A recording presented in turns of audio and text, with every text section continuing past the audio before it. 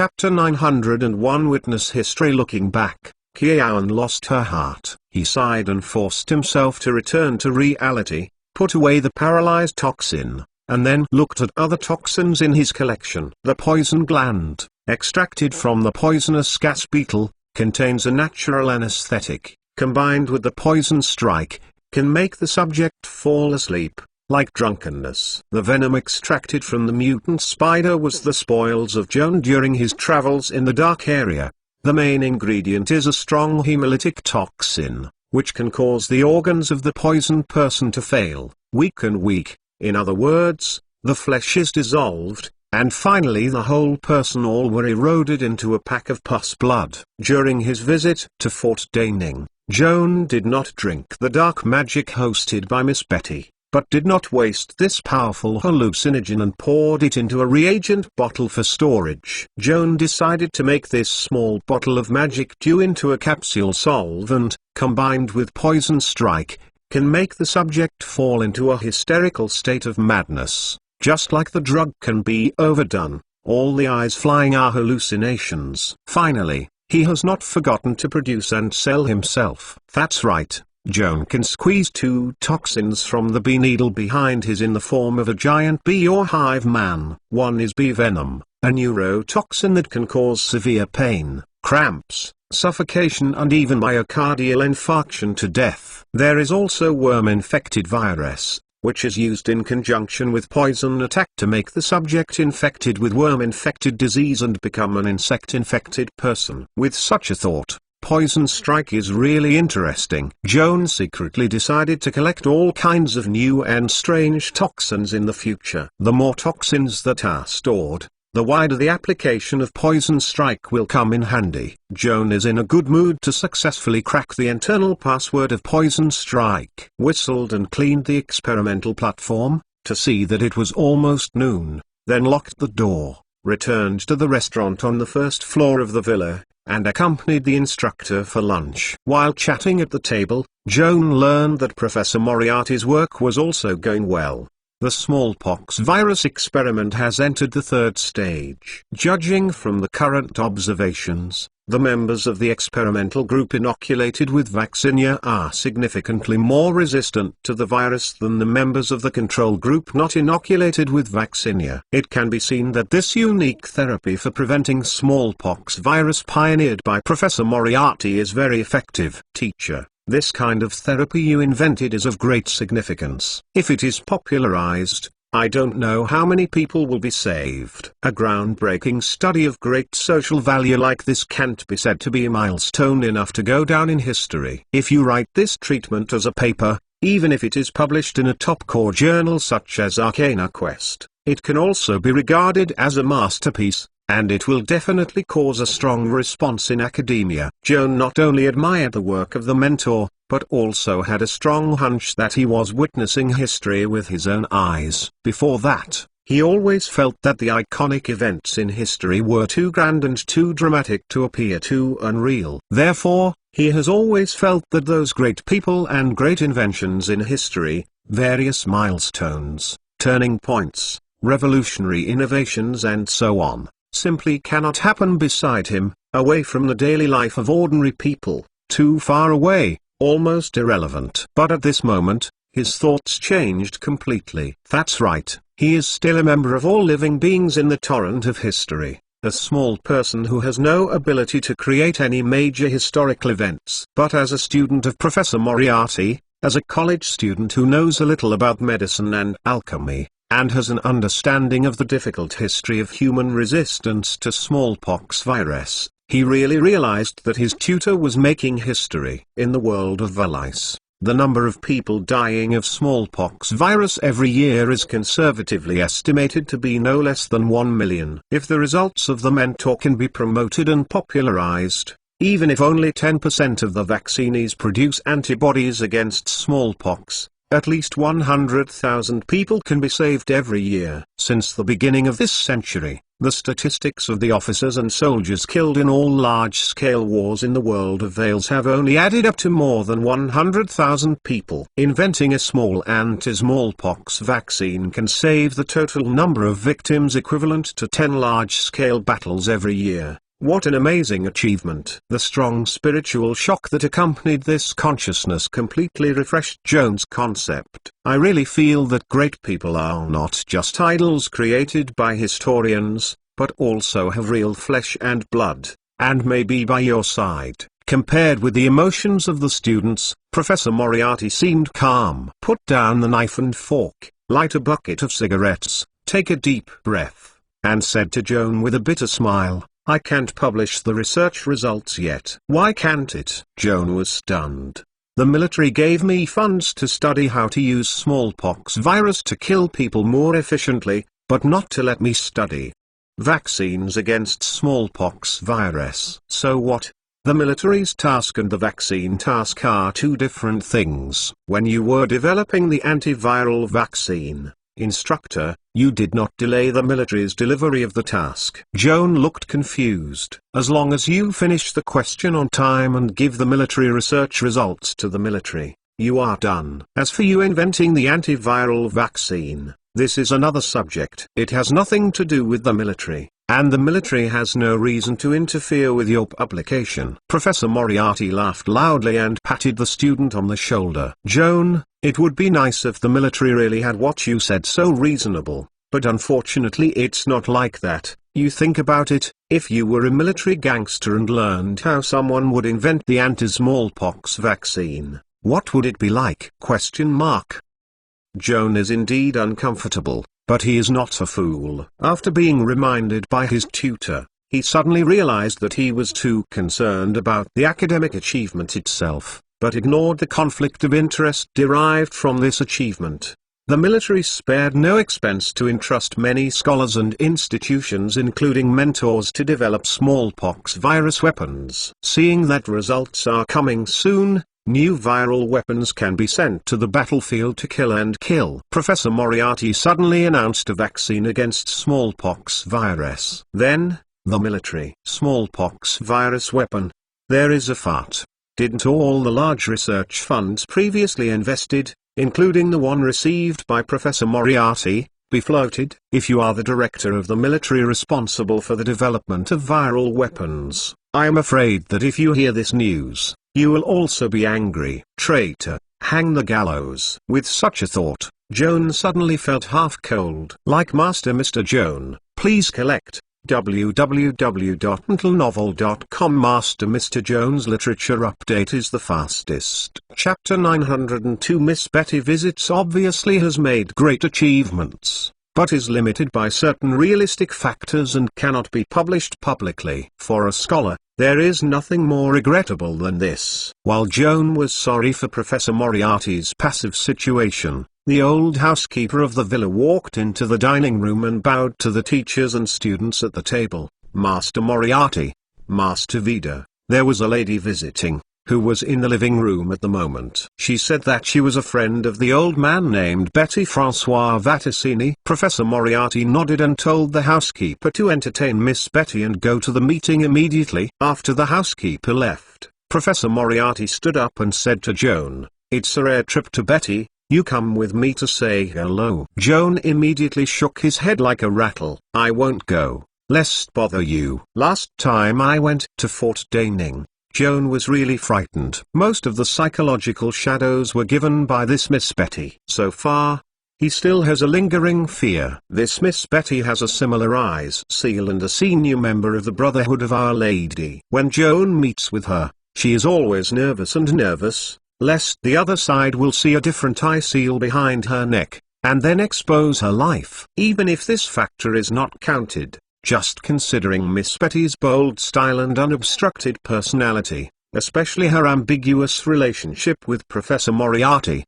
Joan does not want to have too much contact with her. Although Joan hasn't had any sexual experience so far, but hasn't eaten pork and has seen a pig run, Miss Betty runs this trip far and away. Mainly for what? What will she do after meeting with her tutor? In Joan's mind, it was still a bit overwhelming. Knowing that people want to be intimate, why bother to be a candle? It's enough to do this kind of thing once. If it's not a long lesson, it's too silly. Professor Moriarty seemed to see through the student's mind and patted his shoulder with a smile. Don't think about it, just say hello in the past. Betty has a good impression of you, and she knows that you are with me. If you don't show up, and she asks you again, isn't it rude? Hearing what the instructor said, Joan felt this was the truth. Anyway, it was just a hello in the past, a welcome, and then I left. And I didn't want to delay Miss Betty's meeting with her mentor. Thinking about it this way,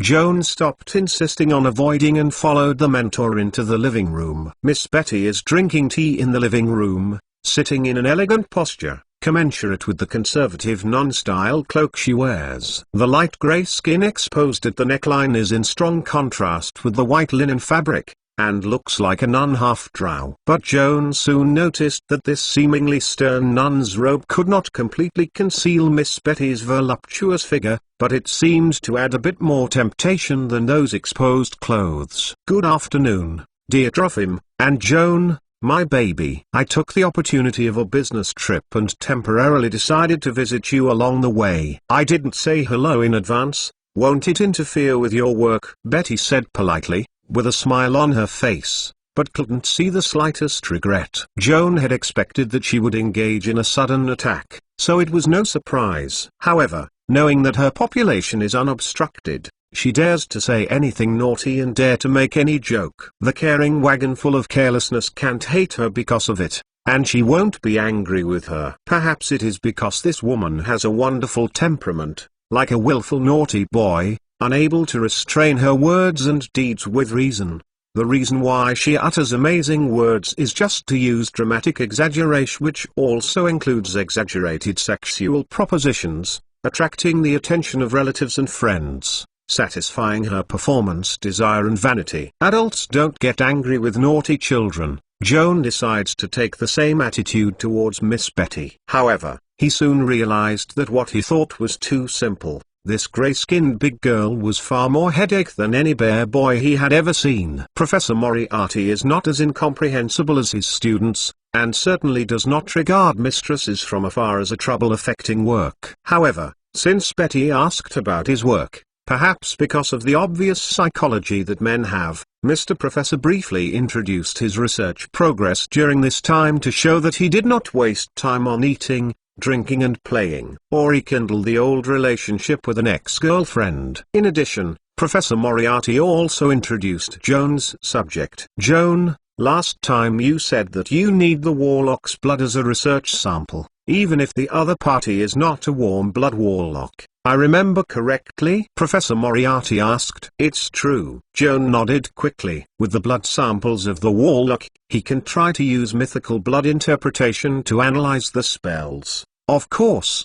The more benefits. Professor Moriarty smiled and said in a half-joking tone, Betty is also a warlock and has both dark elves and strange pedigrees. If you can manage to make her happy, maybe you can get some blood from her for research sample. Joan listened to the heartbeat and turned his head to look at Betty, but he was embarrassed to speak. The half-drow sorceress seemed to like the look of shyness on the young man's face, and the smile on the corners of his lips gradually became unrestrained. We women lose a lot of blood every month, so the blood is especially precious and cannot be easily lost. Joan looked at the half-drow lady doubtfully. It was hard to tell for a while. She said that there is a solid basis to prove that there is a close correlation between the menstrual cycle and the symptoms of anemia in women, or just out of stinginess, just make an excuse, refusing to provide him with blood samples. However, he was still too naive and greatly underestimated the woman's bohemianness. Little baby,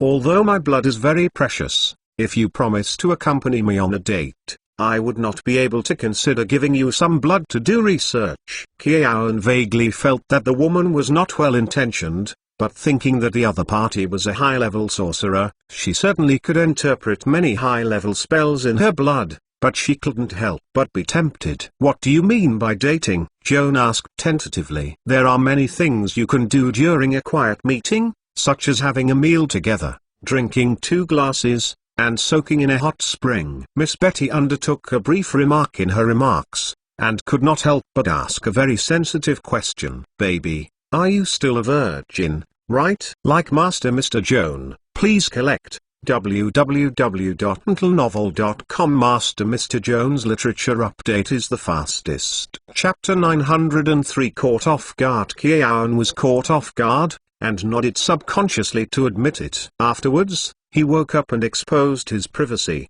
flushing blushingly. Betty's eyes lit up, and she was very excited. Excellent. Baby, I have a great idea. I don't want to listen to you. There must be no good. Joan couldn't help but growl in his heart. As expected, Miss Betty's next remarks were simply shocking and sensational. Little baby, if you promise to date me, when we begin to be intimate, I will perform a transformation technique to change myself back to an unstaffed state, and then, you can get the symbol. How about the pure blood of chastity? Is it very romantic? Joan was dumbfounded and couldn't believe his ears. With such a shameless and disgraceful remark, how did this woman say so well? It's a wonderful thing. Professor Moriarty listened to Betty's idea of being both shameless and shameless, and couldn't help laughing. He seemed to think that these strange words came out of his mistress' mouth, which was particularly funny. Joan finally recovered from the shock and had to admit that as a well-bear child, Miss Betty's troublesomeness has exceeded his tolerance limit. I am afraid that I will go crazy when I get along with this woman.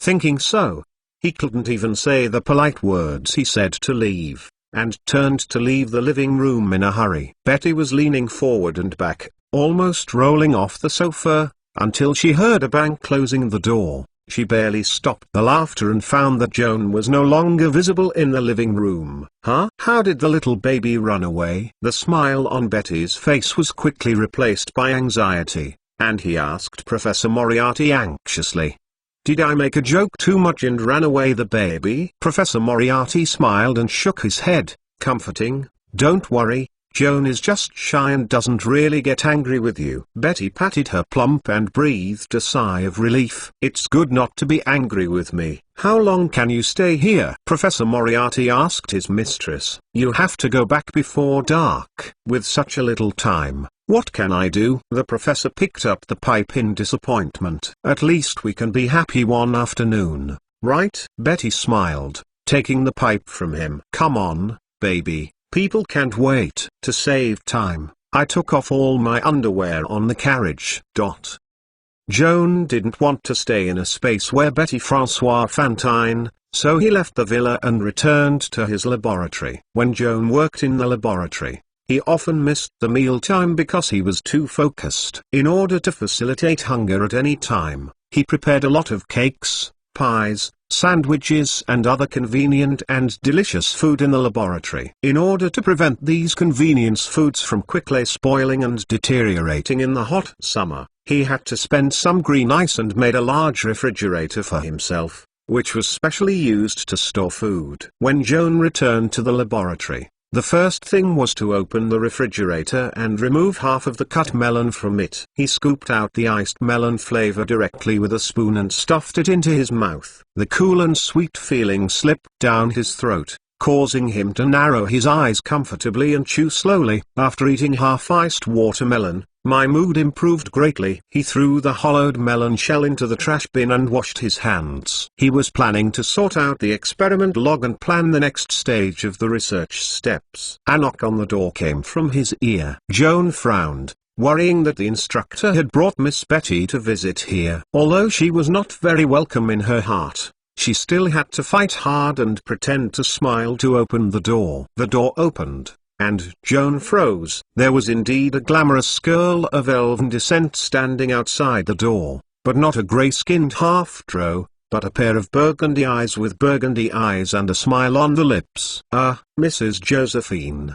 You came, why didn't you say hello in advance? In fact, Joan was looking forward to Mrs. Josephine's visit for most of the day, and when he had not waited for a long time and had no expectations, the other party suddenly went to the door in this unexpected way, making him unable to stun. Sorry, I wanted to give you a surprise, but now it seems that I am too rash, but it scares you." Mrs. Josephine smiled apologetically. "It's not too frightening, it's just a little unexpected. Please come in." Joan hurriedly invited the noble guest in and hurriedly poured tea to entertain. He didn't even think about entertaining guests at the workplace. There wasn't even a special living room in the magically shaped laboratory. The humble hospitality environment made him rather embarrassed. Fortunately, Mrs. Josephine didn't seem to pay attention to these details. She pulled a chair and sat across from Joan's desk. She opened her handbag, took a large flat carton out of it, put it on the table, and said to Joan with a smile, "A little gift. You can take it for afternoon tea." Joan first wondered how this 1-foot-long dim sum box could fit in the Countess's delicate and small handbag, but he soon realized that the fashionable lady's handbag was actually a storage bag. Only relieved. Through the carton, Joan could smell the aroma of cream and baked apples, and when opened, it turned out to be a whole hot apple pie. "Thank you for your gift, Mom. But then again, how do you know that I am here?" Joan asked puzzlingly. Under normal circumstances, Mrs. Josephine visited the house and should go directly to the villa. Why did she bypass the main entrance and ran directly to his laboratory? "Actually, I have reached the door of the big house. When I was about to knock on the door, I was stopped by Ruby." Mrs. Josephine smiled and explained. "She said that there was no smell of you in the room, and then showed me the way to come here, and she found you all at once." "That's the case." Joan nodded deliberately. Diptera insects such as mosquitoes are indeed known for their sensitive sense of smell. They can not only track odor particles in general, but also track the heat energy radiated by the human body and the gas exhaled by the nose and mouth, and then find prey suitable for blood-sucking. Joan doesn't know if Ruby also has the blood-sucking habit like some mosquitoes, but this mythical enlightened giant mosquito obviously inherited the sensitive smell of mosquitoes, and on this basis, it has been greatly enhanced. Otherwise it will not. As for Lao Yuan, he smells his position. He remembered that Ruby was good at stealth spells. He subconsciously touched the right eye, opened the see-through invisibility, looked around, but did not realize the figure of Miss Ruby. Like Master Mr. Joan, please collect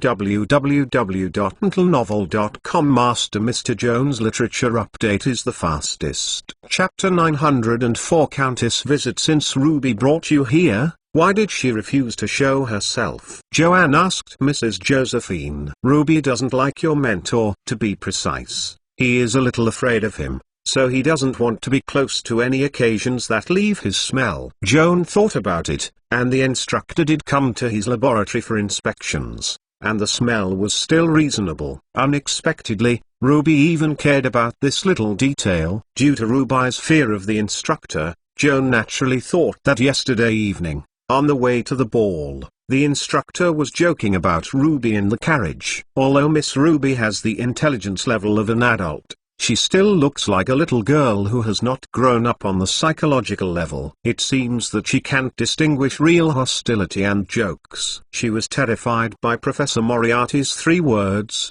and it was really funny.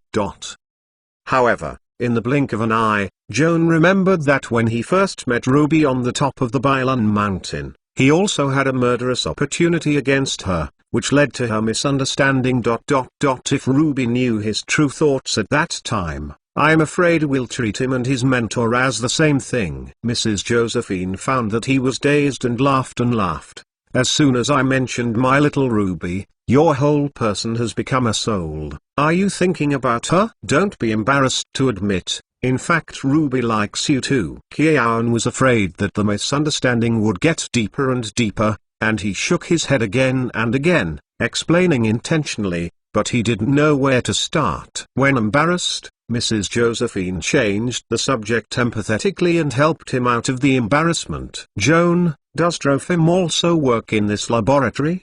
The mentor is in another laboratory, and his research topic is variola virus, which requires much higher environment than me. Variola virus is different from entomized virus. The latter can only be spread by blood, but the former can be spread by air. So Professor Mogliatis' working environment must be strictly isolated from the outside world. After listening to his explanation, Mrs. Josephine nodded, seemingly inadvertently asking, "All come? It is better to go to Trophim by the way. If you can spare your time, can you help me lead the way?" "Of course I will be happy to help you, but the instructor is still entertaining guests at this time, not in the laboratory, and you will not see him when you go." "Well, can you tell me, which noble guest is Trophim with?" Mrs. Josephine looked at Joan with a smile. Joan opened his mouth and his face immediately became extremely stiff. It was only at this time that he realized that he had just said extra words, and he wished to sew his troubled mouth. However, it is too late to regret now. Under the eyes of Mrs. Josephine's beautiful eyes with a strong sense of oppression, he could not escape and had to confide the truth. "The tutor's guest is ... Miss Betty." Mrs. Josephine frowned slightly, seeming to search for the name in her memory, and after a while asked Joan, "Does the lady you speak of Betty refer to the half-drow warlock of Fort Daining, Betty Francois Fantine?" Joan wiped his cold sweat and nodded with difficulty. Mrs. Josephine still smiled, as if surprised by the news. She stood up happily. "It's a coincidence. My Betty and I are also old acquaintances, so I rarely have the opportunity to meet up. It's better to say hi to her in the past." "You better not go." Joan tried to block it. However, as soon as he spoke, he realized that he had done another counterproductive stupid thing. "Why can't I go?" Mrs. Josephine seemed to laugh. "Shouldn't there be anything ... not a human activity?" Joan couldn't really answer this question. He closed his mouth, so he didn't say anything wrong. "Don't worry, I just used to say hello to my old friends and it won't hinder them." Mrs. Josephine picked up her handbag and turned to the door. Seeing her firm stance, Joan knew that she couldn't stop it, so she had to keep up with her scalp. "Later, in case of a fight, you are at the scene, so that you can stop a bit, so as not to kill someone." The two came one after the other, thinking about each other, and hurried across the courtyard to the door of the big house. Before entering the door, Joan heard a hysterical laughter, floating through the open window of the bathroom, clearly Miss Betty's voice. This weird, almost terrifying laughter was really not something that a mentally capable woman could send out, and Joan couldn't help but stop, guessing what she was guilty of. Mrs. Josephine apparently also heard the movements in the room. A suspicion flashed across her face, and was immediately replaced by an uncontrollable anger. She opened the door angrily and rushed in. Joan stood blankly at the half-open door, at a loss. Soon afterwards, Mrs. Josephine yelled angrily in the room, followed by a shrill glass shattering, which made him tremble and rushed into the house. Joan followed the noisy movement and searched all the way to the bathroom on the first floor. Pushing the door and looking in, Professor Moriarty and Miss Betty were soaking in the hot spring bath. Their lower body was soaked in the pool water with sulfur vapor, and their faces were obscured by the mist, and they looked blurred. Joan quickly touched the prosthetic eye to turn on the mist sight, and at the same time approached the bath, observing these two stranger-looking people nearby. The instructor and Miss Betty were soaked in the hot spring water, but they seemed to be lying naked in the ice storage. Their uncontrolled skin tremors were so intense that they almost convulsed. Their expressions were eccentric, their gaze glimpsed, penetrating the angry Mrs. Josephine across from them, and projected towards infinity, and their facial muscles flew a spasm from time to time, followed by a twisted smile, as if watching a comedy that only two of them can see. The scene in front of him made Joan both worried and confused. It took a few seconds to recover, and I found broken glass scraps scattered around my feet, which seemed to be the remains of a wine bottle or a kettle. The glass debris is also mixed with a pool of light green liquid, exuding a strong and dizzying fragrance. Joan was no stranger to this smell, and immediately recognized that it was Dianyluo, a specialty drink of Fort Daining. To put it plainly, it was a powerful addictive hallucinogen. Seeing the hallucinations flowing all over the place, Joan turned back to observe the strange expressions of the tutor and Miss Betty, and immediately realized that they must have taken their hallucinations excessively and were in a state of hallucinations that were divorced from reality. Mrs. Josephine, who seemed to hate drug abuse, grabbed the container containing the phantom as soon as she entered the door, and shattered it on the spot. Professor Moriarty turned a blind eye to the angry uninvited guest and reached out to grab the medicine bottle. As a result, he grabbed a glass ballast. His finger was cut and bleeding, and he still didn't care, and turned to grab the porcelain cup by the bath. Like Master Mr. Joan, please collect. www.mentalnovel.com. Master Mr. Joan's literature update is the fastest. Chapter 905, Angel Wings in the Cup. There was still some magic dew, exuding an intoxicating breath. Kiaun noticed that the tutor obviously snarled his head, and his brain was no longer able to fully control his limbs. The strange movements did not seem to be serving the teacup, but the teacup floated up on his own, dragging his weak arm towards him. Lips floated past. Seeing this scene, Mrs. Josephine rushed up angrily, grabbed the teacup with her hand, and fell the ground with a bang. The broken pieces of porcelain splashed all over. Trovim, you bastard. Don't you know that that thing will ruin your brain? Facing the angry accusations of his ex-girlfriend, Professor Moriarty slowly raised his head. His overdilated pupil looked a little scary, and his eyes seemed to be out of focus. After a long time, he barely recognized who was standing in front of him, and waved at her angrily. Go away. Don't need you to do much business. Don't prevent me from observing the wings of angels. Joan looked blankly. There was no angel wings in the bathroom, but there were two flies chasing each other in the air, buzzing and hovering. Mrs. Josephine apparently realized that she couldn't reason with a guy who was overdose and mentally ill. She took 2 deep breaths. Her plump rose and fell, barely suppressing her anger, and turned around, asking Joe with the cool face, Anne, is there a way to wake this bastard? As early as when they were arguing, Joan had quietly prepared 2 antidote made from tears of God. I thought that I should be able to help the instructor and Miss Betty dispel the illusion. After hearing Mrs. Josephine's words, I quickly took one of them. Hand the potion to her. Mrs. Josephine turned and walked to Professor Moriarty, forcibly opened his mouth, and poured the potion into it in a roughly vented manner. At this moment, Betty, who had been in a state of wandering, seemed to wake up like a dream, suddenly reached out and grabbed Josephine's skirt, almost dragging her into the water. What are you doing? Mrs. Josephine glanced down at the half-drow woman in the pool who was still unconscious. Betty grabbed her skirt tightly and didn't let go, as if holding a life-saving straw, and raised her head by the pool. The smile on her face was extremely surly. Josephine.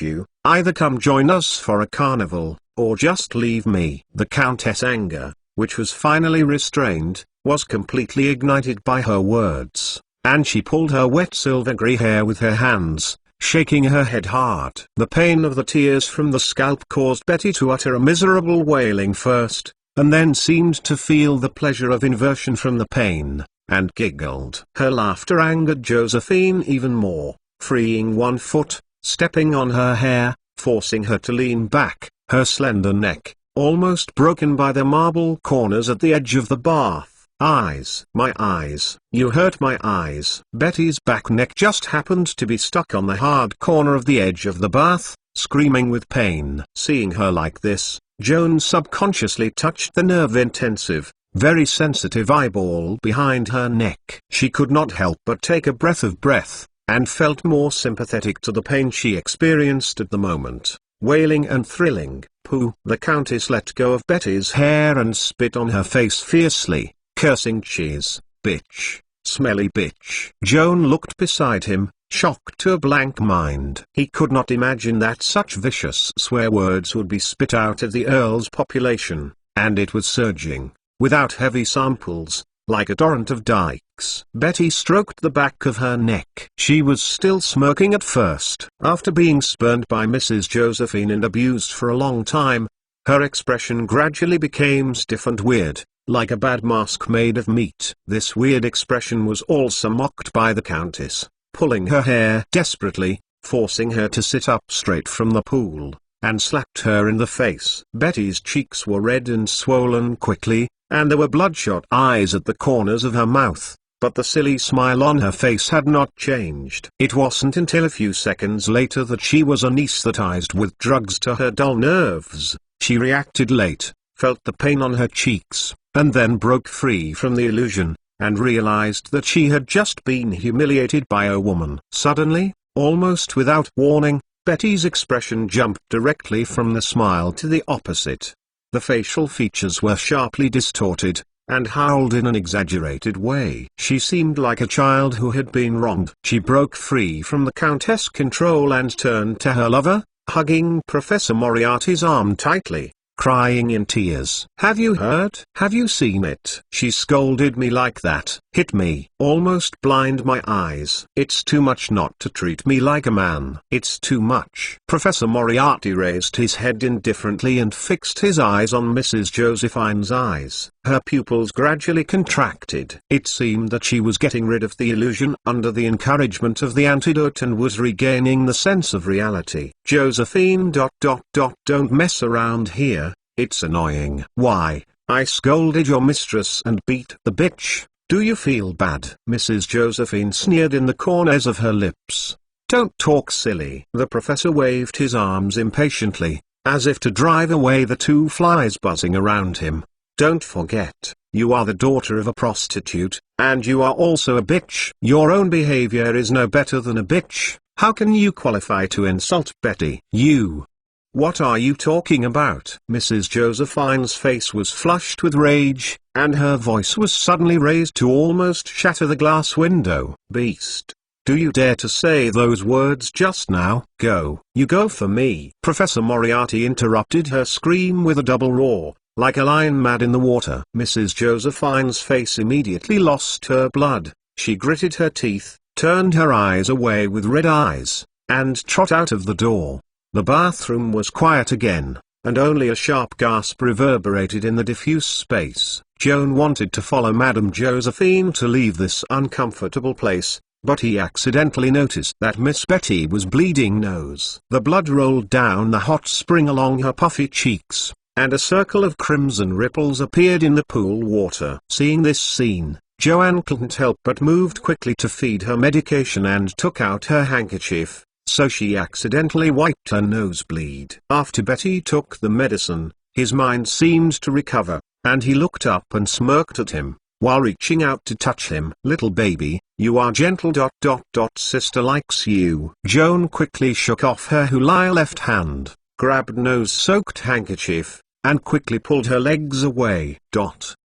Recommended monthly ticket. Like Master Mr. Joan, please collect. www.mentalnovel.com. Master Mr. Joan's literature update is the fastest. Chapter 906. The past years of youth. 1. Joan clenched a handkerchief, like a thief who stole a hand, and fled the villa with a smoke. As soon as I went out, I saw a graceful back view, smoking cigarettes in front of the porch. Seemingly hearing the footsteps behind him, Mrs. Josephine turned around leisurely, with a very elegant gesture, holding a thin cigar burning a plume of green smoke, and gave him a slight smile. This face, impeccable in appearance and makeup, reveals a hint of melancholy, but the anger of the genius is nowhere to be found on this delicate face. While admiring the Countess' powerful emotional self-control, Joan also had to go head-to-head with a scalp and pay back to her. "Joan, walk with me in the garden. I want to talk to you about some things." After Mrs. Josephine had finished speaking, she did not wait for Joan to reply,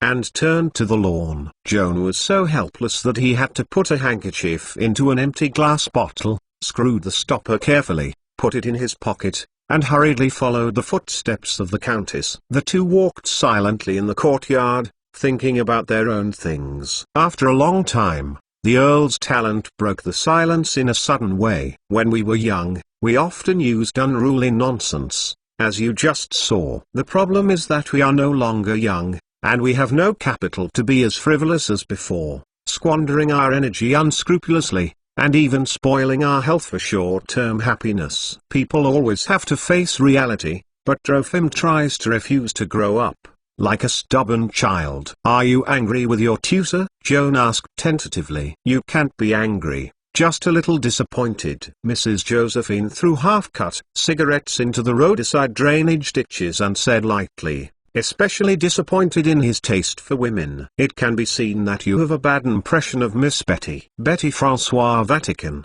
is indeed a very attractive woman, but unfortunately she has the same personality weakness as Trophim, like a child who renounces himself. I can understand why Betty fell in love with Trophim, but frankly, Trophim didn't have much true feelings for her. It was just to use her as my substitute, and it was a poor imitation. I really feel sorry for her. You just talked about being young, and said that Miss Betty is your substitute, so can I think that when you were young? Joan stopped talking. No need to worry about me.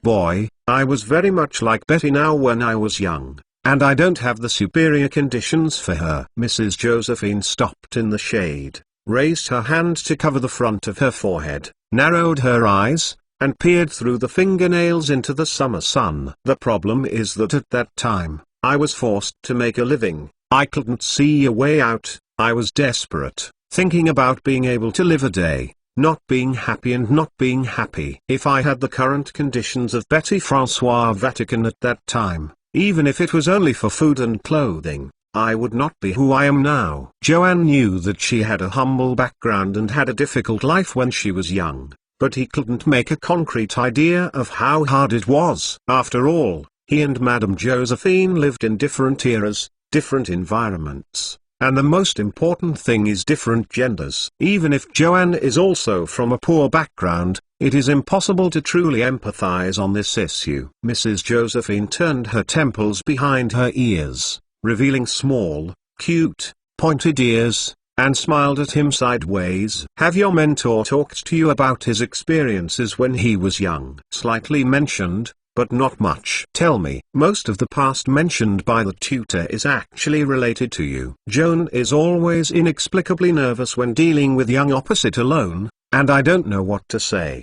But it is very strange, perhaps because Mrs. Josephine's body and appearance are exactly the same as Du's, and his words and manners also make him feel very cordial, so it is not as tense as usual, and chatting is also natural. Mrs. Josephine silently listened to him recounting Professor Moriarty's memories of his youth, and a scornful smile spread across his lips. He is still as unreliable as he used to be. In front of his students, he speaks secretly, like a fox with his head hidden. You mean, what the mentor told me is not all true? Joan couldn't help asking. Mrs. Josephine smiled and shook her head. This is where he is cunning. You can't tell him to lie, but he only tells you part of the truth, and let yourself misunderstand. For example, in the years when he and I interacted, there were actually a lot of memorable things. However, he said lightly, and deliberately omitted many key details. In order not to misunderstand you, I think it is necessary to clarify in person. Please speak. Joan is not a person keen to inquire about the privacy of others. But for his mentor and the Countess, he had unusual curiosity and wanted to understand their life experiences when they were young. Trophim told you that he had been with me once, as if this was just a small episode of adolescence. In fact, it's not that simple. At least as far as I'm concerned, before I met Trophim, I didn't love anyone, whether men or women. Trophim exposes my shortcomings in front of you, saying that I am an illegitimate daughter of a prostitute, a thief in a monastery. But this is true, but he did not tell you how I was so infatuated with him at the time, so stupid. In order to please him, he made up his mind to steal money. Part of my theft proceeds I used to dress myself up as beautifully as possible, trying to increase his attractiveness, and the rest of the money is used for the two of us to eat, drink and squander. Joan nodded and sympathized with Mrs. Josephine. At that time I was too young. In addition to my lover, there was nothing else in my eyes. Trophim was my son, my king. I did everything to make him happy. Our good days didn't last long. After the stealing of money was revealed, the nuns who hated me originally took the opportunity to beat me fiercely, hitting me with flesh and flesh, throwing me out of the monastery like garbage. Outside the door, I remember it was a heavy snowy day, and when I was almost frozen to death, Trophim knew where I was, and hurried to find me. He took me, who was no longer a man, with only one last breath, back to his home in the slum. In the bitterly cold winter, he sold his cotton coats and leather boots and bought me medicine for the wounds with a little money. Mrs. Josephine's eyes were blurred, as if intoxicated in distant memories, unwilling to wake up. Like Master Mr. Joan, please collect. www.mentalnovel.com. Master Mr. Joan's literature update is the fastest. Chapter 907. The past in youth. To Monty Rolfim took care of me and I was lucky to survive. Mrs. Josephine said quietly. Later, our situation improved, and Trophim also called a group of street gangsters to form a gang, and made money by doing some shady dirty work for the merchants. Your mentor is very concerned about the infamous experience. When he has to mention that past, he always talks lightly about himself as a little gangster gang, and this is his trick. In fact, he is the founder of the Moriarty gang and takes the lead in the Big Brother, and I am the Big Brother's woman. We used to have infinite scenery in the street world of the lower city of Meadgard. In the most popular period of the Moriarty gang, Trophim was a little bit bloated and did something behind my back. Guess what? Mrs. Josephine smiled mysteriously. Joan scratched her head, guessing with some embarrassment. Is the tutor carrying you? Is it good to be with another woman? Ha ha. I knew you would think so. Mrs. Josephine smiled triumphantly, like a mischievous little girl. He cheated with other women. I won't care about this kind of thing, nor will it be unforgettable. What's the matter? Joan asked curiously. Trophim, on a winter night with heavy snow, I set aside a fire without me, and the monastery that adopted me and expelled me burned cleanly. Joan couldn't help shivering. Does the so-called clean include the nuns in addition to the monastery buildings? Later I learned about this. What should I say? I have deepened the love and fear of Trophim. Mrs. Josephine sighed and her eyes became deep and sad. The arson that burned the monastery caused a sensation in the city at that time, which had a great impact and serious consequences, which were far beyond our imagination. Soon after,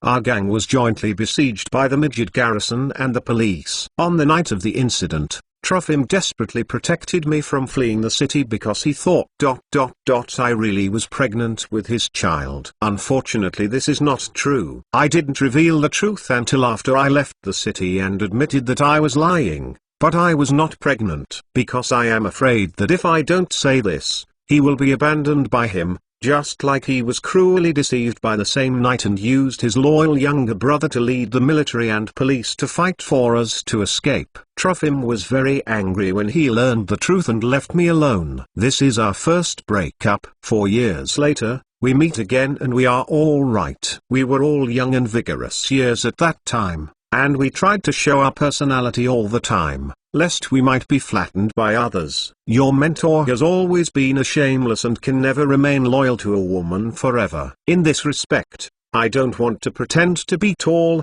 Maybe it's because of his arrogance, or maybe it's because of my wild nature. In short, I change my partner frequently, and I often date different men. In the beginning, we all felt that we were tolerant of each other and agreed not to interfere with each other's social activities. Unfortunately, in fact, neither of us can do it. We always jealous of each other's affair and quarrel. 3 years after we reunited, the conflict finally intensified to the point where it could not be bridged. I was pregnant at the time, but Trophim was very cold on this matter, and even openly doubted the little life in my stomach. Not his child. We were all too young and impulsive at that time, quarreling and arguing so hot that we could do anything stupid. At this point, Mrs. Josephine's trembling voice came out of her crying cavity, and there were tears in her eyes. Seeing her like this, Joan vaguely foreseen that a cruel thing would happen next, and hoped she would stop talking. However, she took a deep breath and went on. Shame and anger prompt me to make a lifelong regret decision. Yes,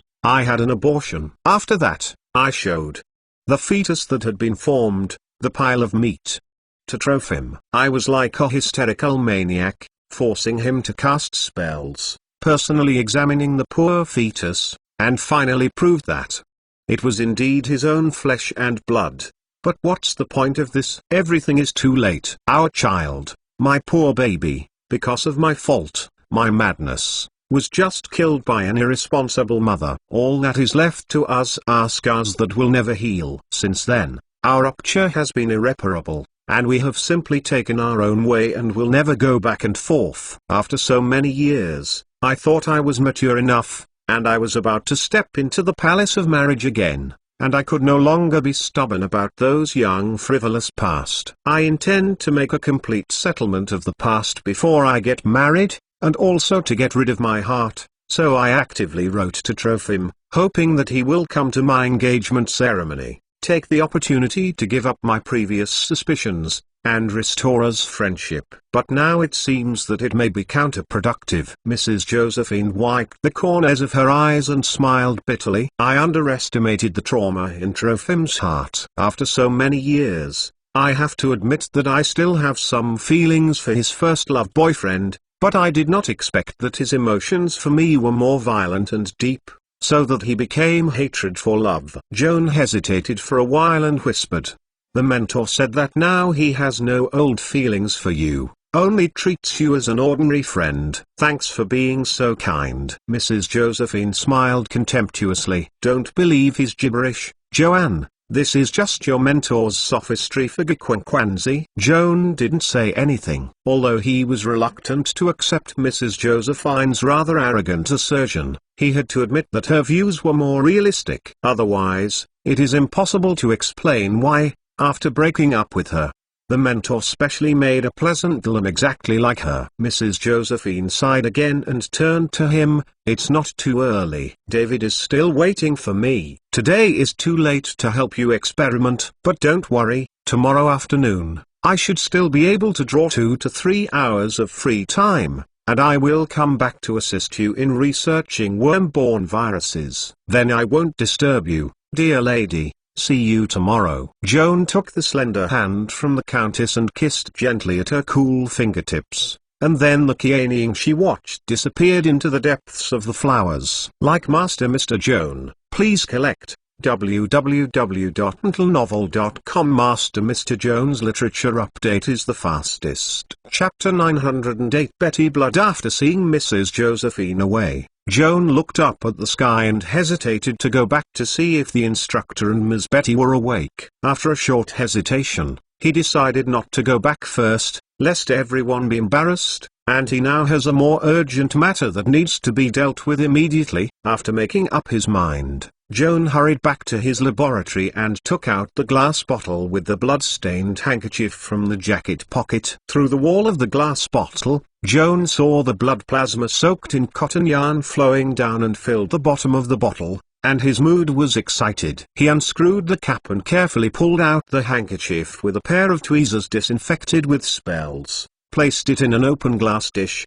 unscrewed the plasma, filtered it, and collected it again. After some treatment, Joan finally collected half a bottle of plasma, weighing about 2 to 3 ounces. These precious blood samples, taken from Miss Betty, are Joan's biggest gains today. He was reluctant to use these plasmas, directly depicting the number 4 rune ensues on the blood-stained handkerchief, and cooperated with the rune to perform myth blood interpretation. The spell took effect as he expected, and the cotton handkerchief became misty. Countless small blood particles, under the effect of magic power, automatically detached from the handkerchief, and gathered in a cloud of gold thread over the glass dish. At the same time, the handkerchief in the glass dish became white again after the blood detached. Seeing this scene, Joanne was pleasantly surprised to find that mythical blood interpretation also has an unexpected use, that is, it can separate blood and its attachments. Using this technique, he will be more convenient to obtain blood samples in the future. By hand, this little trick was written in the experiment logbook, and Joan turned his attention to the cloud of blood in the air. After a brief review, he confirmed that the spell runes contained in the blood cloud are not counted as zero-ring tricks, and there are almost 30 or so, which belong to 1 to 6 rings, respectively. In this way, on average, there are only 5 spells per ring position. Even if compared with the number of spells mastered by the 5th level little wizard like Joan, it is not enough to look at. However, for a 12th level sorcerer, This is already outstanding. Warlocks who rely on talent to eat have never been of the same level in terms of the number of spells they can master compared to the wizards who rely on acquired learning. Betty has two kinds of warlock bloodlines, half-drow and weird, but most of the arcane skills she developed belong to the common and practical type. This practice is certainly reasonable and efficient,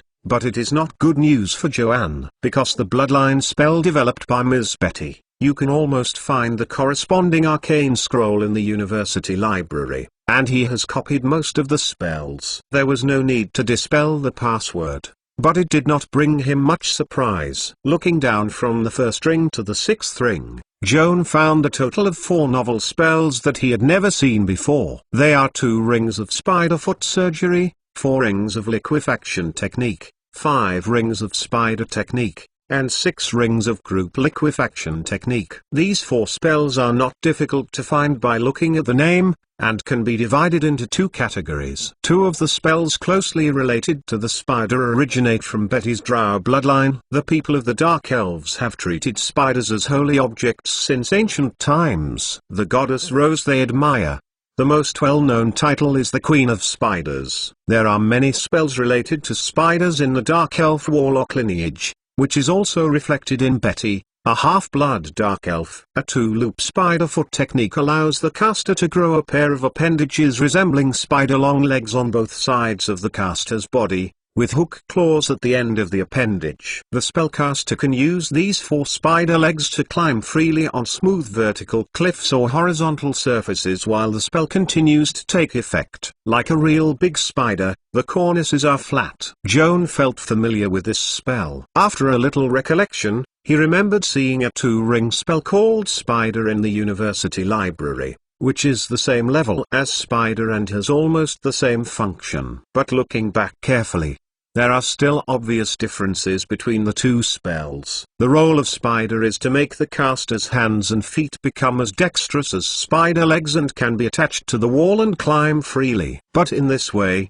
when climbing, you must keep your hands and feet close to the wall at the same time, and you can't free your hands to do anything else. Spider foot is more convenient than Spider in that it has additional appendages for climbing, which can free up 2 hands to cast spells or fight. In addition, there is a particularly disgusting drawback of Spider Run. That is, you must use a live spider as a casting material, and require the caster to swallow the spider, otherwise the spell will not succeed. Joan didn't choose Spider at the beginning. A very important factor is that he couldn't stand this disgusting method of casting. To the best of Joan's knowledge, he and his current classmates, Edward, Thomas, Angel, and Ryan, were also dismissed by the swallowing spider barrier and had to give up learning spider operation. I don't know how many young mages, who once screamed at the person who invented this spell, are psychopathic. In contrast, Spiderfoot does not have such a bad taste, nor does it require any casting materials. Joanne felt that it was necessary for him to copy Spiderfoot onto the scroll, and after returning to school, sell it to the Austrian Law Library. The main reason is not to earn that few dollars, but to seek benefits for the students of this major and even the younger students and juniors, so that they will not suffer the torture of Spider. The second spell that Joan interpreted from Miss Betty's blood, which is closely related to spiders, also originates from the Drow descent, which is the 5-ring spiderization. This spell fully reflects the fascination and admiration of the Dark Elves for spiders. With this spell, the caster can transform into a spider of various sizes, or a monster with a large mutant spider in the lower body and a dark elf in the upper body, which is called Spider Drow.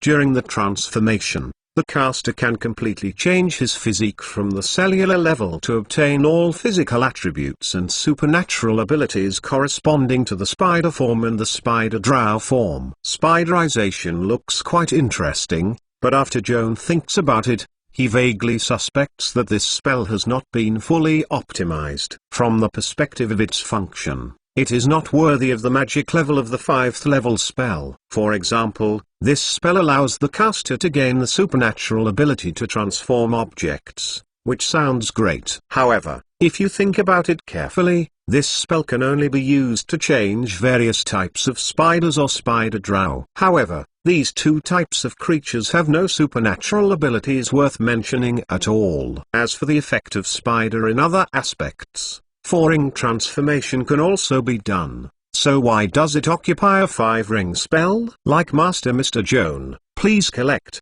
www.mentalnovel.com. Master Mr. Joan's literature update is the fastest. Chapter 909 Heteromorphic. At first glance, this kind of magic is usually either the inventor has not fully optimized the spell configuration, or it is a hidden mystery, and it has another magical effect. Since spiderization is quite popular among the Dark Elf ethnic groups, Joan felt that the Drow Masters were not stupid enough to turn a blind eye to a spell with obvious defects in its configuration. Then the answer is probably that spiderization is not as stupid as it seems on the surface, but its current level is too low, and it is not yet possible to fully understand the mystery of this 5-ring spell. In addition to this, there is another possibility. The original configuration of this spell is indeed flawed, but when people learn this spell, they will optimize it according to their own needs, so as not to copy the original version innocently. It's just that this screwed original version is deeply engraved in the blood of the Drow Warlocks.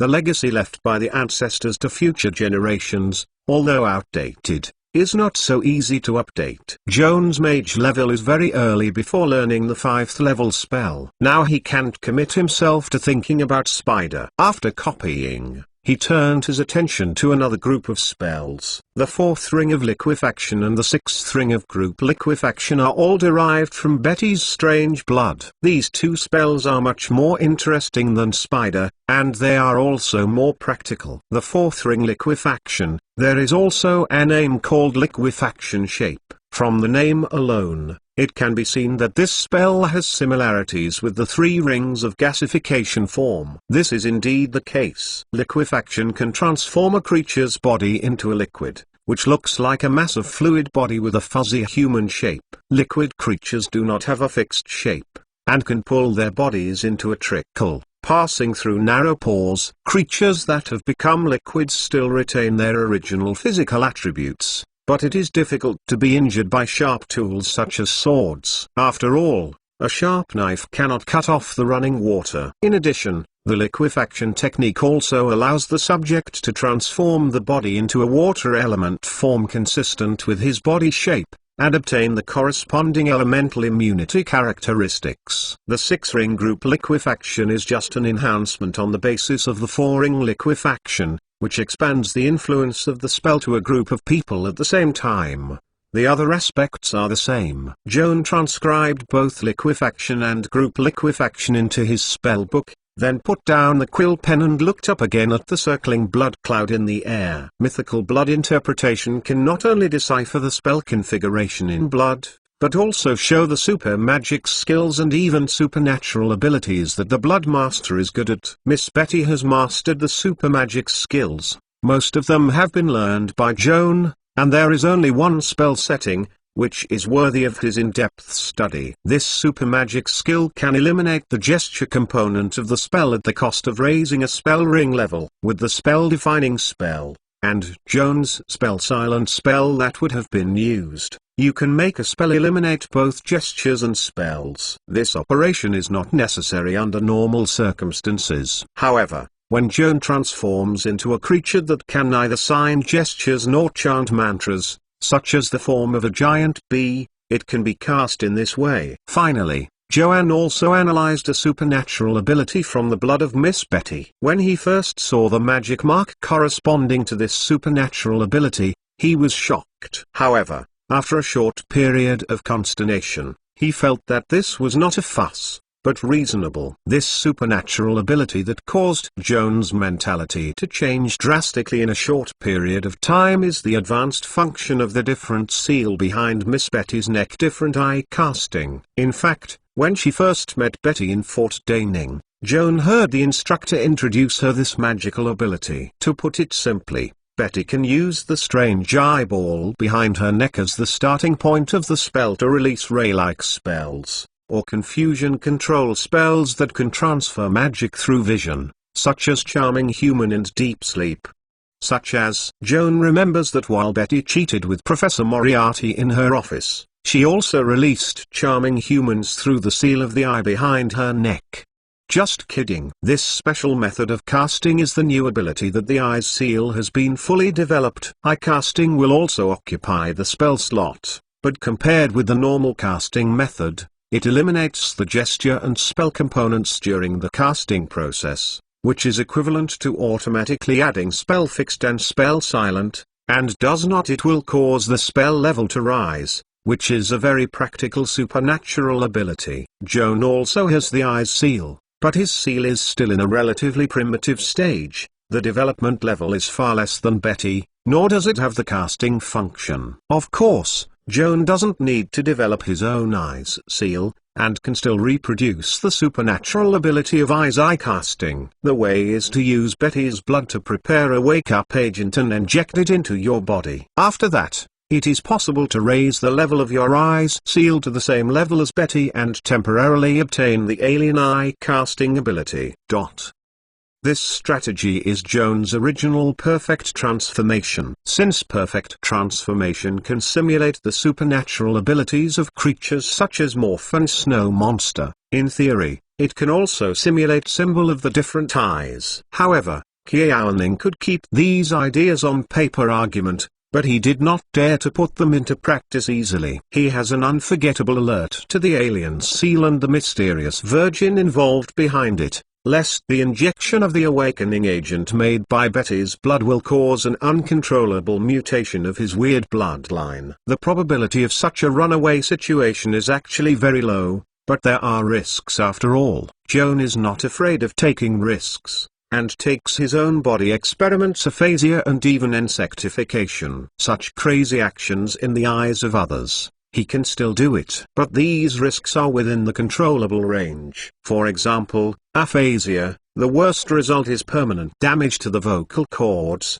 and it becomes dumb, but it can be cured by sacred art treatment. For example, insectosis, the biggest risk is that the mind is out of control and becomes a lunatic. Fortunately, the risk of uncontrollable mentality only increases significantly during the night of the full moon or bleeding from injury. As long as you pay attention to avoid full moon exposure and accidental injuries, it is basically safe. When it comes to his own extraordinary bloodline alone, Joan appears to be particularly conservative. This is of course out of fear of uncontrollable risks, but also of sticking to a creed in any case. He cannot condone himself into loss human monster. Like Master Mr. Joan, please collect www.mentalnovel.com. Master Mr. Joan's literature update is the fastest. Chapter 910. Be dead. After measuring the pros and cons for a long time, Joan finally decided to gather the cloud of blood in the air,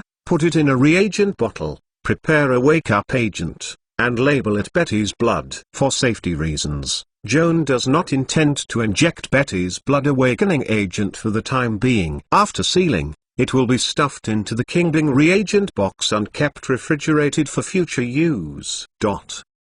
Joan was busy in the laboratory until the sun went down, until the servant came to knock on the door. Master Vader, dinner is ready. Lord Moriarty invites you to the restaurant. Okay. I'll change my clothes and go right away. Joan hurriedly took off the dust-proof suit, deliberately pondering what the servant had just conveyed, but he could not speculate whether there were other people in the restaurant besides the mentor. With a strange mood, Joan returned to the big house, walked into the restaurant, and secretly relieved. Only the tutor was sitting at the dining table, turning the newspaper, and it seemed that the mad half-drow woman had left. Joan sat down opposite the tutor and couldn't help looking at the man more. Professor Moriarty's clothing was as decent as usual. The slender and toned body supported a spotless white shirt with a collar and a light and shadow cast by the magic chandelier above his head, which deepened the handsome and quiet facial contours. Mr. Professor sat on the table with his legs tilted up and read his newspaper with an expression of preoccupation, as if it were a marble sculpture in the classicist style. which is completely in line with the world's specially women for a male senior intellectual who has both physical and intellectual charm. Perfect imagination. The image of Professor Moriarty at the moment prevents Joan from equating the scene seen in the hot spring bath not long ago. Why is such a wise, rational, talented and charming man with a lot of crazy thoughts hidden in his mind, and his words and deeds are always unbelievable and absurd? He realized that there were many sharp and contradictory contradictions in the character of the tutor, which made him worry that the tutor might have shown early signs of schizophrenia. Struggling to get rid of his worries, Joan tentatively asked Professor Moriarty, "Miss Betty, don't you stay for dinner?" Professor Moriarty withdrew his eyes from the newspaper and looked up at his students, his grey blue eyes with a strange smile. When Betty woke up, she found that her cheeks were swollen and there were still clear finger marks. She was so angry that she was going to seek revenge on Josephine, and I was persuaded. How did you persuade her to give up revenge? Kian asked curiously. Trying to convince a furious woman is not an easy job. It is useless to reason with a woman. At this time, the only correct decision is to kiss her and block the mouth that is complaining. If the kiss is not enough, use more wild love to exhaust her energy, so that she has no mind to think about other things. As long as the woman feels that she is surrounded by love, she is less likely to care about the grievances she has suffered before. Kian didn't want to listen to the mentor's propaganda of his fallacies, and he could not tolerate his young mind, which was not very active, healthy, and sunny, and was further contaminated by the mentor's negative thoughts. He quickly forcibly reversed the topic. That's true. The dishes tonight are good. Well, the watermelon juice is very good. Professor Moriarty told the servant that he had chilled a large glass of watermelon juice in advance, and moved it to the student, with a smile in his eyes, showing a faint spoil. Joan drank a large sip of iced juice and smacked his lips. After a moment of hesitation, he finally couldn't help but advise the professor. "Teacher, you don't need to say that, you know. Poilu is not a good thing. Drinking for a long time will addictive and damage the brain. Your mind is invaluable, and it needs to be protected." "You are right, Joanne. You are better than me in this respect, and you have no control over yourself." Professor Moriarty sighed and his eyes became somber. "Actually, I also know that it doesn't make sense to have fun like this. It's nothing more than anesthetizing yourself, but who is alive? Who is not anesthetizing himself? Remember that at the beginning of school, you wrote to me and asked me, what is the meaning of life? I have no ready answers for your reference. In fact, I tend to think that life has no meaning at all." "You are so pessimistic." The innocence tendency revealed by the tutor made Joan deeply distressed. He preferred this to be a grievance of the tutor's mood, rather than a deliberate conclusion. "Joan,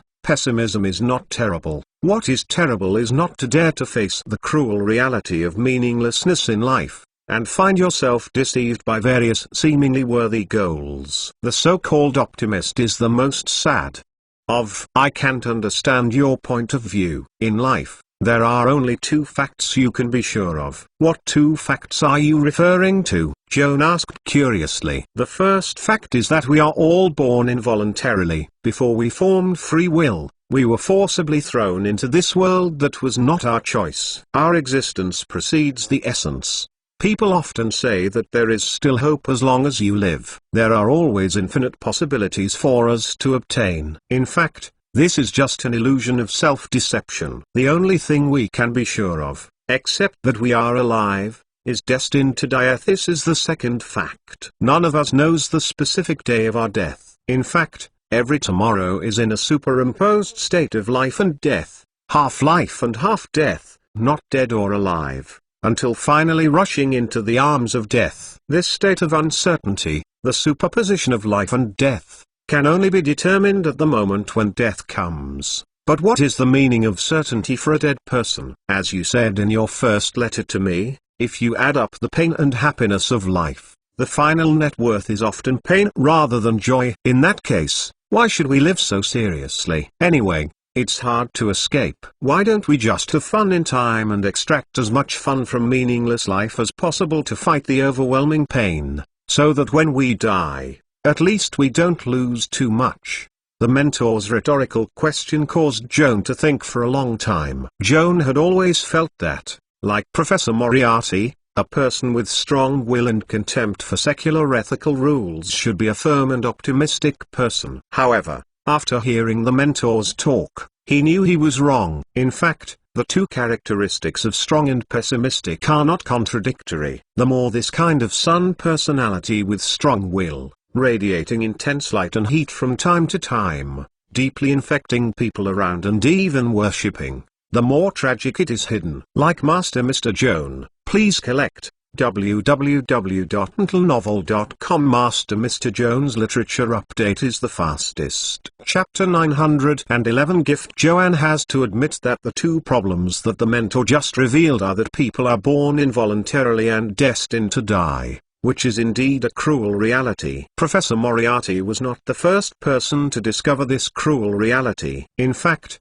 the reason why people worship idols and various deities and are inspired by religion is to fight these inescapable survival anxieties. For Professor Moriarty and Joan, the saddest thing is that they are both outstanding arcane spellcasters, and their reason is far more than sensibility. According to rational logic, it is easy to deduce a proposition to be true. If a so-called God is not the only omnipotent being, then it cannot be regarded as a real God, and it is not worth worshipping unconditionally. Based on this assertion, most mages, including Joan and his mentor, would rather worship knowledge than deities with bounded abilities. They can't find spiritual comfort from their religious beliefs, so they can only find a way out by themselves, trying to give their lives and anchor a gratifying meaning. Joan does not completely agree with the mentor's vain and pessimistic arguments, but he is happy to draw nutrients from the mentor's thoughts, and tries to open up a new path based on this, seeking his spiritual end. The next afternoon, as agreed, Mrs. Josephine visited Joan's laboratory again. As soon as she entered the door, she took out two beautifully packed gift boxes from her handbag and placed them on Joan's desk. She casually told him that they were just small gifts, and she didn't know whether he liked them or not. Joan didn't really want to receive any gifts, but the kindness was difficult, so he had to thank him again and unpacked the box, which shocked him. He thought that the gift brought by Mrs. Josephine, like yesterday's apple pie, was just a small heart, and it would be okay to accept it by yourself. However, this gift is unexpectedly expensive. The first gift box contained a heatherroot pipe and top-quality shredded tobacco. Even if Joan didn't smoke, it would be worthwhile. Another gift box is even more terrible. It is filled with a gold-plated pocket watch. The exquisite workmanship must be from the hands of famous craftsmen. Mrs. Josephine, these gifts are too expensive. I dare not accept them. Joan was holding a gift box and his face was embarrassed. Mrs. Josephine smiled lightly, opened the platinum cigarette case, took out a thin cigar, and shook him. Do you mind if I smoke here? Of course not, you just want to. Joan raised his hand to make a magic trick, and a small flame rose from his fingertips, lighting the cigarette for the Countess. Mrs. Josephine nodded her thanks and took a breath, with a slight fragrance of comma slowly spitting out from the two lips, her gorgeous face covered by smoke, which added a bit of mystery to her. Joan, I gave you a small gift, not to buy you away or to please you. That is not what I mean. Listen to me. The Countess raised her hand to signal him not to interrupt. Joan had to keep silent and make a gesture of ear-washing. She exhaled another cloud of smoke. Her expression and tone of voice were somewhat sad. I am giving you gifts, of course, based on having a good opinion of you. There is no doubt that I hope these small gifts will make you feel happy, feel your happiness, and make me satisfied. In this sense, I am giving you a gift not to please you, but to please myself, which can be said to be a selfish act. Let me think about it. Joan felt a little dizzy and had to spend some time combing through the logical chain. The Countess smiled softly, pulled over an armchair, and then pulled off her small leather shoes, pulled her slender feet to the seat, bent her knees, and in a freehand posture, She sat halfway in a wide seat. Paper cigarettes were sandwiched between the right hand food and the middle two fingers. The elbow of the left hand supported the armrest of the seat. The palm rested on the cheek. Sometimes he smoked a cigarette and seemed very relaxed. Mom, are you expressing such a concept, altruistic behavior, and at the same time, you will gain intangible benefits? It's like people doing charity not only come back in vain, but also because of the gratitude of the recipient, or just because of the fact that they can get rid of the difficulties. They realize that they are in a higher position than the beneficiary, and they are satisfied. This relatively higher status can be wealth, power, morality, emotion, or just an illusion. Every act of generosity and benevolence is a confirmation of one's own superior position. At that moment, I feel like a savior. Joan combined his own experience and tried to describe Mrs. Josephine's mentality. That's very good, Joanne. The more you look at this time, the more your tutor looked when he was younger. The Countess took the ashtray from the young mage and flicked the ashes. Pure metaphysical speculation is too boring. Let me add a fresh example for you. It's probably not hard to imagine that little girls usually like dolls, especially those who can change clothes. A little girl, when she meticulously sews a beautiful set of clothes for her favorite doll, and puts on the doll herself, if the doll has consciousness and emotion, of course, it will be considered a very good gift. It's worth thanking the host for his generosity. However, the owner of the doll, the little girl, did this to please the doll. Obviously, she is just pleasing herself, and the doll in the new dress is just the carrier she used to please herself. There is no need to be too grateful. Your example is very vivid and convincing, but I think this way of thinking is too cold and too impersonal. Joan whispered in protest. Mrs. Josephine gave him a cute white look. You, a lonely and shy little boy, dare to criticize Meadgad's most popular social flower for being inhuman, and tell me aloud, who gave you the courage? Joan blushed and dared not to speak. Mrs. Josephine pointed the cigarette at him and smiled. This is a lesson for you, stupid boy. Arguing with others is enough. The truth may not be more controversial and clearer, but the feelings must be more controversial and colder. Promise me not to do such silly things in the future. Let me look back and think about it. Mrs. Josephine is a very wise man, but Joan vaguely feels that her wisdom is not the same as the wisdom she has always believed in. It seems to be more based on irrationality than reason. This puzzled him a bit. Isn't reason not a necessary condition for wisdom? Okay, we don't talk about these boring things. The gifts you give are of course disposed of by you. If you don't like them, throw them in the trash. Mrs. Josephine smoked a cigarette and said nonchalantly, like Master Mr. Joan, please collect. www.mentalnovel.com. Master Mr. Joan's literature update is the fastest. Chapter 912 Tenderness. Hearing her saying this, Joanne didn't dare to quit anymore. He quickly accepted the gift, hesitated, and stopped talking. Mrs. Josephine glanced at him, and made a clear signal with her eyes. Just say something straight. You promised not to regenerate your tutor's anger, I said, otherwise forget it. So as not to make you angry. Joan is a bit ill. So eccentric, the Countess said with a groan. Useless to be good to you. In the final analysis, you are still facing your mentor. Seeing Joan's face embarrassed, Mrs. Josephine's expression eased and her tone returned to tenderness. It's not worth the frustration of a man like Trophim. You say, I'm really not angry. I don't have the habit of smoking, and I can't use the expensive pipes and shreds you sent. Joan bluntly told the truth. The tutor's pipe is very old. Can you give him the pipe and shreds you gave to me? How about it? Did I get it right? The stinky kid with an eccentric eye. You are trying to make me mad, Mrs. Josephine said fiercely on her lips, but there was a smile in her eyes, and there seemed to be a little relief. Okay, you can send whatever you want. I really don't care. Joan watched her look carefully and confirmed that she was not deliberately talking back, which relieved her. Mrs. Josephine pinched the cigarette butts in the ashtray and said to Joan, I have to attend a banquet at night. We have to hurry up to do business. What can I do about your research? If you allow me to draw some blood, it doesn't have to be too much, as long as half a pint, even if it helps me a lot," Joan said expectantly. "It sounds easy, but Joan, it's not convenient to reveal. What use do you want my blood for?"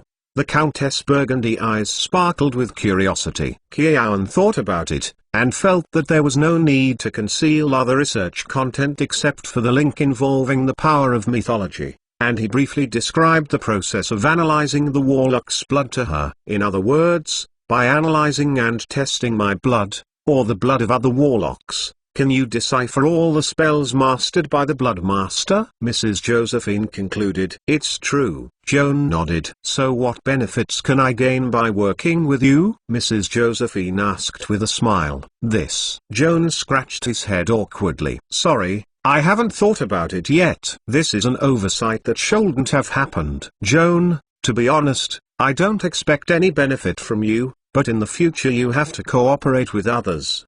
People may not think like me. Do you understand?" The Countess was gentle and long-spoken. Even if she was preaching, she would not arouse Joan's resentment, and she was deeply grateful to know that she said it all for her own good. "Your lesson is right. This is my fault. When working with people in the future, I will give priority to what benefits can be provided to each other." "Good boy. That's right." The Countess smiled easily. "Everyone is a mirror in front of us. The way we treat others, the others will treat us." Kiaun thought, "You are a good chicken soup." However, he did not hate drinking the bowl of chicken soup. Mrs. Josephine knew how to score, and the preaching was just enough. She rolled up her lace sleeves to reveal her white and slender wrist, indicating that Joan could draw her blood. Joan took the needle tube, disinfected it with a magic trick, picked up a lint of cotton wool with tweezers, wiped gently on her wrist, and then punctured the needle into the light blue venous blood vessel. After a few seconds, Joan pulled out the needle tube and pressed the needle hole with alcohol cotton. He noticed that the Countess frowned slightly and asked guiltily, "Does it hurt a lot?" Mrs. Josephine shook her head bitterly. "When I was young, I often suffered hard. This level of pain didn't matter at all. It is a pity that I am now used to living in a respectful manner. I can't help but frown because of some pain. It's really disgraceful." "If you can't say that, fear of pain is the response of normal people. Imho, I don't think it's worth showing off being good at enduring pain. Only capital refuses to endure hardships. It's worth being proud," Joan whispered. Mrs. Josephine gave him an angry look. "Look at you, telling the unflattering truth again." Joan smiled embarrassedly. "Every time I want to say forgive me, I know it's bad. The next words are better not to say. But I still can't help it. This may be a shortcoming, but I don't hate you. In fact, anyone who really likes you will not hate you because of this." "But Joan, many times we don't know if the other person really likes himself." "Some honest words. I don't know if I should say it or not." The Countess threw away the alcoholic cotton ball and shook his hand gently, as if she wanted to convey to him a more complex emotion than comfort and encouragement through this intimate gesture. "Joan will store most of the blood drawn in the Kingbing refrigerator, leaving only a small amount of blood sample, and with the number 4 Unansius, he will perform mythical blood interpretation to awaken the power of sleeping arcane in the blood." Joan did not avoid Mrs. Josephine when performing this series of operations. The other party's clear and slightly confused eyes indicate that he did not understand what he was doing at all. Joan couldn't help but secretly rejoice. Fortunately, the Countess is a warlock. After all, she has limited knowledge accumulation and can't understand her own soul operation. "If you change to a mage, I am afraid that you have already noticed the rune, and you have to get to the bottom." But in the interim, he felt guilty for his selfish thoughts. Judging from these two contacts, the Countess seemed to cherish a pure and sincere emotion beyond ordinary friendship. This is not only a woman's affection for men, but also closer to the kind of infinite tolerance of the elder sister to the younger brother, and even the mother to the son. The Countess was so kind to herself, but she could not return her with the same frankness, and had to hide certain privacy from her. which made Joan feel guilty. The blood interpretation was successfully completed. A cloud of blood-colored cloud rose up from the mouth of the reagent bottle, which was mixed with dense golden runes. A cursory glance, just the most intuitive first impression, surprised Joan with how many spells Mrs. Josephine had mastered, far exceeding the reasonable expectation of a warlock. It can be seen that she is not as socially feasting as she seems on the surface, but she is very attentive to her arcane practice, privately spent a lot of energy to develop the blood of the warlock, and achieved amazing results.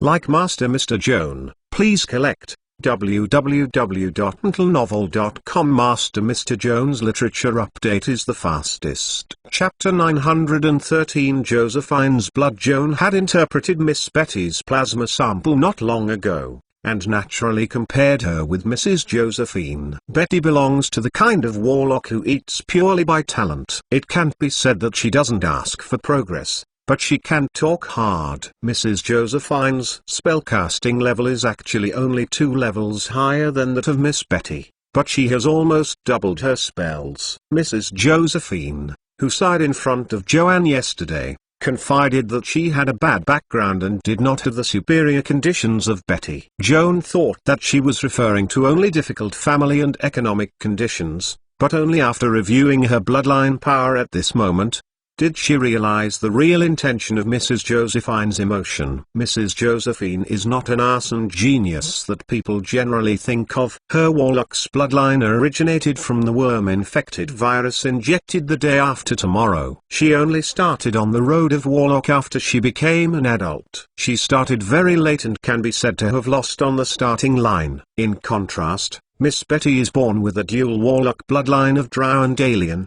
and even has a mythical lineage. This talent is nowhere stronger than Mrs. Josephine. However, her achievements in the field of Austrian law are no better than that of Mrs. Josephine. I am afraid that she has not spent much time on arcane practice. It's not difficult for Joan to imagine that if Mrs. Josephine has the superior conditions of Miss Betty, then the excellent talent of the warlock, with her unfaithful perseverance and courage, and her gritty and unknown hard work, may now have become legendary caster. From this perspective, fate treats everyone fairly. Mrs. Josephine did not inherit the outstanding warlock ancestry from her parents, but she took into account the vigorous energy of social activities and personal practice, strict to almost harsh time management, dedicated to improving her own self-motivated, and firm execution. They all talent that ordinary people can't reach. Joan had always felt that Mrs. Josephine's current social status was mainly due to her growing a near-perfect beautiful face, plus the familiar social wrist of acquaintance. It now appears that the previous impressions are inevitably biased. This is not to say that beauty and communication are not important, but there are actually many women with both of them, but they are often overwhelmed by men with power and wealth, and become vassals of each other, unable to make decisions for themselves. The biggest difference between Mrs. Josephine and those who are Boming Hong Yan is that she is more powerful. She has the ability to control her own destiny and does not need to be completely attached to a powerful man. Such independence is not achieved by beauty and social skills, but by strength. The weak woman is just an appearance. The basic career of Mrs. Josephine plus the advanced occupation, combined with the extraordinary professional level of up to 17, is her hardcore capital in the society. It's good if she doesn't bully others. Which man dares to be rude to her, including those close friends on the social scene who are often treated by her? There are only a handful of people who really know her details. If Joan had personally analyzed the blood samples of Mrs. Josephine,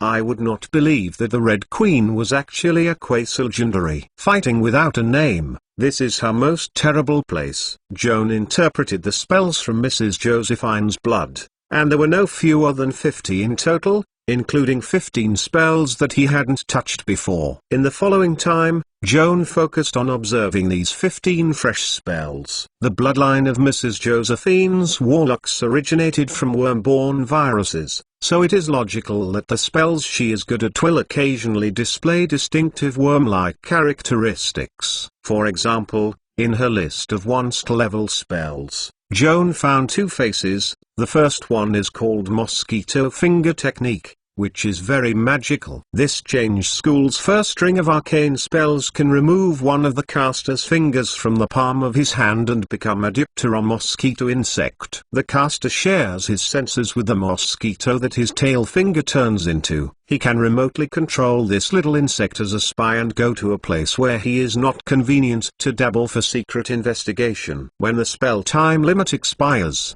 the mosquito that changed from the tail finger will be automatically eliminated, and the tail finger lost by the caster will regrow.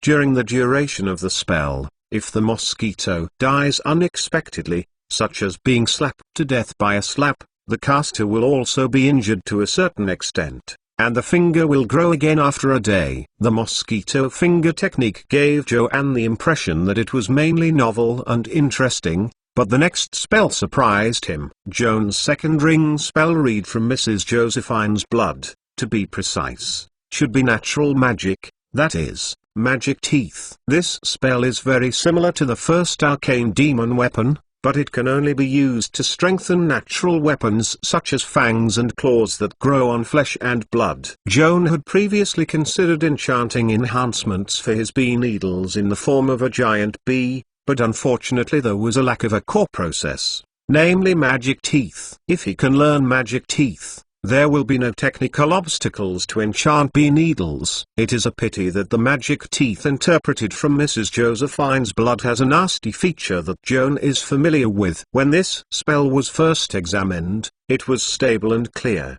and when Joan tried to observe its details carefully, the spell configuration immediately became chaotic. This mutation immediately made Joan think of Poison Strike, and then realized that Magic Teeth was also embedded with some kind of password, prohibiting the master from piracy. Mrs. Josephine was nearby, and Joan was inconvenienced to express her annoyed emotions, so she had to put down the troublesome Magic Teeth and look at other spells. Most of the two-ring spells interpreted in the blood are mastered by Joan, and only one mosquito wing technique is seen for the first time. Different worms have different characteristics. For example, Joan, the insectification feature is bee, while Mrs. Josephine's insectification feature is mosquito. She can be transformed into a mixed form of half human and half mosquito, or she can be completely transformed into a giant mosquito like Ruby,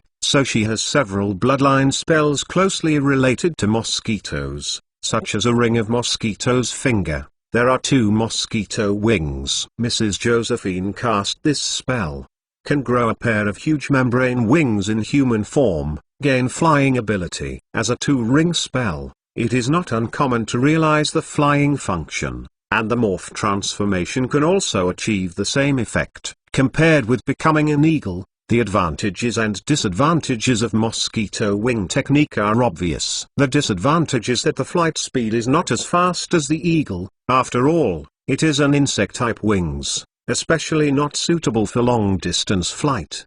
The advantage is better maneuverability, being able to hover in mid-air, flexible forward and backward steering, more suitable for narrow environments. Like Master Mr. Joan, please collect www.mentalnovel.com. Master Mr. Joan's literature update is the fastest. Chapter 914, Josephine's Blood 2. When Joan studied insecticide some time ago, he compared the difference in flight style between the falcon raptor and the Hymenoptera insect, and the mosquito wing technique also completely conformed to his research conclusion. Mrs. Josephine's blood also provided Joan with three brand new three-ring spells. These three spells, one wonderful game each.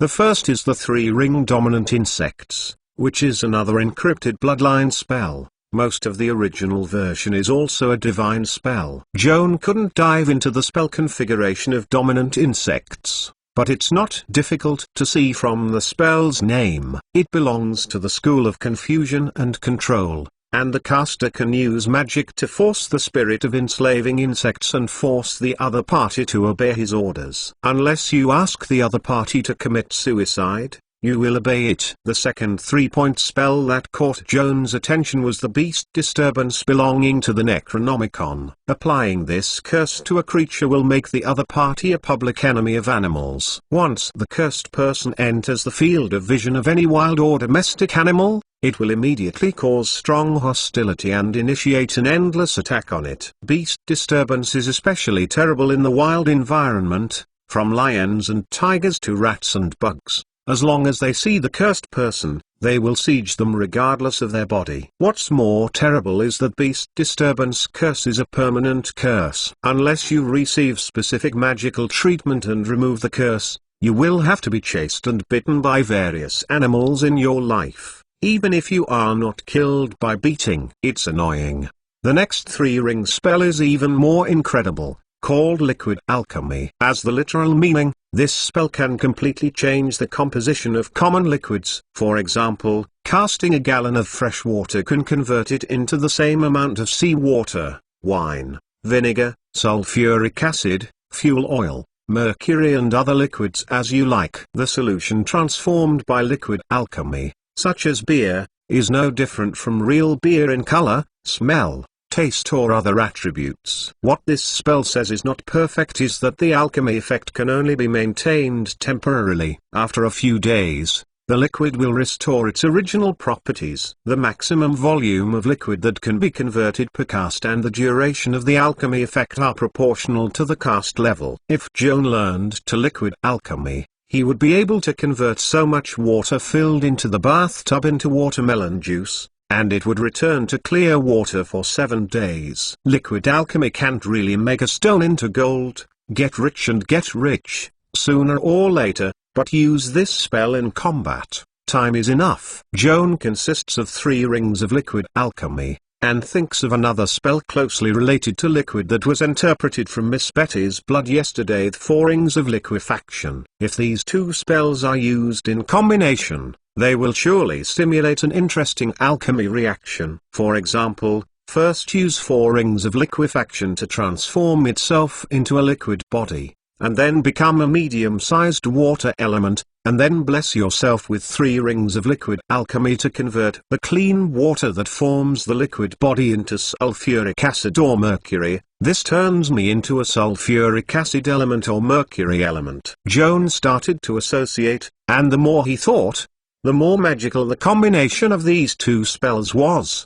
The true brain hole is, the potential is so great. Mrs. Josephine's leisure time is limited, and now it's not time to let her imagination fly wild. Joan has to gather her misunderstandings and continue to look at the 4-ring spells interpreted in the blood. 4 of these spells caught his attention, namely Firewall Technique, Dimension Anchor, Drive Away Pests, and there is actually a giant insect technique. Joan felt the unexpected surprise again. Firewall and Dimensional Anchor are both conventional 4-ring arcane spells. Even if he didn't read it from Mrs. Josephine's blood today, he can still copy it in the university library. As for the giant insect technique, he is of course not unfamiliar, and it is clear that this is a 4-ring magic technique. Normally, arcane spellcasters cannot master divine spells.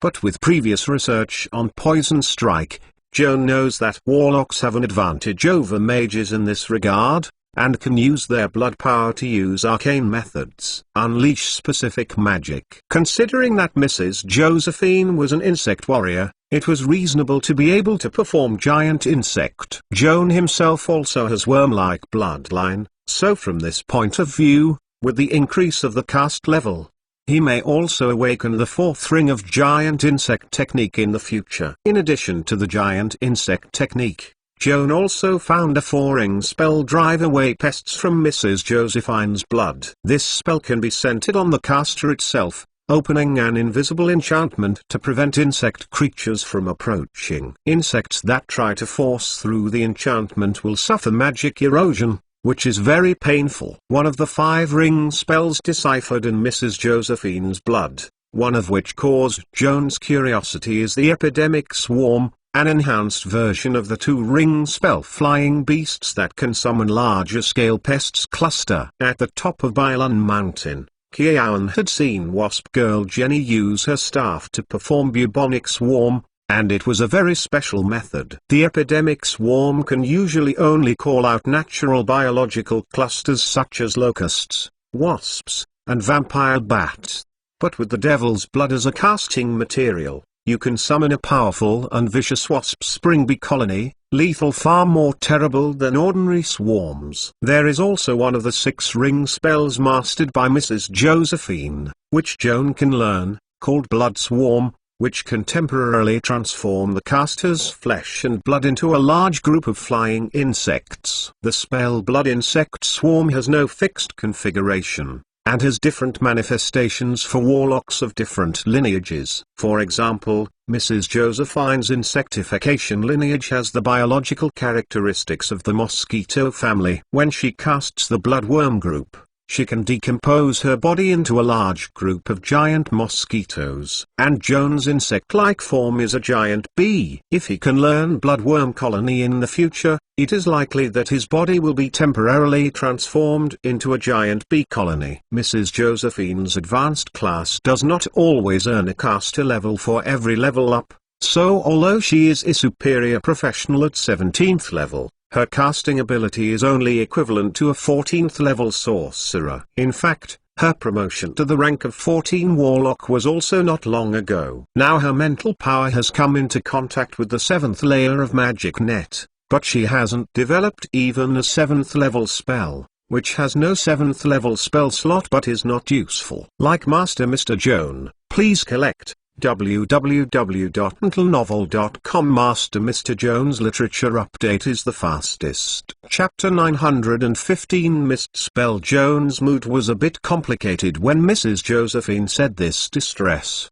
The mage profession can copy advanced spell scrolls that are currently unmanageable, but there is no corresponding spell slot available. I can only imagine myself as a squirrel and is storing food in advance for the distant winter. The worries of the warlock profession are just the opposite of that of the mage. Even if you obtain a higher level spell position through meditation practice, there is not necessarily a spell with a corresponding number of rings available. Spells with matching spell positions. Now, Mrs. Josephine does not need to worry, because Joan used her blood as a sample. All the spells she interpreted included a 7th level spell, Earthworm Worm. Earthworm Worm is an upgraded version of the 5th ringworm disease swarm, which can summon a giant worm-like creature cluster, which is related to Mrs. Josephine's insect-like bloodline characteristics. Joan didn't care too much about Earthworm Worm at first. After all, the 7th level spell was too far away from him. However, when he accidentally told the matter to Mrs. Josephine, the other party jumped up from the armchair in surprise. Joan, aren't you teasing me? I don't know which 7-ring spells I can learn. How dare you make sure that there will be mention worm? Facing the startled question of Mrs. Josephine, Joan shrugged helplessly and turned to point to the golden rune in the blood cloud that represents the sky's worm erosion. Because the spell configuration of mantis worm is here, can't you see it? Mrs. Josephine remained silent for a long time before slowly speaking. I can see many golden runes in the scarlet clouds, but I can't understand the meaning of the complex textures and structures inside the runes. When Joan heard her say this, she suddenly realized that the biggest difference between warlock and mage was that the former lacked enough knowledge accumulation and did not understand the spell configuration. Mythical blood interpretation with the number 4 rune, which can reveal the spells in the warlock's bloodline that have not been fully developed in advance. It is not surprising that Joan, when he experimented with his own blood, he found that this method could at least one level ahead of time to interpret which spells a warlock would possibly awaken. What happened to Mrs. Josephine today is only to verify the prospectiveness of this method again. Joan is more concerned about Mrs. Josephine's lack of understanding of her warlock bloodline. After each upgrade, she must explore new spells on her own, as if walking alone in the dark night, without street lights or road signs. Many times can only rely on luck and constant trial and error. This method of developing blood power is not very efficient, and it is inevitable to miss many spells that could have been developed. Take Mrs. Josephine. since she didn't know that she could develop Mortal Worm.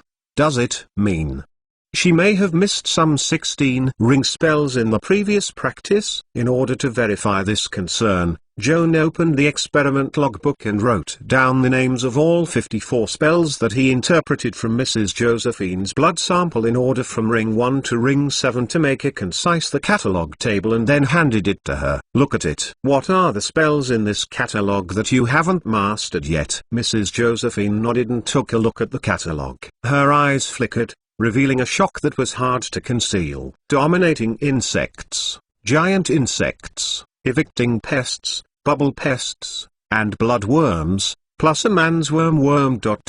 Joan, you are sure of this 6 spells? Can I learn? Mrs. Josephine asked the mage juvenilely. Of course, as you can tell from the name, these spells are closely related to your worm-like blood veins. But unfortunately you have not conducted any special excavations for these spells, so that you missed it. Joan tells the truth. Before today, no one told me exactly what spells I could learn, and I didn't know which way to work. I could only rely on my own random exploration until you gave me this list of spells. My feeling at the moment. Like a blind man, his eyes suddenly regained their light, and he doubted he was dreaming. Mrs. Josephine took a deep breath, and the uncontrollable excitement made her tears burst into tears. Joan, thank you for helping me see my potential, but this is not enough. Please tell me now, this is a dream that can be fulfilled, or a nightmare destined not to make up for the shortcomings? Joan scratched her head and thought for a while before vaguely guessing what she meant. Are you asking me, can these missed spells be redeveloped? Mrs. Josephine nodded with a smile, full of anticipation in her eyes. Well, if you are a mage, things are simple. Copy down the configuration of these spells and go back and study slowly. I don't have a culture. I can't understand the spell configuration. I can't learn. The Countess stomped on her feet, eagerly, like a little girl eager to get a new toy, which was in sharp contrast with her usual grace and grace. Joan looked funny in his eyes. Don't worry. Since the mage's learning method is not applicable to you, you may try another method, a warlock's method. The practice method of the warlock is divided into 2 links. The first link is spiritual meditation, using specific meditation techniques to condense your own spiritual power into a probe, deep exploration into the magic web, and deepening to a certain level. You will get a higher level of magic spell. This link is exactly the same as the meditative practice of the mage. In other words, on the question of how to obtain a spell slot, the practice path chosen by the warlock and the wizard is exactly the same. How do you use the spell slots gained through meditation? The mage's approach is to copy the new spell, and then gradually master the spell through learning and practice until it is free to use, then go to learn another spell, and continue to learn new spells to improve his ability to cast spells. From here, the warlock embarked on a completely different path from the mage.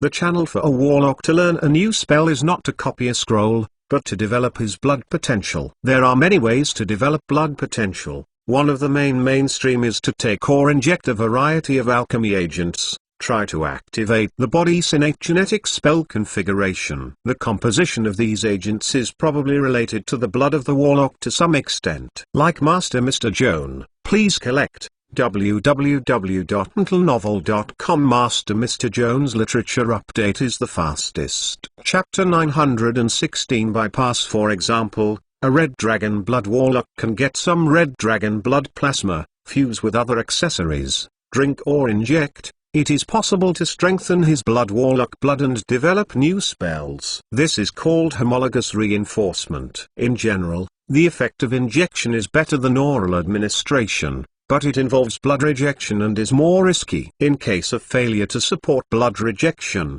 there may be fatal consequences. There is a similar idea, called near source enhancement. Let's take the red dragon blood warlock as an example. If he fails to get fresh red dragon plasma, but accidentally obtains some blue dragon plasma. Although the dragons are different, they are true dragons anyway, and their blood is similar. It may also strengthen their own blood. However, This kind of near-source strengthening is even more uncertain. It is better to say that the greater the difference in blood vessels, the greater the possibility of mutations and more awakening new spells, indicating that the upper limit of near-source enhancement is higher than homologous enhancement. But there are also disadvantages. The blood vessel difference is greater, the blood rejection reaction is also stronger, and the risk is obviously greater. Can we derive heterologous strengthening from homologous strengthening and near-source strengthening? Or Red Dragon Blood Warlock, if you get some strange blood, can you strengthen yourself in the same way? Some people have tried this idea, but most of the endings are extremely miserable. If the roots of blood are very different, and the difference is too large, the risk of forcible integration is greater. The fragile flesh and body cannot withstand such a fierce rejection reaction, and it will often end in a fire. With the exception of lunatics, few warlocks dare to try extremely dangerous alien enhancements. Warlock, after all, is a mainstream Austrian occupation with the same long tradition and rich history as the mage. On the campus of warlock students, most of the content of the class is to learn how to strengthen their own blood. Various textbooks and documents can fill up the library. There are many ready-made practice paths for reference. There are many lessons for seniors for reference. There is really no need to open your mind and toss about it. This is the value of university education. Taking the simplest way of strengthening blood injection, the current mainstream strengthening strategy is called the bridge bypass method, which cleverly combines homologous strengthening and near-source strengthening. It can even achieve the purpose of heterogeneous strengthening. This method is actually very simple. The core idea is progressive approach. Taking the Red Dragon Blood Warlock as an example, the first step is to select Red Dragon Plasma and perform same origin enhancement. Next, look for a hybrid dragon with Red Dragon veins, such as a red-blue hybrid, collect its plasma, and mix it into an alchemy agent for quasi-homologous enhancement. Now, the Warlock already has dual bloodlines of Red Dragon and Blue Dragon. The third step is to obtain Blue Dragon plasma and inject it for strengthening. This is also a quasi-homologous strengthening, and the risk is very small. So far, through the three-step strengthening, the goal of near-source strengthening has actually been achieved. Although the process is a bit tedious, it is fortunate that the risk can be controlled, and the strength is improved steadily. The fourth step is to try to create a mixed blood creature with both Blue Dragon and Strange bloodlines, take its plasma, and prepare for injection. This is a near-source enhancement that spans a relatively large range, but with the foreshadowing of the previous three steps, its own fusion power with heterogeneous blood has been greatly enhanced. Unless it reaches the extreme and encounters a very small probability event, it will not be died of blood rejection. So far, our warlocks already have the triple blood of Red Dragon, Blue Dragon and Strange Monster. In the next fifth step, you can directly extract the Strange plasma, and perform near-source enhancement again, and continue to develop the breadth and depth of your own warlock's bloodline. So far, after 5 steps of step-by-step operation, a Red Dragon Blood Warlock finally realized the heterologous strengthening of Strange blood. Every step forward is like building a bridge towards an unknown field, so that I can move forward safely, carefully, like walking on thin ice, and finally reach the other side. This is the bridging method. It doesn't matter if it's troublesome, but because it is safe and reliable, it can withstand the test of time and become a mainstream bloodline strengthening program that is widely respected by the Warlock class. Of course, this is just a general idea. When the bridging method is actually implemented, there are still many practical problems that need to be solved. For example, a strange creature with Blue Dragon blood may not exist in reality. If the Warlock needs to use it, he can only manage to cultivate one. Using high-level transforming spells is a feasible strategy. Another commonly used method is to crossbreed,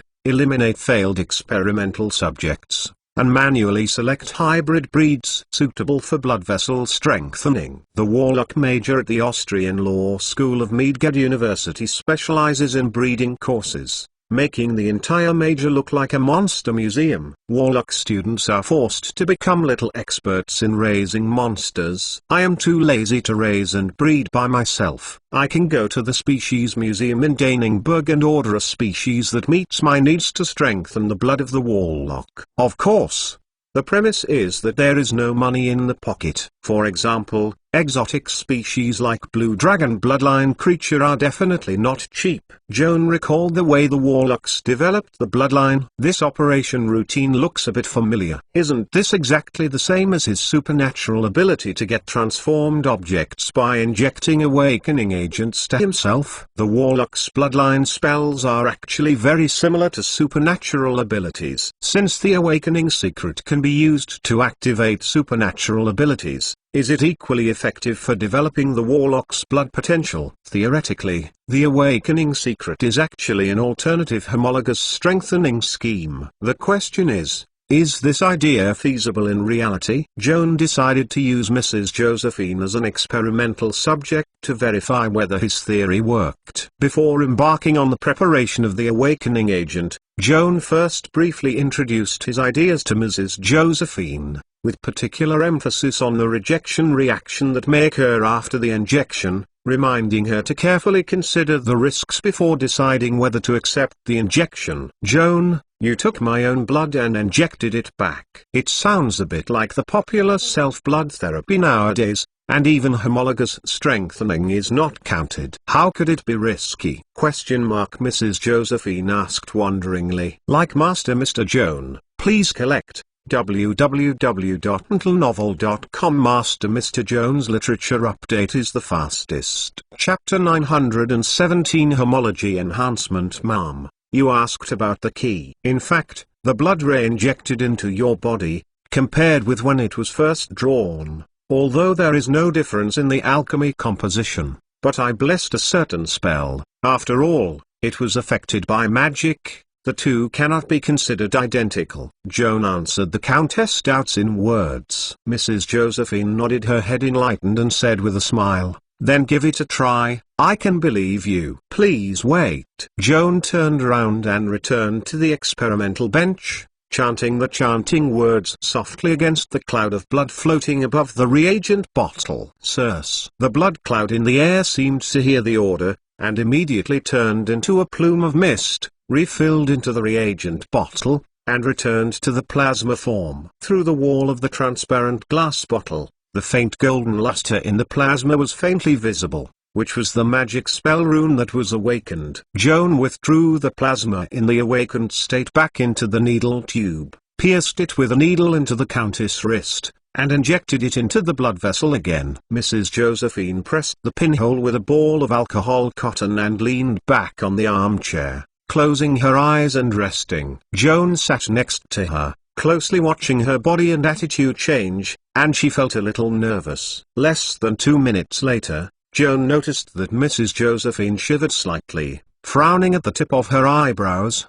the fair-skinned arm exposed outside the sleeve of her sleeve, and goosebumps. "Is it hard to feel?" Joan asked worriedly. Mrs. Josephine didn't open her eyes, remained silent for a few seconds, and there was a smile on her lips. "It's a bit uncomfortable, but it's not as strong as I expected, and the discomfort is diminishing rapidly." Joan secretly relieved. It seems that this awakening secret method, similar to homologous strengthening, does not cause a strong blood rejection reaction, and a little discomfort will soon subside. As he expected, after another 2 minutes, Mrs. Josephine opened her eyes, stretched comfortably, and told him with a smile, "I'm ready." "How do you feel?" "There is no longer any discomfort." "That's good." Joan thought for a while and made suggestions. "Now, please perform endoscopic surgery to see if your body is in good health. By the way, search the list of known spells to see what has changed." The Countess nodded obediently and cast an inner vision on her own. Out of courtesy, Joan was inconvenient to perform higher endoscopy on her, so she couldn't see the changes inside her body, so she sat patiently and waited patiently. Josephine's face was a little dignified at first, but soon he spread out and smiled. "Joan, thank you, we succeeded." She opened her eyes, jumped up in excitement, threw herself into the young mage's arms, hugged his neck tightly, and kissed him on the face. Joan subconsciously hugged her waist, soft, fragile and elastic carcass snuggled in her arms, could not help being a little lost. After holding the hug gesture for a few seconds, Joan recovered, quickly let go of his arms and took a step back. The Countess left his arms and looked at his rapidly flushed cheeks, shaking her head with a wry smile. "Your child is too shy, this is not good, and will suffer in front of women in the future." "I don't think so." Joan scratched his head awkwardly. "Actually, it's nothing,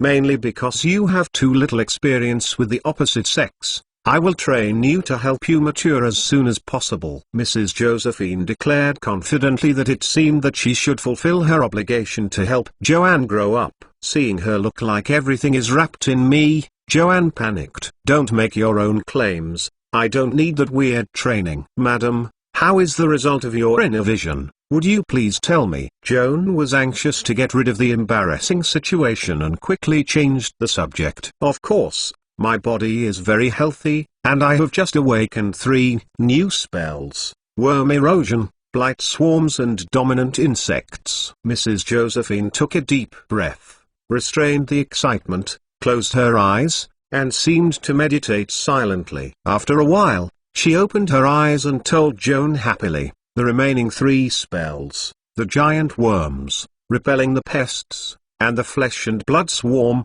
have also found some feeling." "Joan, your method is really very good." "So effective." Joan recorded the results of her oral experiments, rubbed her pen against her head, and a trace of confusion flashed in her eyes. "Yes, yes, no, no, what is feeling a little bit?" After all, he was not a real warlock, and could not comprehend the subtle feeling that the blood power described by Mrs. Josephine was half asleep. After hearing his confusion, Mrs. Josephine smiled dumbly. "Joan, I can't accurately describe to you the feeling of the warlock's veins, but based on past experience, I dare say that it is not far from the next awakening." "So is there a practical and reliable way to wake up the remaining 3 spells as soon as possible?" The Countess' overly emotional description does not satisfy Joanne. What he wants is empirical data, repeatable experimental results, otherwise how to publish papers. "Well, it's actually very simple. You can just give me 2 more potentiating remedies similar to self-blood therapy," the Countess said confidently. "Will the same booster be injected repeatedly?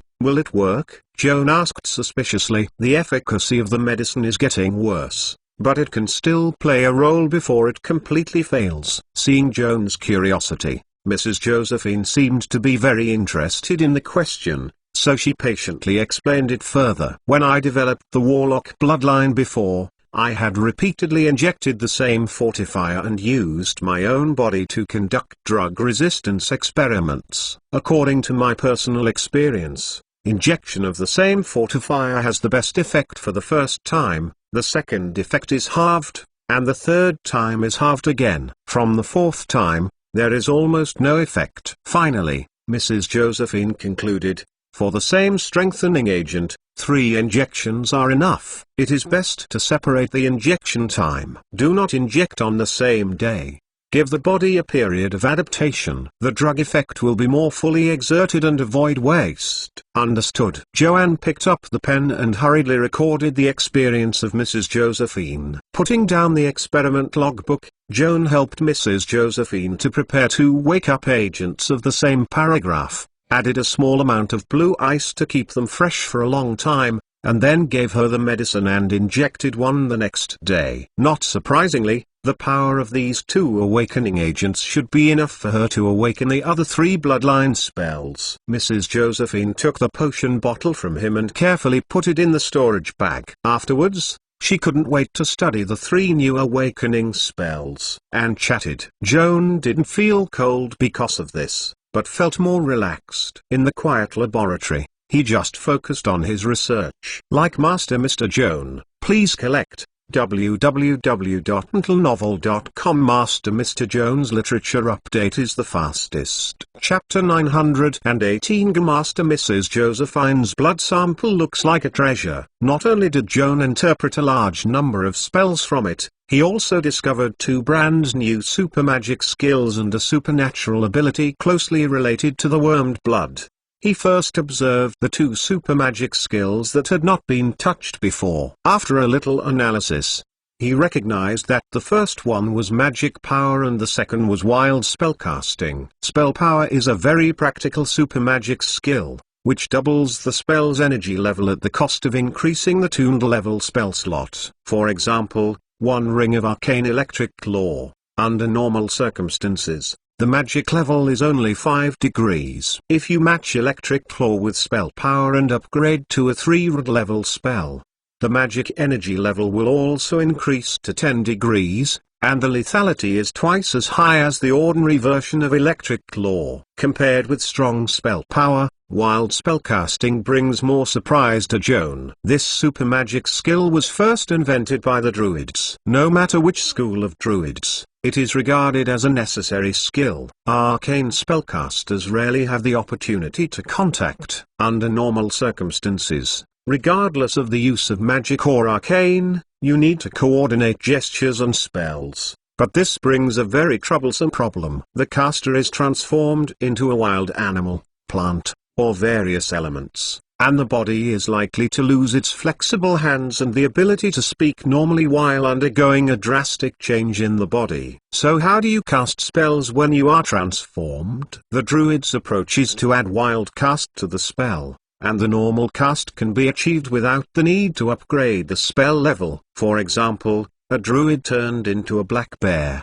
The clumsy bear claws could not perform complex spellcasting gestures. The roar of the bear was not a language, and he could not chant mantras. But with wild spellcasting, you can use the actions that bear claws can complete. Instead of casting gestures, use roar instead of chanting spells, and cast spells as usual. Among the 8 schools of arcane, Joan's favorite is the Change School. From Transfiguration to Mythical Transfiguration to Perfect Transfiguration, it also includes the 3-state change of insectification, lineage and liquefaction to be learned in the future. The field has invested a lot of effort and developed various tactics. The only drawback is that it is inconvenient to cast spells in the state of transformation. Now with wild transformation, this problem is solved. While gaining the powerful physical performance and supernatural ability of the transformation object, it will not lose its own spellcasting specialty. Joan spread out the spell book and copied down spell power and wild casting. Putting down the pen, he turned his gaze back to the cloud of blood in the air, trying to interpret Mrs. Josephine's supernatural abilities. Just as spells have corresponding configurations, supernatural abilities also have a corresponding magic mark. Magic seals are usually vague, even abstract, and cannot be analyzed as thoroughly as a spell configuration. But Joan, after all, sees this type of seal much more, and with his previous experience of studying supernatural abilities, something can be seen. He gazed at the complex and abstract magic mark in the air, trying to sort out every line, every vortex, and what function he had in general. This parsing process is a bit like deciphering the password. The more Joan studied in depth, the more weird he felt. After pondering for 10 minutes, he only understood the general idea. Based on this, it is not difficult to speculate about the general function of this supernatural ability, but the conclusion made him doubt whether he had made a mistake. If your understanding does not deviate too much from the facts, then to practice this supernatural ability, you must first dig a piece of meat from yourself and hollow it out to form a meat sack. Then through some kind of almost evil secret method, the meat sack is refined into a container similar to activated beehive. As for the flesh and blood just pulled out, it cannot be wasted. Another secret method is used to activate the flesh and meat debris into a large group of supernatural insects. Next, put the swarms of blood and flesh into the bloodworm nest, and then plug the worm nest with the swarm back into the body and reintegrate into your own flesh and blood. Stimulate this strange supernatural ability, You can open the worm nest in the body, release the flesh and blood swarm, remotely control it as you like, used to detect or attack the enemy. It looks no different from the normal insect colony. Raising a nest of worms in your stomach. This is too abnormal. Joanne hesitated for a long time, and finally couldn't suppress curiosity and couldn't help asking Mrs. Josephine, "What is this perverted thing?"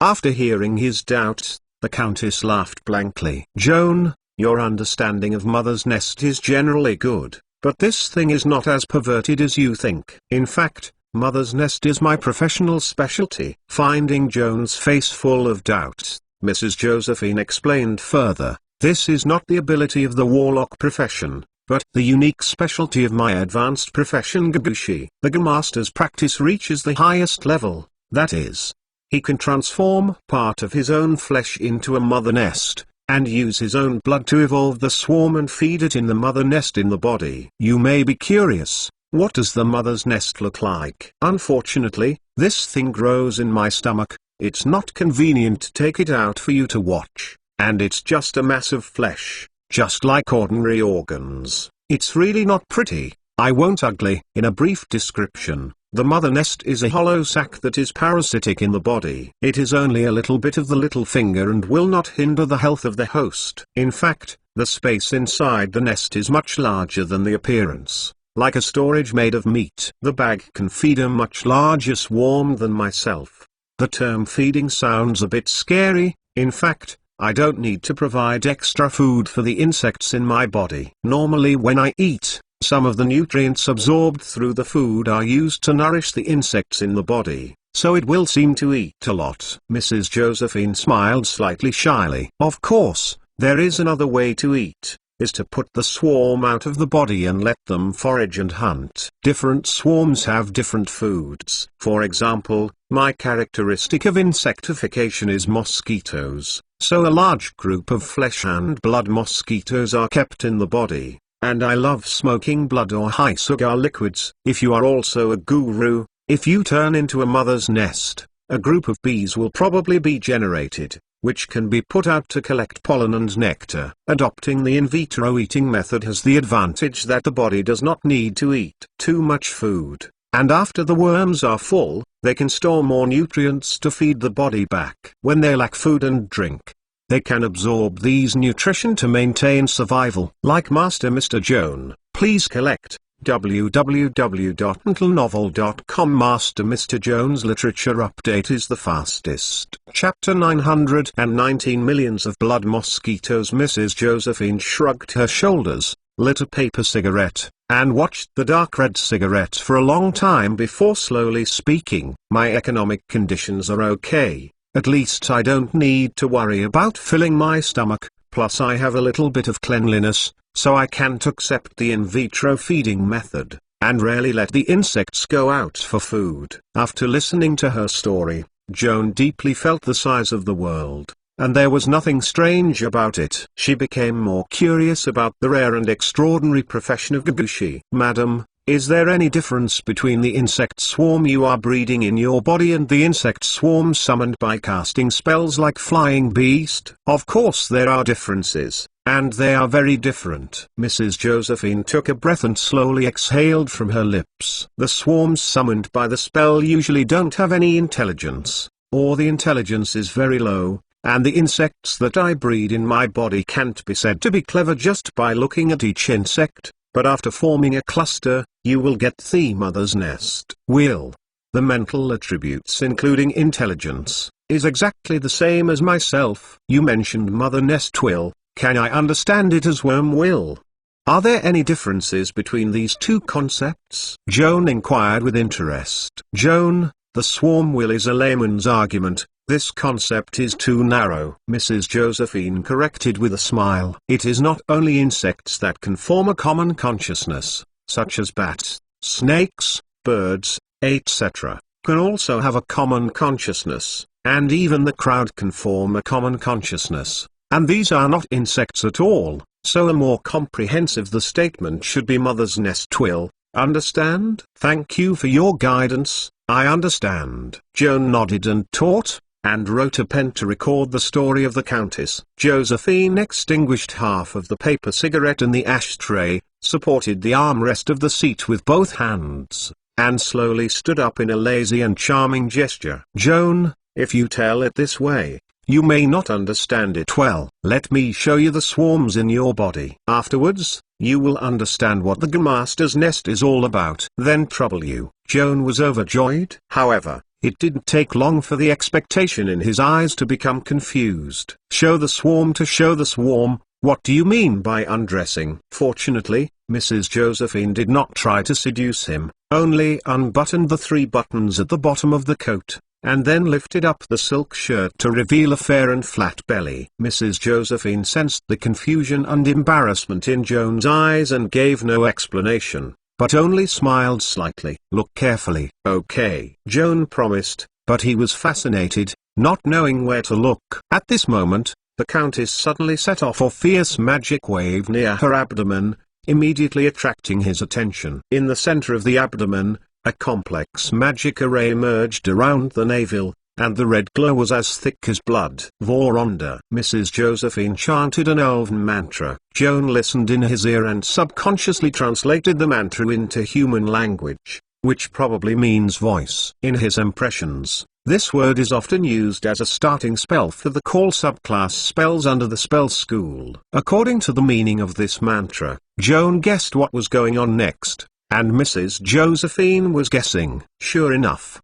the moment the Madame Josephine chanted the spell, the magical glow emanating from her belly button became more intense, almost filling the entire room, and the surrounding area was scarlet. Joan felt like he was thrown into a sea of blood, and the intense red light stabbed him so that he could hardly open his eyes and had to turn his head to avoid it. At this moment, he heard a roar from behind him and immediately realized that the swarm came out. Prompted by curiosity, Joan hurriedly turned his head back to cover the strong light slightly, squinting and staring at the direction of the sound of insects. He was surprised to find that the magical radiance radiated from Mrs. Josephine's belly button had already become a large group of red flying insects. These flying insects look very much like Diptera mosquitoes. Each one has the size of a pea grain. The whole body is crimson and clear, and it looks like a reduced version of ruby. Tens of thousands of blood-colored mosquitoes,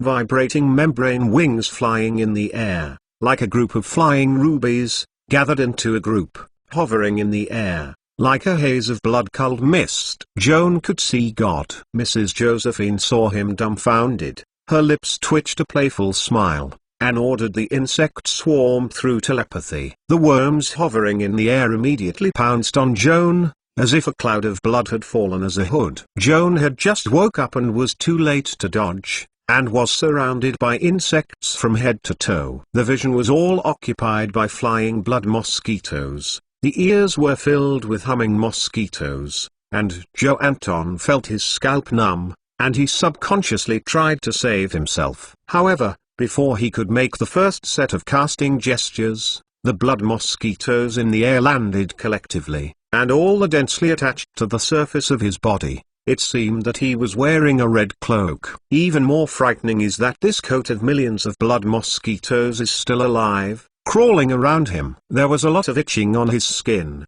which made him sweat up all over. Joan feared that the frightening little insects would bite themselves, standing there daring not to move, but unable to control the cold sweat from seeping through the pores. "Don't be afraid, just kidding you." Mrs. Josephine comforted Joan with a mischievous smile on her face. Joan blinked and blinked, expecting her to end this somewhat scary joke as soon as possible, and ordered the swarm to leave herself. However, the Countess pretended not to understand his intentions, lit a cigarette for herself, and sniffed comfortably. "Joan, these 1,000,000 mosquitoes are all my flesh and blood, and each one can communicate with my soul, but the individual has no intelligence and cannot communicate with me, just passively obey my orders.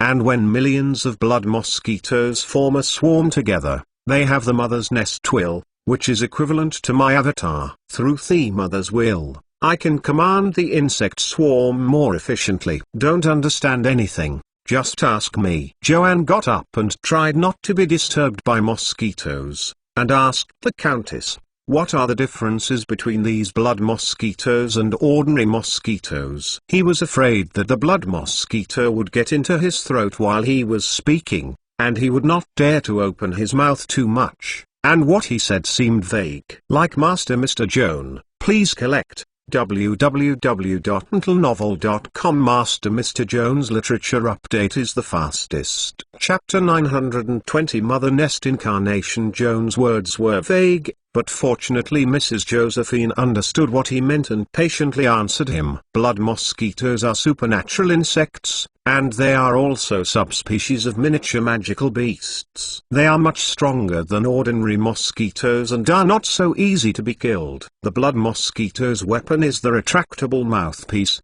which stretches up to 2 inches in length, which is equivalent to a miniature enchanted dagger that can easily pierce the knight's armor. Blood mosquitoes pierce their mouthparts into the body. They can blood or inject viruses. Each blood mosquito can draw blood equivalent to 10 times its own body weight. Millions of blood mosquitoes blood at the same time. In just a few seconds, an adult elephant can be sucked into a dead body. Blood mosquitoes can produce 2 kinds of toxins. One is hemolytic toxin, which can cause biological blood lesions, muscle erosion, and paralysis. The second is the insectification virus that you are familiar with, which can infect the bitten creature. Insectosis. Joan remembered all of Mrs. Josephine's accounts, and later couldn't help making a request. Millions of mosquitoes pressed on me. To be honest, it's quite heavy. Could you let them?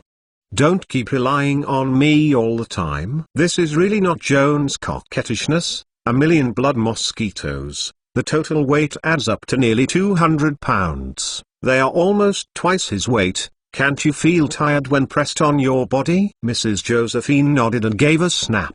The millions of blood mosquitoes attached to Joan's body surface fluttered in response to their wings. Joan breathed a sigh of relief and looked up at the mosquito swarm, his eyes widening in surprise. The blood mosquitoes that had just flew away from him condensed into groups again in the air. This time, the swarms are no longer satisfied with just gathering together, but under the control of the mother's nest twill, they are arranged and combined to take shape. Millions of blood mosquitoes, like a million small clay particles, were synthesized by an invisible sculptor with a clever hand to form a human body. It looks 6 or 7 points similar to Mrs. Josephine. The red humanoid formed by the aggregation of insects stands in the air. If Joan is not too close, the blood mosquitoes that creep slightly on the surface of the humanoid cluster can be seen. I am afraid that it will be mistaken for the figure of the Countess. Joan, a cluster of humanoids formed by blood mosquitoes,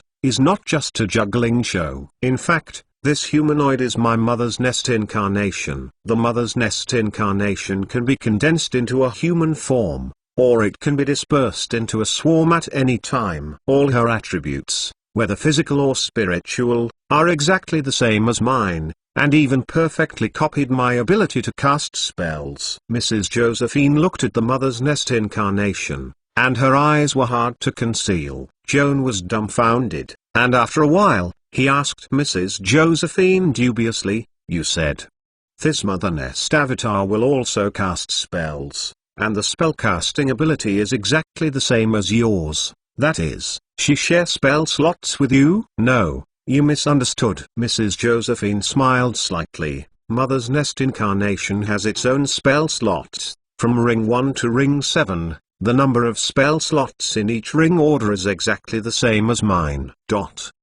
However, Mother's Nest incarnation is essentially an avatar of you, which does not mean that you have doubled the spell slot. Joan couldn't help raising his voice, and he felt even more incredible. "Yes, it's doubled the spell slot, and I can borrow the spell slot of the Mother's Nest incarnation at any time, and vice versa." Mrs. Josephine answered confidently. Joan scratched his head and asked with some difficulty, "Let me take the liberty to ask, you and this group of blood mosquitoes, who is the body?" Mrs. Josephine was not angry, and replied indifferently, "At this moment, I am the body, but who will be right about the future? In case one day I was unfortunately killed in a catastrophe, and the Mother Nest avatar was spared, she could inherit my soul and memory, transform the swarm into a real flesh and blood body, become another me, or more accurately said, bringing me back to life. From this perspective, it is really difficult to tell who is the main body and who is the avatar of the Mother Nest avatar, and there is no need to be so clear. The Countess looked calm, as if this was just a trivial matter. Joan was stunned, and his thoughts were strongly shocked. He once thought that he had learned a lot of knowledge, mastered many spells, and had a certain understanding of various supernatural phenomena. Even if there are many unsolved mysteries in this world, it would not make him feel unbelievable. However, he now knows that he is wrong.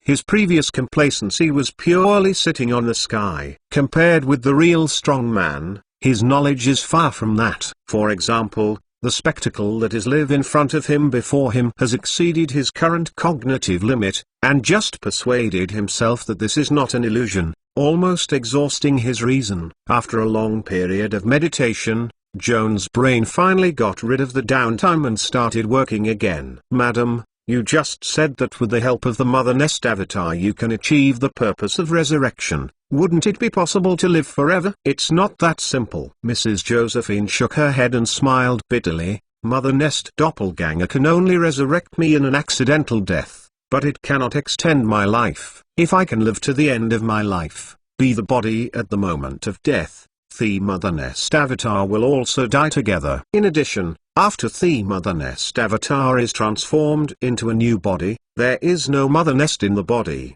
and it will take a lot of time and energy to reshape the Mother Nest. If I die again before the Mother Nest is reborn, then I will really die. There is no Mother Nest to provide me with life. Joan listened to the Countess telling the mystery of the Mother's Nest and incidentally recorded the main points in a logbook. At the same time, his brain was also running at high speed, stirring up the spark of inspiration. The magical Mother's Nest aroused Joan's strong interest. How good it would be if he could also create a Mother's Nest. He naturally thinks that he can use the blood of Mrs. Josephine as a casting material, and use mythical transformation to change himself from the cellular level to her, so that he has the physical body to shape the Mother's Nest.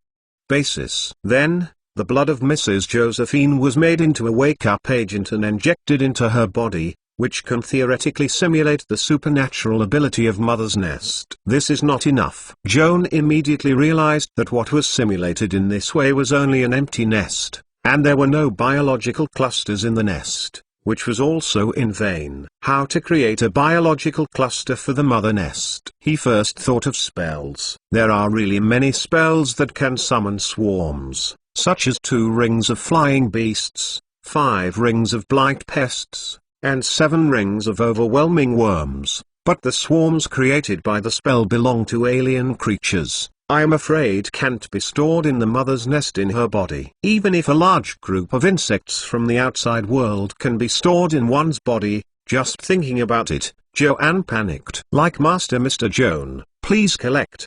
www.mentalnovel.com. Master Mr. Joan's literature update is the fastest. Chapter 921 Artificial Mother Nest. After secretly wiping cold sweat, Joan continued to think deeply about the feasibility of simulating the Mother's Nest. According to his original research on the giant insect wand, spells like Flying Beast can modify its spell configuration to strengthen the weight of casting materials. And ultimately it depends on what kind of insect species is created. What kind of casting materials to choose. Joan has worm-like blood. Yesterday's experiments have proved that every drop of his blood can be activated by spells. Combined with mythical transformation and worm identification, he can eventually transform activated plasma into intellectual enlightenment insects. In this way, Joan can use his blood as a casting material to transform it into a swarm. Originally it was the blood in one's own body, which turned into a worm swarm and then included in the Mother Nest in the body. However, there is a technical obstacle, that is, these spells that create swarms have a time limit. Take the 2 rings of flying insects and beasts. For example, The created swarms can only be maintained for a few minutes. For these few minutes, I have to spend so much effort to toss it back. It seems very worthwhile. However, Joan thought that he could use the mother's nest as a container of flesh and blood, an enchanted embryo material, a spell to create a swarm for its attachment, and then use the higher spell delay and repeated stacking enchants. It is possible that the craft fills the 24-hour timeline and forcibly extends the life of the swarm to an infinite length. This method of operation was already practiced when he made the gorgeous belt. This idea is theoretically feasible. But Joan still has two concerns. First, he needs to give himself a wake-up agent prepared with Mrs. Josephine's plasma, in order to be able to generate a mother's nest in his body. However, based on past experience, the supernatural abilities acquired in this way may not be able to be maintained for a long time, and usually last up to the end of the transformation time, and will disappear. Since even the mother's nest can't exist for a long time, what is the point of working hard to create a timeless insect swarm for the mother's nest? The second concern is this kind of opportunistic mother nest and insect swarm really useful? Every drop of blood that constitutes the swarm contains all the magical configurations in Joan's body, then the overall mother's will of the swarm, in theory, should have the same spellcasting ability as his own. As to whether it also includes Sid mana and mythical power, which cannot be judged yet. The most important question is, can such mother nests and insect swarms, like Mrs. Josephine's genuine mother nests and insect swarms, be able to reshape their flesh after their own deaths and resurrect? Although Kiaun was worried about his unreliable ideas, he decided to first record this idea of creating a piracy mother's nest and explore it later when he was free. Regardless of whether it will work in the end, there is always no disadvantage in trying it anyway. As the sky neared dusk, the Earl's Earl, who was intoxicated with the new spell, recovered, realizing that it was too late, and quickly got up to say goodbye to Joan. "It's almost dinner time, and it's inconvenient for you to stay and eat and visit the tutor by the way." Joan hoped that Mrs. Josephine and Professor Moriarty would be able to bridge the gap and restore their friendship. To this end, he specially emphasized, "Miss Betty, I went back to Fort Daning last night." Of course Mrs. Josephine could hear what he meant, but she shook her head and smiled bitterly. "Joan, you are a naive and kind boy. It seems that you expect people who are kind to you to maintain friendly relations with each other. Unfortunately, the world of adults is far more complicated than you expect." She sighed and said with a little helplessness, "My and your mentor have many similarities in personality, such as being very self-loving, face-saving, narrow-minded, strong in control, and clearly advocating freedom, but always trying to force others to obey their own will, or be discouraged and self-violent. Two people like us who are so similar, meet by chance, will inevitably attract each other and collide with the spark of love. However, because we are too similar, the love between us is destined not to last. We are all trying to domesticate our lovers into vassals that obey our own lives. The love between us is also a cruel war. Both sides refuse to give in. No matter how deep our feelings are, we are no match for endless bumps. In the end, it can only be ended by turning over. Joan, I must say the words first. Don't expect me and your mentor to be reunited. If you insist on matching us, then everything you do is doomed, but it will deepen my contradiction with Trophim. It will also hurt yourself and even cause you to lose illusions about love. As far as the current situation is concerned, meeting Trophim and me will only embarrass both of us. Do you know what we will do to get rid of our embarrassing situation? Joan shook his head, his eyes full of daze. We will attack each other desperately, exhausting the harshest and vicious words. As if making the other party ugly, we can cover up our ugliness. This is like two people who fell into the mud pit and are desperately muddying each other's face, so that they seem to be relatively clean. Think about it. What good results can this have? However, since you know that this is wrong, why can't you treat each other with tenderness and tolerance, just like you did to me? Joan couldn't figure it out. because we can't do it." The Countess shook her head and smiled bitterly. "The hardest thing in the world is to know what you do. We are not unreasonable people, but arrogance and selfishness have hurt our intellect and caused our thoughts and actions to always split. The mentor once told me that words and deeds are a kind of despicable artist temperament. Without such a despicable temperament, one can become a scholar, but it is difficult to become a real artist." "To be honest, I don't understand what he said." "What do you mean?" Joan frowned. "I can hardly explain this to you in language. After all, language, symbols, and grammar are all superstructures based on rational logic, and reason is almost always the natural enemy of art. Artists use private rather than public language, which is unclear." "You can't say it." Mrs. Josephine waved her hand, beckoning Joan not to continue this gradual metaphysical topic. "Trophim and I like you from the heart, perhaps because you are different from us. Your thoughts and your behavior are consistent. We saw the kind of person that we longed for but never became, so we can't help but want to protect you, hoping that you will never change, and this is essentially a selfish request. Like Master Mr. Joan, please collect www.mentalnovel.com. Master Mr. Joan's literature update is the fastest. Chapter 922 Josephine Bloodworm. It's like, you are happy to dress up dolls with different styles of dresses, and the doll is still a doll, and will never become a living person like you? Joan tentatively asked Mrs. Josephine. "You are smart, my dear boy. Sometimes it's embarrassingly smart." Mrs. Josephine picked up her handbag and touched the gentle hair of the young mage. "Go back and tell your mentor that I will visit again in a while, and ask him not to leave the Happy Palace at least until the end of the month." Joanne thought about it, remembering the last day of May, the day when Mrs. Josephine and Mr. Kaufman officially held a wedding. The mentor has already attended their engagement ceremony, so why do they have to stay to attend their wedding? Wouldn't Mrs. Josephine's retention need to stab the ex-boyfriend again? The love-hate relationship between the tutor and Mrs. Josephine is too complicated, and it is more difficult to understand than any spell configuration or mathematical formula June has ever seen. He can only give up thinking about this issue. Joan silently sent Mrs. Josephine out of the manor and reached the gate. When he saw a luxury convertible carriage waiting for the hostess, he stopped. Before Mrs. Josephine got into the car, she turned around again and reached out to him. Joan subconsciously took her hand and was about to follow the usual etiquette, leaning over and kissing her fingertips. Mrs. Josephine suddenly took a step forward, took the initiative to hug him, and pressed her cheek to his lips. Joan stunned slightly, but soon recovered her calmness and kissed her on both cheeks. At the same time, the Countess also kissed him on the cheek, in a way that was too intimate to send farewell blessings. Joan watched the carriage disappear at the end of the horizon shrouded in the dusk, turned back to the big house, and accompanied the instructor for dinner. At the dining table, Joan told the truth about the Countess' visit today, and finally conveyed her attention. To his surprise, Professor Moriarty appeared calm and did not comment on the Countess and his fiancée,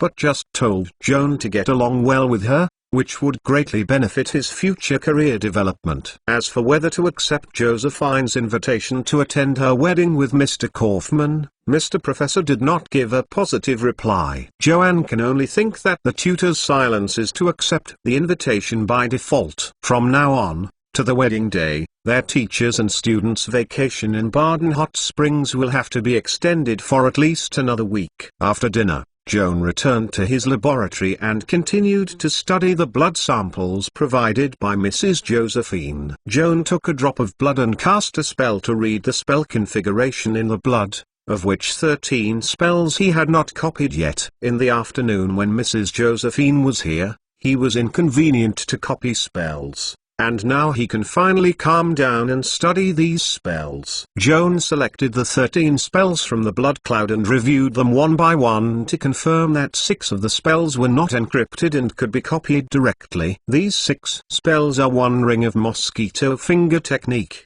2 rings of mosquito wing technique, 3 rings of beast disturbance spell and liquid alchemy. 4 rings of firewall technique and dimension anchor. Joan first transcribed these 6 spells into his spell book, of which mosquito finger technique, mosquito wing technique, beast disturbing spell and liquid alchemy can be learned now. The level of the remaining 2 spells is too high, he has no matching spell slots available, and can only be used as a reserve, and will be studied in depth after the level is upgraded in the future. There are 7 spells left, namely 1 ring of magic teeth, 3 rings of dominant insects, 4 rings of giant insects and repellent pests, 5 rings of epidemic swarms, 6 rings of the fleshworm swarm, as well as the 7th ring earthworm worm, originally belonged to divine art. Morphic blood vessel warlock like Mrs. Josephine can cast these spells with her blood power. Although Joan is not a warlock, fortunately, he also has worm blood and can also cast these spells in a mage way. But before that, he still needs to solve a problem, that is, to decipher the encrypted spell that comes with these spells. In order to observe the spell configuration more clearly and thoroughly, how to decipher encryption spells. Joan had accumulated some experience when dealing with Poison Strike before, and this time he intends to reapply. Mrs. Josephine's biological category also belongs to the supernatural insect subspecies, so Joan can use activate lesser items and mythical transfiguration in conjunction with number 23 runed egg to convert her. The blood is transformed into a bloodworm, and then the special ability worm identity of worming human is displayed, giving this Josephine bloodworm 1 point of intelligence. So far, Joan's operation process is exactly the same as when he used his blood to refine activated enlightenment bloodworm yesterday. The results are also good, successfully transforming the blood sample into the intelligent Josephine bloodworm. However, next came a phenomenon that he did not expect. When he blessed Josephine bloodworm with second mind connection and tried to persuade her to listen to her words through telepathy, this little baby bug actually gave back a rebellious personality. "You are not my mother, so I don't listen to you." This is a bit embarrassing. Joan couldn't help crying, and scratched her head, looking at the proud baby bug in the glass. It stands to reason that she should be grateful to herself for exerting her worm identity to enlighten the baby's intelligence. Moreover, the supernatural ability of worm identification itself also has the effect of enhancing the favor of insect creatures. Why does this baby insect care about itself? From Joan's point of view, it is indeed not very good at communicating with people worms. Perhaps this smart bug baby has seen the essence of his social barriers. On the other hand, Joan remembers that Mrs. Josephine personally admitted that she had a tough personality and was extremely self-centered. The baby bug born from her blood was like her daughter, who more or less inherited her own personality. It is reasonable to treat him as a strange man with an arrogant attitude and refuse to cooperate, no matter what the specific reason is. This Josephine bloodworm has a cold attitude towards himself. In order to continue to advance the research work, Joan can only manage to win the baby's favor and convince her to cooperate with her to stabilize the spell configuration in the body. According to Joan, women and children are the 2 groups that are the most difficult to deal with. The worm baby in front of him has the dual attributes of woman and child, which is naturally unreasonable. Like Master Mr. Joan, please collect www.mentalnovel.com. Master Mr. Joan's literature update is the fastest. Chapter 923 Instinct of Blood Lineage. Since he had no reason to talk about the arrogant bloodworm baby, Joanne could only try to lure it. After a little thought, he remembered that Mrs. Josephine said that the blood mosquitoes feeding her were his favorite foods, blood and sugar water. The baby bug lying on a glass dish and taking a nap leisurely has not yet developed into a blood mosquito, presumably not very interested in blood. So what about sugar water? Joan opened the King Bing refrigerator, took out half of the watermelon reserved for supper, scooped out some melon stuffing with a small spoon, and squeezed out the juice. The pale red watermelon juice dripped in the glass dish, and immediately alarmed the baby worm. The probe was crawling and sniffing, looking very alert. After a while, she confirmed that there was no threat from the raindrops falling from the sky. and exuded a sweet fragrance, she crawled over and buried her head to the watermelon juice. Seeing this scene, Kiaoan, stolen joy in her heart, sent out telepathy again, and asked the baby insects if she liked watermelon juice. Like. The baby bug answered without hesitation, so that Joan's confidence increased greatly, feeling that his plan worked, and continued to persuade. Then you obediently, I will give you more watermelon juice, okay? Not good. Bug baby refused very firmly, and at the same time quickly dried up the last drop of watermelon juice. Joan was almost mad at her. This bear boy ... Can I still educate? Exclamation mark.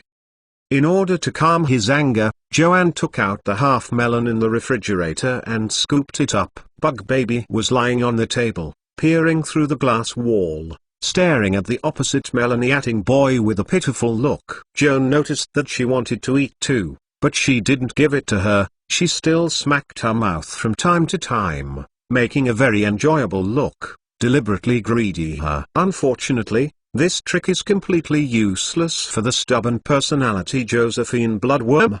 The more irritating her, the more she is stubborn, and she is also arrogant to refuse to telepathize with Joan. Joan ate half a melon. His mood did not improve, but he became more depressed. After throwing away the melon shell and washing his hands, he decided to abandon the threats and temptations, and instead adopted a more scientific and rude way, forcibly reversing the hostile attitude of the bug baby towards himself. If you think about it for a long time, Josephine Bloodworm is actually an activated awakening agent made from Madame Josephine's plasma. Joanne cannot change the arrogant personality of Josephine Bloodworm, but can manage to change her blood composition. The personality of a creature is always based on the flesh. As long as the composition of her flesh is changed, the personality may also be reversed and become a little more obedient. This new idea excited Joan, and he set out to try it immediately. He first cancelled all the spell effects blessed on Josephine Bloodworm,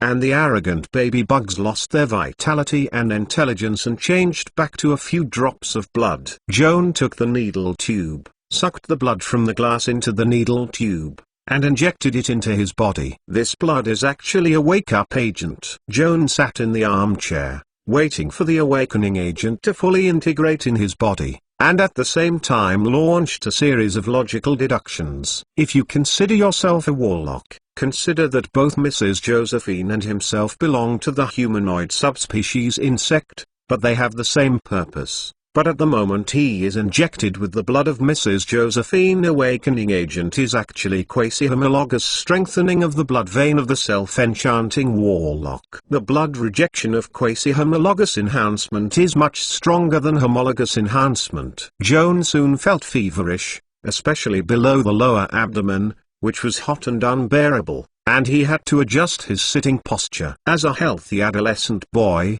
Joan is no stranger to this physiological phenomenon. Generally speaking, it is an unconscious behavior, not necessarily because of what he dreamed of. Of course, in close contact with a charming young opposite sex, occasional similar impulses are normal.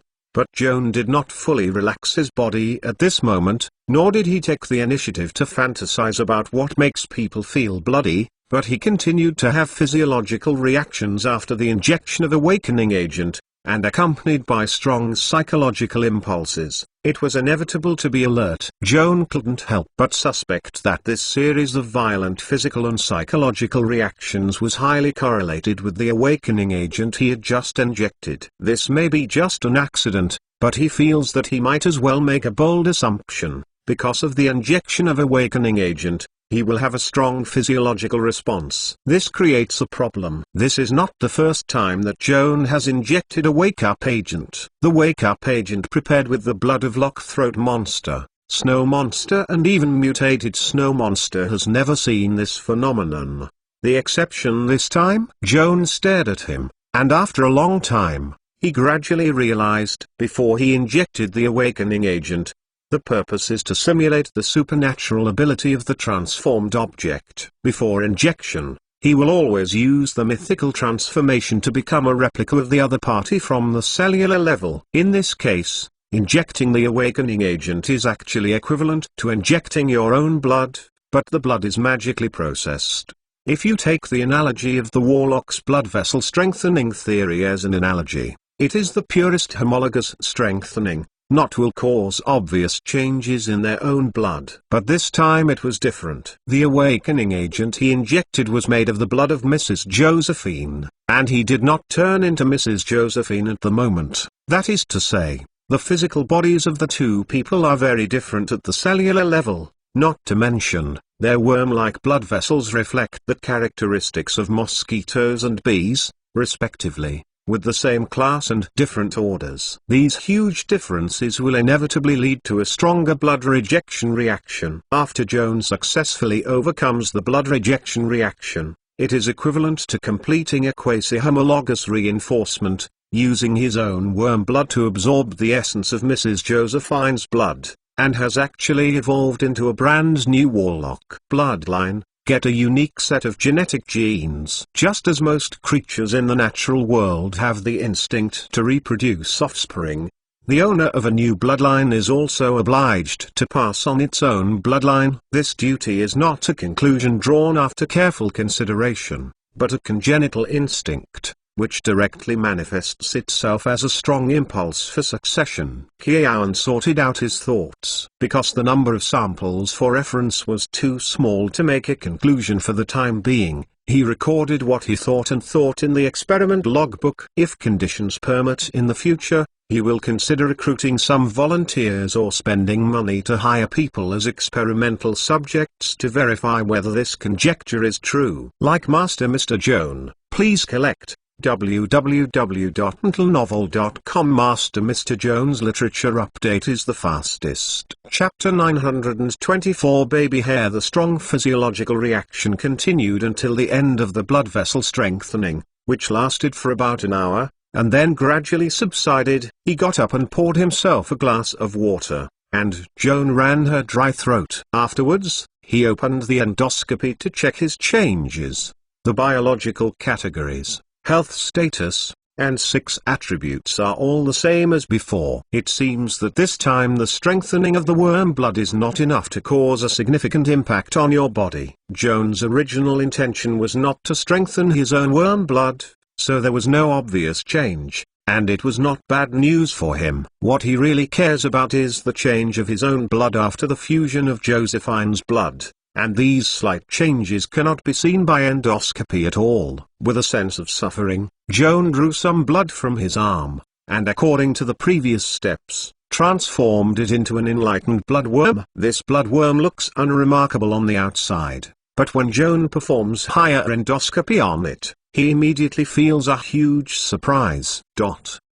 Detection target. Activation of mixed blood enlightenment larvae. Ultra minimal activation construct, supernatural insect subspecies, enlightenment subspecies. Health status, good. Threat level, none. Attributes, strength 1, dexterity 1, constitution 1, intelligence 1, wisdom 2, charisma 2. The term hybrid means that the bloodworms have the blood power of Joan and Mrs. Josephine, which is equivalent to a little creature fused out of the blood of two people. This is like putting a piece of sugar into a glass of water. Although the sugar content is thin and hardly tastes sweet, this glass of water is still sugar water and can no longer be called pure water. Joan just injected Mrs. Josephine's blood into her body just to fuse Mrs. Josephine's blood with her own blood to make it into one. The Joan Josephine bloodworm created in this way, because Joan's blood dominates, should be closer to Joan, who has a closer blood relationship, and is more friendly to him than Josephine bloodworm. That's right. With a glimmer of anticipation, Joan blessed the secondary soul connection for the half-worm baby in the glass dish, and then sent out a heart call. The baby hair twitched, then raised his head and stared at Joan, looking curiously. After waiting for a few seconds, Joan sensed the mental fluctuations from the baby hair bug and weakly asked him to prove one thing. Are you ... my mother? Yes. It's just down. This time Joan could not be ashamed, cheeky, and decisively recognize the cub. The half-breed babies, with Joan's affirmative answer, hesitated to come over and rubbed twice at his fingertips. It seems that he noticed a breath similar to himself from him, and the baby's attitude towards him has obviously become more intimate, and he has obviously been regarded as his mother. Joan wanted this result. Immediately using the advantages of being a primum, he persuaded the hair babies to obediently obey through telepathy, and helped the mother observe the blood spells attached to her body. After all, his bone blood dominates, and the baby hybrid's attitude towards Joan is very different from the arrogant Josephine bloodworm just now, and he accepted his request very happily. Joan relieved himself secretly, and immediately cast a spell to transform the baby harem into a blood cloud form, and with her assistance, successfully stabilized the 7 encryption spells, showing a clear spell configuration. Done. Joan was very excited and gave a heavy punch in the palm of his hand. Afterwards, he dipped the pen and dipped it in ink to remove the magic teeth, dominant insects, giant insects, drive away pests and bloodworms and Manchu worm, all transcribed into their own spell books. After copying these 7 blood encrypted spells, an hour has passed. The blood cloud in the sky is gradually blurred, and it may seem to escape at any time. Joan realized that the baby hemorrhagia was about to end, and she couldn't bear it, so she changed the blood cloud back to the baby worm form, reached out to touch her tender body, inspired a mythical power, and cast a higher spell. The second ring of arcane secondary activated items enhanced by time-lapse extended her life by 70 minutes. After the cast,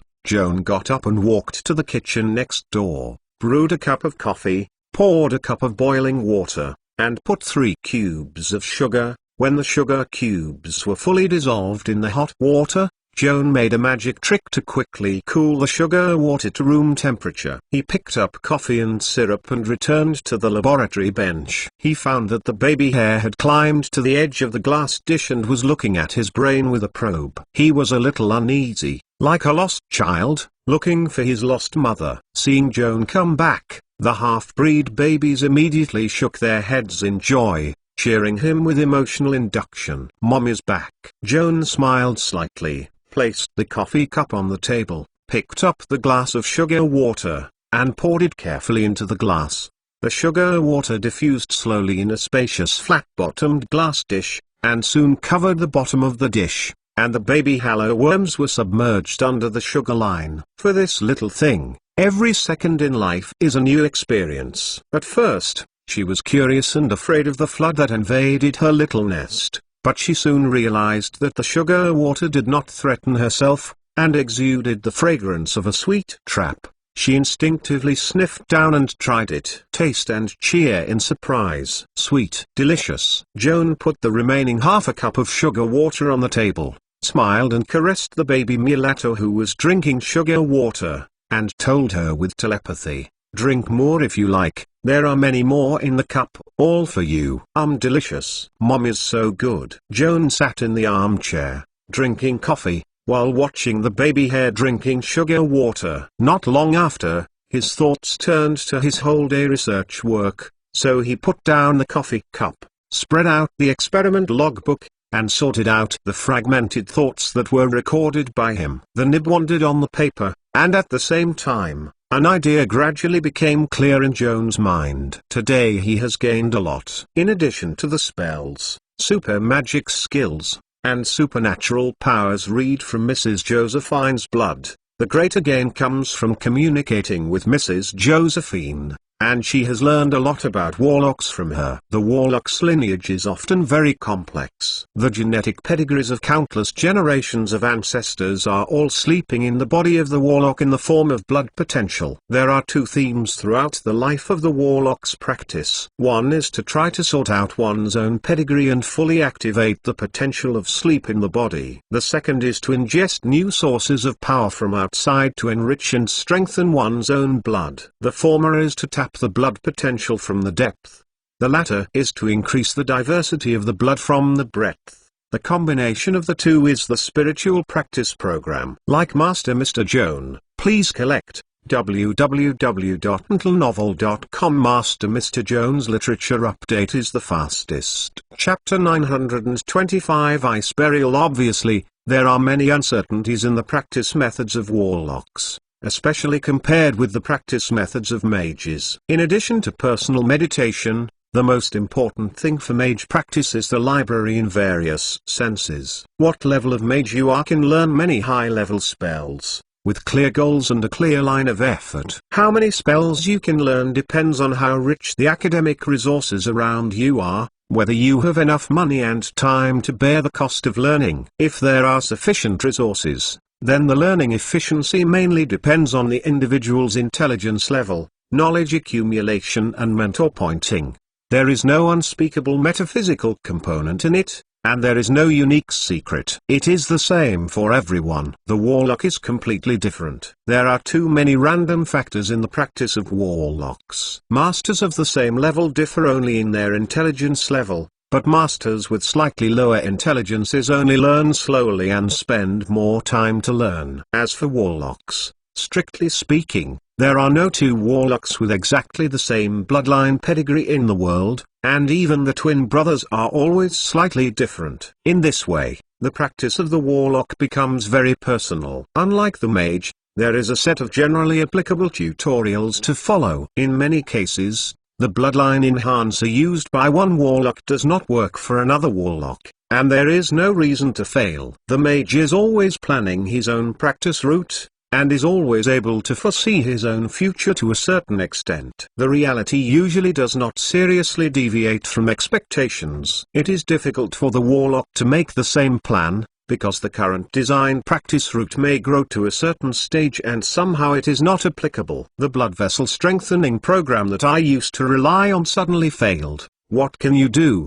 There is no way but to try to find a new strengthening route, which often has no precedents to learn from, and I am not sure which direction I should work towards next. In many cases, the seemingly feasible strengthening plan eventually proved to be in vain, and even caused harm to his body and even the spirit that was difficult to heal. Take Mrs. Josephine. Even a quasi-legendary warlock like her has taken a lot of detours and missed many bloodline spells that could have been developed, not to mention the little warlocks who are ignorant of their bloodline genealogy. Joan couldn't help but secretly rejoice. Fortunately, he didn't choose a warlock occupation at first, otherwise he would be driven into madness with his obsessive-compulsive disorder character, who is extremely disgusting with uncertainty. It is precisely because of the too many uncertainties in the practice of the warlock that Joan's original awakening mystery is even more valuable. Today's cooperation experience with Mrs. Josephine makes Joan realize that he has a unique advantage. With the myth blood interpretation and awakening agent, he can be represented by warlock and poet. Spontaneous casters provide the following services. 1. Display all the spells currently available, including those that have not yet been awakened. 2. Injection of awakening agent to fully develop the potential of blood vessels, so as to check for deficiencies. 3. Know in advance which spells you will awaken after the next upgrade. Today, Mrs. Josephine's admonition inspired Joan. When working with people, first ask yourself what benefits you can bring to the other party. Now, Joanne can answer this question. Based on the 3 exclusive services provided by themselves, there is capital to deal with the warlocks to help the other party develop the potential of the blood. At the same time, it is possible to analyze new spells, super magic skills and even supernatural powers from the blood samples of the other party, and then enrich own knowledge reserve. Joan feels that if the conditions are right in the future, he may wish to give full play to his advantages in this regard, and cooperate with as many warlocks and poets as he can to get what he needs. As he pondered, Joan recorded the thoughts in his mind. Closing the notebook, he yawned greatly. The night outside the window was dark, and the research on Mrs. Josephine's blood sample came to an end. He got up and came to the experimental bench, and found that the baby hair had licked the sugar water in the plate, and the whole body became fat, and he sat on the plate and sat dormantly. Joan took out the pocket watch presented by Mrs. Josephine and glanced at it. It was almost midnight. The half-baby in the plate is becoming illusory, and it seems that the lifespan is about to reach the end. Joanne wanted to continue her life again, but the fingers that stretched out were retracted again. He can continue his life twice or three times for the baby harem, but he can't continue it endlessly. In the end, she still wants to usher in the moment of long sleep. With complex emotions, Joan silently watched the glass dish, watching the baby hairworm exhausting magic power in front of his eyes and returning to a pool of blood again. Joan sighed, took the syringe, drew the plasma from the tray, and poured it into a reagent bottle, labeled the Joan Josephine mixed blood sample, and put it into the King Bing refrigerator for storage. This feeling is like burying his daughter's body in a cold coffin. Joanne doesn't know what it means, but it's better than nothing. Who knows? Time passed quickly, and Joan accompanied his instructor to the Baden Spa Resort for a week. In these 7 days, Joan's research on insecticide progressed smoothly. The relevant experiments have been completed, and the observed data are in line with expectations. In the following time, his main job is to organize data and write papers. Compared with the experimental operation, writing papers is more costly. After all, there is no security risk, and Joan does not have a deadline for submission. It feels much easier. Professor Moriarty's research on variola virus vaccinia is also going well. Joan occasionally went to the instructor's laboratory to help, and one day he accidentally discovered that the slaves of the experimental group and control group all became raw faces. Out of curiosity, he inquired the master, where did the original slaves go? And what happened to the newcomers? I started the second round of experiments today, redesigned the experimental plan, and incidentally replaced a batch of experimental bodies, which were also ordered at the Museum of Species. Professor Moriarty responded lightly. As for the original batch, some infected smallpox died, and the rest were useless. I sent them back to Fort Daining, and Betty will handle it for me. What does disposal mean? Joan was inconvenient to ask the teacher in person, but it is common sense to speculate that most of the professors intend to sell the slaves who had escaped the smallpox virus. Like Master Mr. Joan, please collect www.mentalnovel.com. Master Mr. Joan's literature update is the fastest. Chapter 926 Mystery Man. The slaves who had luckily left Moriarty's laboratory had some vaccinia injections, some had been vaccinated, and all had immunity to smallpox virus. Compared with other slaves who had not vaccinated, they were on the market. Is more valuable and more popular with buyers. It's not difficult for Joan to imagine that the tutor can sell a slave that has lost its useful value and get a large amount of cash. Perhaps it was because of this income that he had the ability to purchase 50 new slaves to carry out the second round of experiments. More experimental samples can provide richer observation data and lay a solid foundation for Professor Moriarty's virus prevention theory. His method of recycling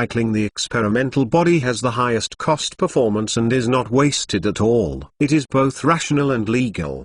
But Joan vaguely felt that behind this series of sophisticated and efficient calculations, some chilling signs were revealed. During this time, Master Harry often visited Professor Moriarty. Joan couldn't quite figure it out. How could Master Harry be passionate about making friends with his dad's fiancée's ex-boyfriend? Isn't he embarrassed? Perhaps under the influence of Master Harry, Professor Moriarty went to the club attached to the Spa Palace Hotel every afternoon, drinking tea, playing cards, playing a few games of billiards, and spending the lazy summer afternoon. Joan, a student, also shouldered a new errand, accompanying his instructor to participate in club activities in the health resort. Fortunately, it's different from the past. After more than a year of social training, especially by Mrs. Josephine's careful training, Joanne still doesn't like to participate in social activities. At least the symptoms of social disorders are not as serious as before. Participating in club activities these days, in addition to eating and drinking, Joan also has to be responsible for having a good time with the instructor and Master Harry. Joan played a good hand, especially when he and the mentor are sitting at the same table. The fate of the dealer or other players is doomed, either being washed out or already washed out. The edge is too strong, not good. Within a few days, the club's card lovers, including professional gamblers, knew that both the master and the apprentice had a perverted brain. Everyone knows that they are counting cards, but there is no way. No one wants to participate in a must-have game. Joan and Professor Mogliati have won too much. As a result, no one wants to play with them. According to Joan, in this case, you might as well pretend to lose a few, give some comfort to the players, and see that there is hope of winning. You will no longer exclude him and his mentor. However, Professor Moriarty seemed to disdain to do so, simply stopped playing cards, and his interest shifted to billiards. The professor's ball skills are as good as the card skills. Joan didn't know how to play billiards, but in order to accompany his instructor to practice the ball, he was forced to learn both hands,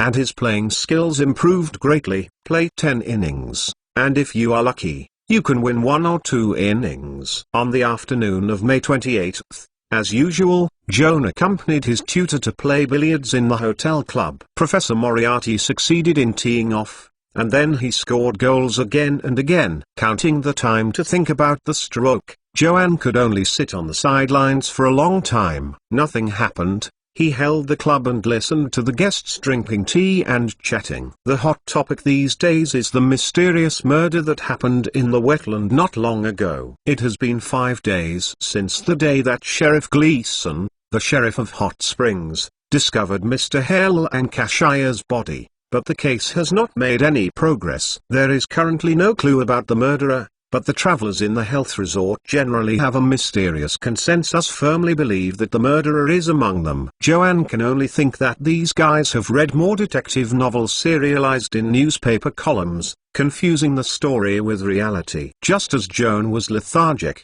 the club door suddenly opened, and a strange man walked in with a tall, mighty black hound. The club has an unwritten rule. The kittens and puppies in the arms of the ladies can be brought into the club, but they are also pets, and the large hounds domesticated by men are not allowed to enter the door. The waiter saw that someone was violating the rules, and greeted him to remind the new guest not to bring his big dog indoors, so as not to startle other guests. The new guest ignored the waiter's prompts, just looked at him coldly, raised his hand and flicked it aside, and tossed this young man who was higher than himself. The waiter is also a well-informed character. When he looks at the other party's posture, he knows that it is not easy to provoke him. The little conflict in front of the club attracted Joan's attention and looked at the strange man carrying a hound curiously.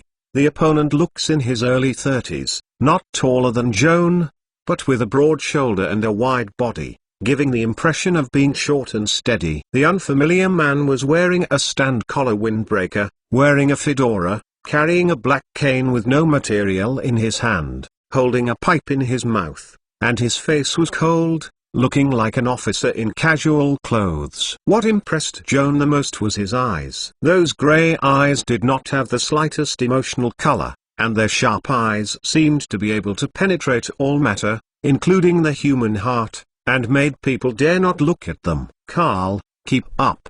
The short, stern man turned around and whistled. The dark-haired hound ran to the owner in response to his voice, and was very clever and sensible. The hound named Carl followed the owner's feet closely. Instead of puffing out his tongue like a normal hound, he closed his mouth tightly, silently, and glanced around the crowd. Joan noticed that the hound's eyes were as cold and majestic as his master, as if he were a judge in black robe. If anyone does something bad, I'm afraid they won't stare at this glorious hound. Joan vaguely has an intuition that neither our short man nor his hound are ordinary people.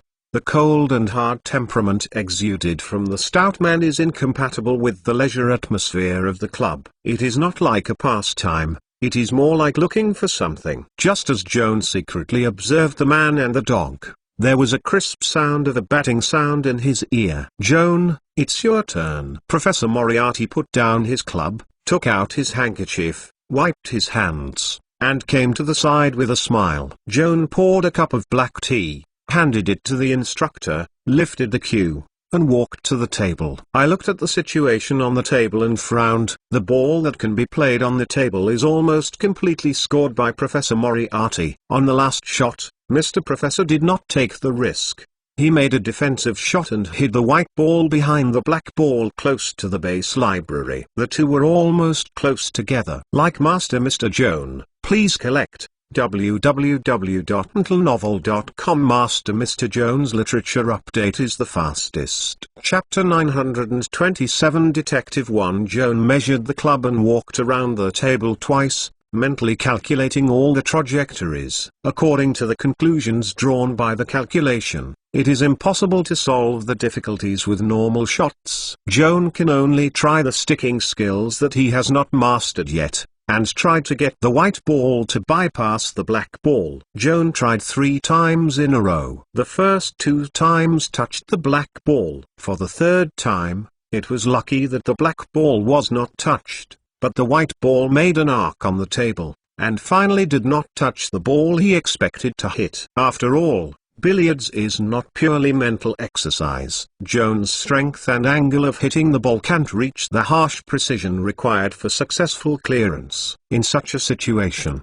it is useless to calculate it accurately. 3 shots failed and Joan was deducted a lot of points. Calculated in this way, there is no hope of overtaking the score. Joan no longer made senseless resistance and dropped his club in depression. Just then, there was a sneer suddenly behind him. Mr. Professor, your sectarianism is just like your playing style. You are good at stealth behind the scenes and engage in intriguing conspiracies and tricks to put prey in desperation. Yo, isn't this my old friend Ted Pinkerton? What kind of gusty wind is blowing you here? I haven't seen you in half a year. You haven't changed at all. You still have a stinky face like a paralyzed face. Professor Moriarty walked towards the newly arrived short man with a playful smile on his lips, and took the initiative to reach out to the man with his right hand. The man named Ted Pinkerton stared at the professor coldly, his hands in his trouser pockets. Without a word, Joan noticed that the tutor's outstretched hand was suspended in the air, and he froze for so long, embarrassing himself. As if after a century, Mr. Pinkerton finally withdrew his right hand from his trouser pocket, and symbolically shook hands with Professor Moriarty. The embarrassing atmosphere finally eased, and Joan secretly relieved himself, and also had doubts. Judging from the remarks at the beginning of the meeting between the two sides with the gun and the stick, as well as the atmosphere of tension between before and after the handshake, it seems that it is not like a normal old friend reunion, but more like a meeting with an enemy and a narrow path. Professor Moriarty was very personable. After shaking hands, he greeted Joan and introduced him to Mr. Pinkerton. After training during this period, Joanne was already proficient in this social etiquette, and smiled and bowed and shook hands. Mr. Pinkerton was polite to him, and did not show explicit hostility as he did to Professor Moriarty just now. Joan, our respectable Mr. Pinkerton, is an advanced ranger. However, unlike the rangers who wander in the wilderness, Mr. Pinkerton is an active hunter in the city, or according to the fashionable saying of the moment, he is a famous private detective. After listening to the tutor's introduction, Joan looked at Mr. Pinkerton's eyes and couldn't help being more curious. Previously, he had only seen the name private detective in newspapers and novels, and thought it was a fictional profession created by writers. Today, it is known that there is really such a practice in reality. Detective Ted Pinkerton, who didn't buy the compliments of Professor Moriarty, sneered and said, "You are too much, Mr. Professor. I am just a small person who eats on the fringes of society. You are a truly famous big person, especially in the field of organized crime. Those fierce gangsters. Who does not know your name, and who dares to fear your evil wisdom?" Mr. Pinkerton's remarks made Joan deeply baffled. Listening to what he said inside and outside, it seems that the mentor is closely connected with the criminal syndicate, and his status in the underworld is respected. Where should I start? Joan had heard from Mrs. Josephine that the tutor had been involved in gang activities when he was young, but that was the old Huang Li of 30 years ago. Now he is a full professor of Austrian law at Mage Joan University, a real academic elite and social celebrity. How can he have private contacts with criminals? Mr. Pinkerton, seemingly aware of Joan's mood changes, turned his head and gave him a deep look. Mr. Professor, in these years, you have served as a teacher on the university campus, pretending to be an individual, but I am afraid that few people know that in addition to teaching in the university, you also have the title of criminal educator in private. Just as far as I know, you have provided paid consulting services for at least double-digit organized criminal gangs, using your extremely clever mind,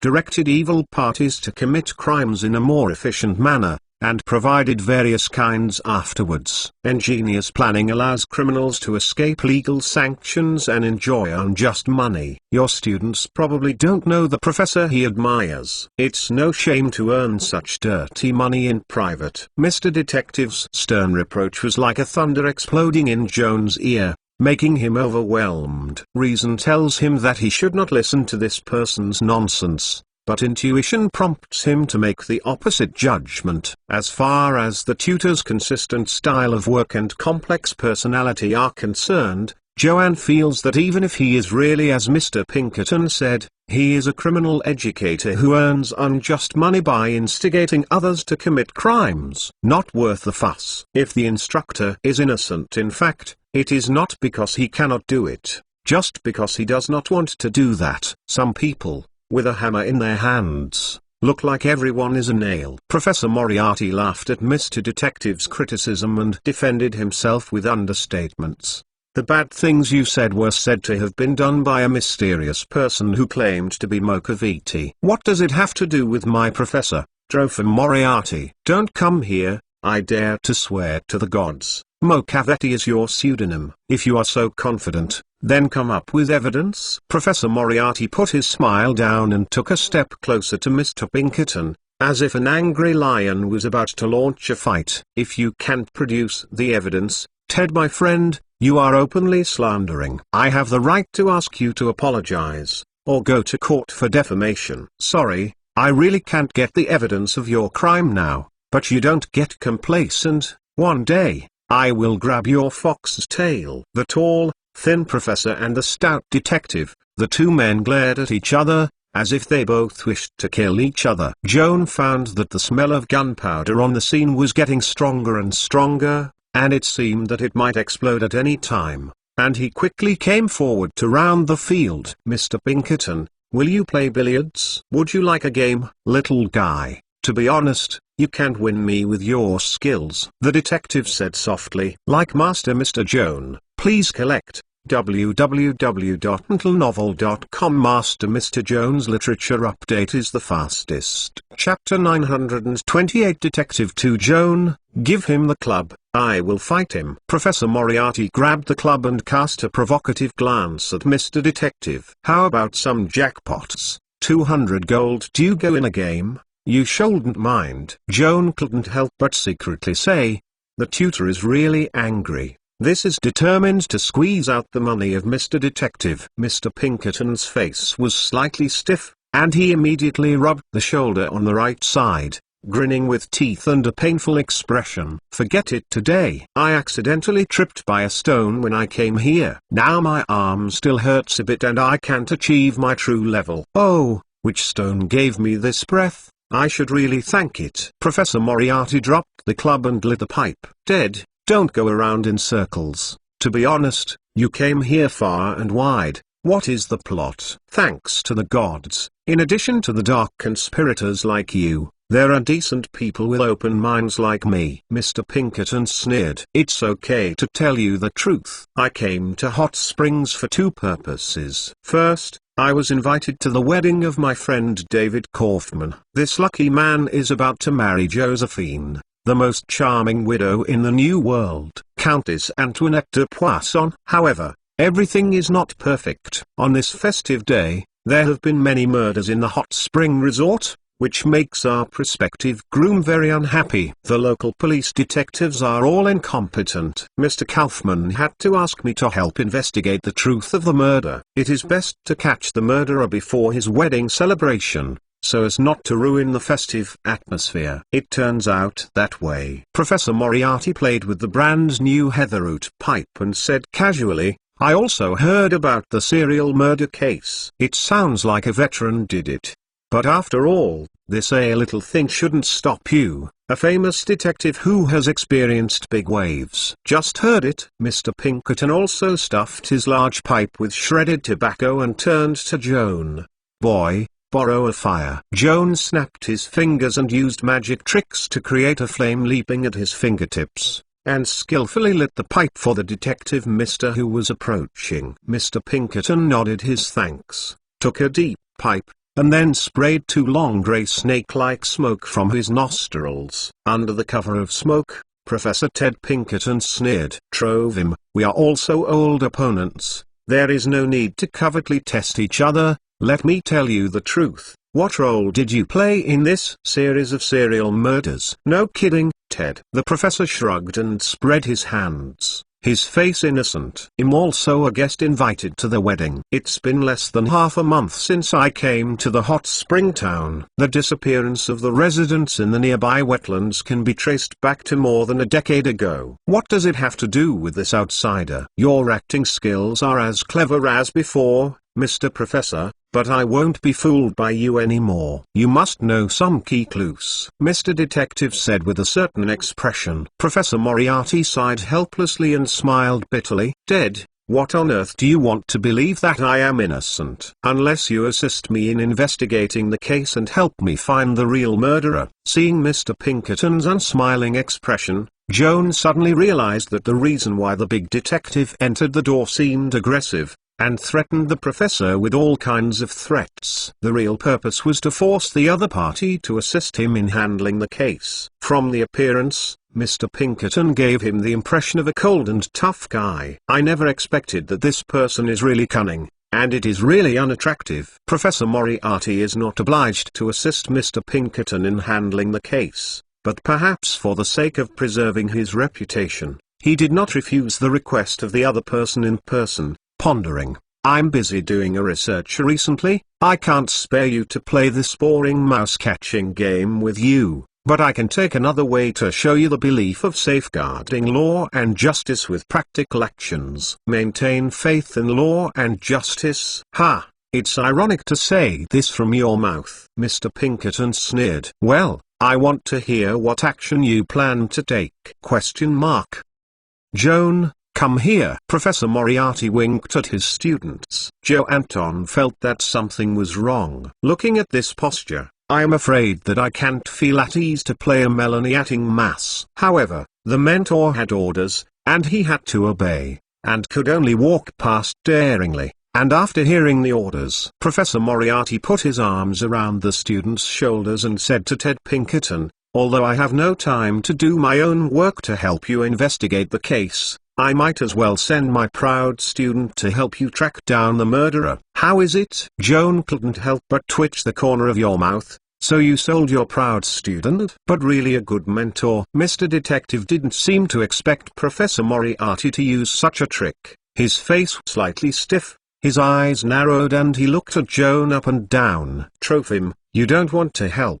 But don't hurt this young man. The case is very dangerous. In case of an accident, I can't afford it." "Ted, you two look at yourself too much. In fact, my students have experienced far more dangers than you might think. The battles on the battlefield are not afraid of Joan, and you are afraid of this little trick?" Professor Moriarty put his arms around the student's shoulders and declared confidently, "My students not only have the strength to fight evil, but also lack of justice and courage. Joan is by your side, far more useful than me." Ted Pinkerton hesitated for a moment, and a smile of self-deprecation appeared on his lips. "The child's eyes look very simple. I must have not been poisoned by your evil thoughts. At least don't worry about him stabbing me from behind. And you, the respected professor, can definitely do such a thing." Joan scratched his head awkwardly, feeling that the situation was becoming more and more strange. How could he be a good college student who became a detective partner inexplicably? At this moment, Mr. Pinkerton reached over. Joan quickly shook hands with him. This handshake means that he accepts the dispatch of his tutor and will assist the detective to investigate the truth of the murder as a temporary assistant. This is our partner, Carl, a very humane police dog. Let's get to know it. Mr. Pinkerton whistled and greeted the police dog, squatted down in his ear and whispered, as if introducing Joan to it. Carl was really human, and ran to Joan, squatted directly across from him, and immediately raised a front paw. Like Master Mr. Joan, please collect www.mentalnovel.com. Master Mr. Joan's literature update is the fastest. Chapter 929 Wilderness Chase. Kiawan froze for a moment, then woke up and quickly squatted, kneeling with Carl, and stroking the smooth hair of the police dog's neck. Hello, Carl, my name is Joan, please take care. Joan himself felt a little funny when saying hello to the dog, but otherwise he didn't know what to say. Wang! Carl let out a low growl, and seemed to say hello to him again, with warm goodwill in his eyes. Okay boy, we have to hurry up and work. Remember to change to a pair of boots suitable for trekking in the wetland. I will wait for you outside the door. With a pipe in his mouth, Mr. Pinkerton turned and walked out of the door. Carl turned and followed his master. After 2 steps, he turned back to Joan Wang twice and shook his tail, seeming to urge him to follow. Joan smiled and waved his hand,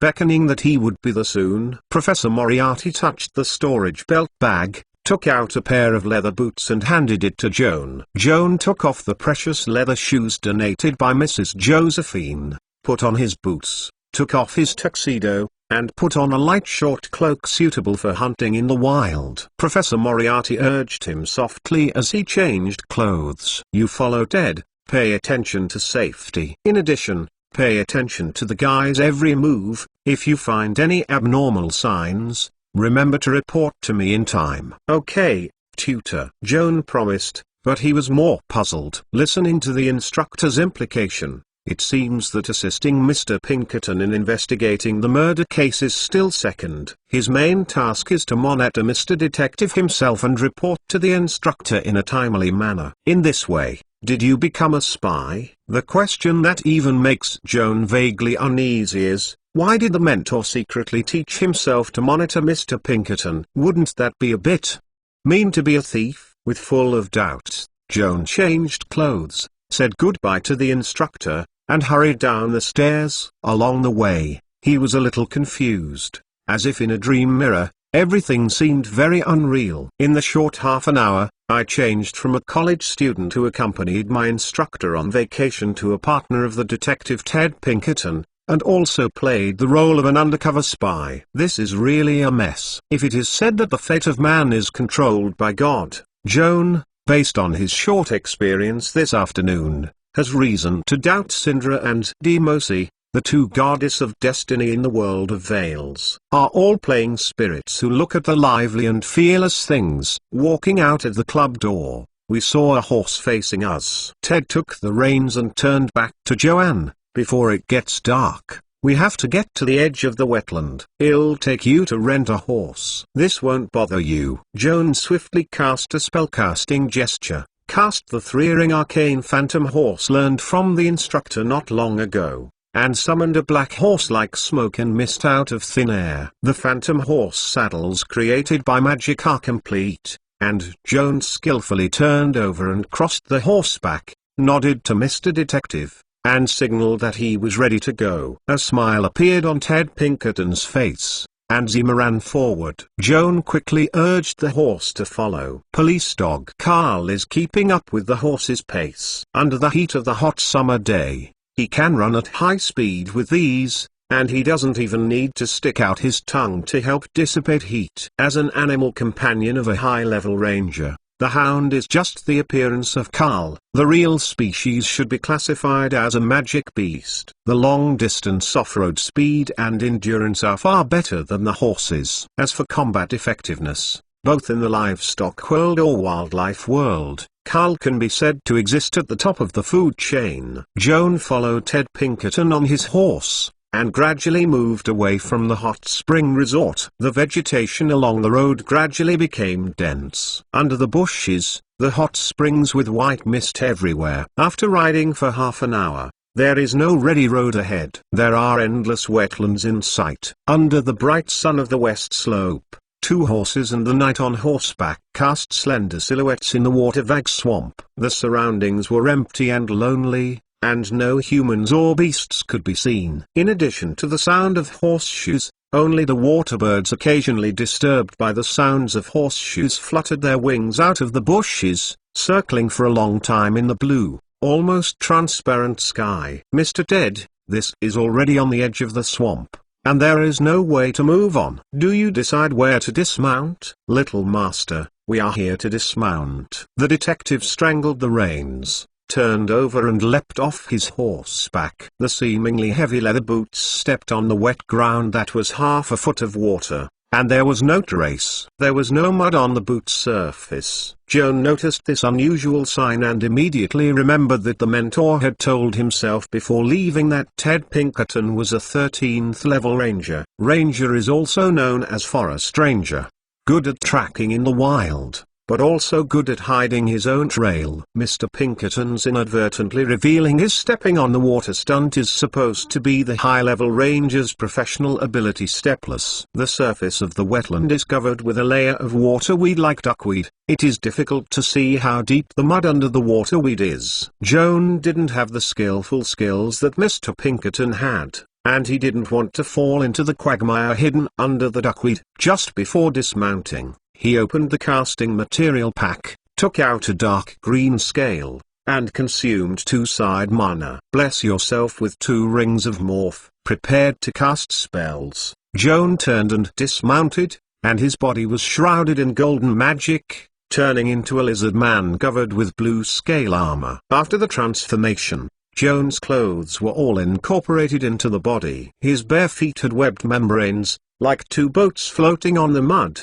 plus a strong tail, as a third support point. Enough he made a stride in the muddy wetland, like a flat ground. Ted Pinkerton noticed that Joan had turned into a lizardman, just a glance of approval. Police dog Carl was taken aback by the bizarre look that Joan suddenly turned into. He first shrank back alertly and growled in a low voice. Later, when he realized that the lizardman was not hostile, he nodded to him, and approached up cautiously, sniffing on his scale-covered calf, making a whimper of enlightenment, seeming to recognize him. After being transformed, he could still be recognized by Carl, and Joan couldn't help but marvel at the intelligence of this police dog. "However, I thought about it. Fortunately, I was performing the ordinary version of morphing. After changing my shape, I still retained the original breath, but I could not hide the keen sense of smell of the police dog. If the mythical transfiguration is performed, the flesh is changed from the cellular level, and the body odor becomes exactly the same as that of a real lizardman. Even if Carl's sense of smell is so sensitive, I am afraid he can't recognize himself. Like Master Mr. Joan, please collect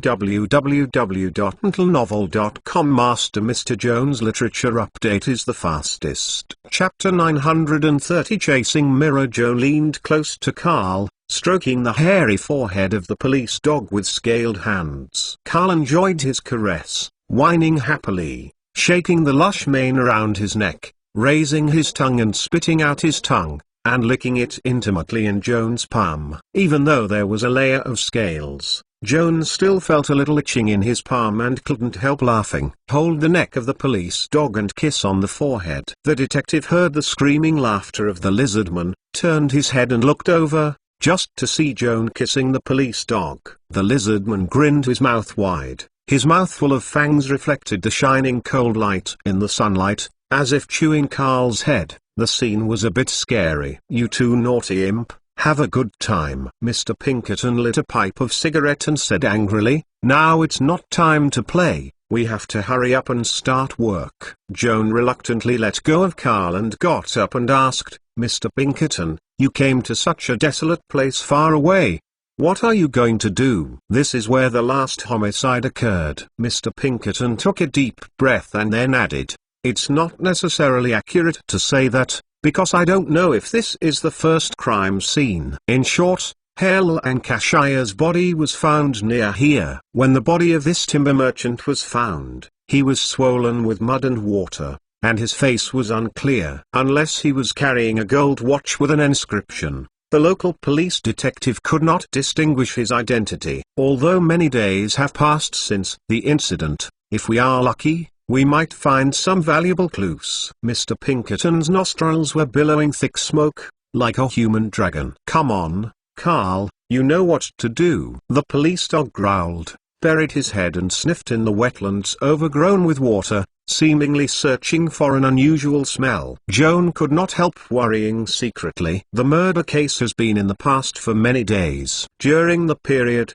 there is not a lot of wind and rain. What clues can be left to search? But when I thought about it, Carl was not an ordinary hound after all. Maybe I could find something valuable. The result did not disappoint him. Within 10 minutes, Carl stopped and barked at the grass. Joan and Ted glanced at each other, and hurried past, plucked away the grass. A black object caught in his eyes. The detective put on his gloves, carefully holding the black object, and after a little observation, a sudden look appeared. "It's a half spear or javelin, voila. Here is the spearhead." Joan followed Mr. Pinkerton's instructions and observed the obsidian tip firmly tied to the front of the broken wooden rod with a thin leather rope, frowning. "This is the weapon?" "Mostly." Mr. Pinkerton handed the half-spear to the police dog and motioned for Carl to sniff the obsidian head. "If this is a murder weapon, the workmanship is too rough." Joan touched his chin and pondered, reasoning. "The murderer doesn't have to kill him with such a simple weapon, unless he has a special hobby, or comes from a barbaric tribe, and the level of civilization is still in the Stone Age, or the murderer suspected and tried to lead the police astray." Mr. Pinkerton added a possibility and gave Joan a meaningful look. "Your mentor, Professor Moriarty, is the best at this kind of false and real tricks. Have you heard of the ancient curse of the Queen? In my opinion, this suspicious case that has not yet been revealed to the truth, if it is Professor Moriarty's masterpiece, is a tomb gang under his guidance." Mr. Professor and his party made an essay on the ancient female body excavated from the pyramid, which convinced the public and the police to believe that the members of the archaeological team went crazy one by one because they broke into the tomb of the ancient queen, suffering revenge from the queen's mummies and dying of curse, thus covering the criminal facts of the theft of ancient cultural relics by tomb robbers. "You are going too far, Mr. Pinkerton, and you suspect that my mentor is involved in criminal operations. Is there any real evidence?" Qiao Anzing asked. This. Mr. Detective scratched his head embarrassedly. "If there is any real evidence, I would have arrested the old fox. Since there is no evidence, it is better to make less speculation. You are a detective. You should know that it is also an offense to slander and defame people's reputation." Qiao said angrily. "Ha! Damn little devil, like your tutor. He is very clever and has no mouth to spare." Mr. Pinkerton murmured sadly. At this moment, the police dog Carl suddenly roared, seeming to find important clues. Mr. Pinkerton quickly turned his head to look at Carl, and seemed to be in spiritual communication with his animal partner, then nodded thoughtfully. "Anything new?" Joan asked eagerly. "Carl found residual blood on the gun head, which should be human blood.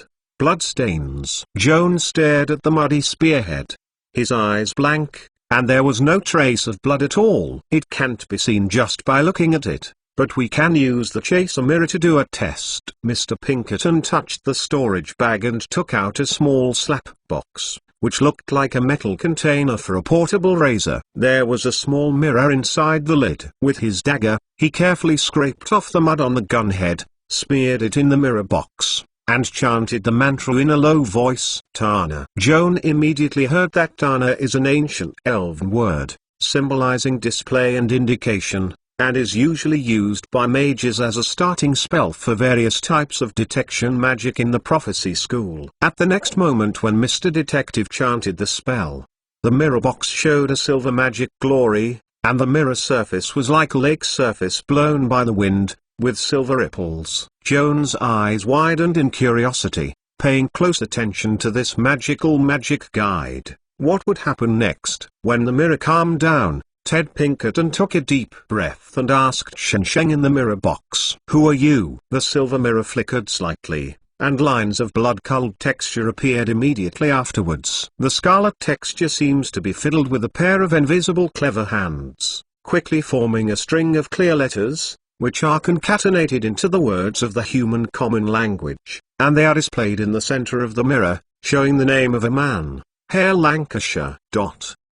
Joan was taken aback. Herr Lancashire, isn't it the name of the dead? It seems that Mr. Pinkerton's magic guide can trace its origins according to the bloodstains smeared on the mirror surface. In fact, the magic of chasing the mirror is far more than that. Next, Mr. Pinkerton asked 3 questions in succession. What is your identity? Why are you bleeding here? When did you bleed? Like Master Mr. Joan, please collect www.mentalnovel.com. Master Mr. Joan's literature update is the fastest. Chapter 931 Wooden Pulp Water Storage Pen. The little mirror in the box responded to every question of Mr. Detective in letters. I am a timber merchant in Midget City, and my home address is. A beautiful lady, about meeting me here, was attacked by a group of monsters. They looked like huge human-shaped toads. Very cruel. The time of the attack was around the evening of May 8th. It was already dark. I didn't pay attention to the specific time.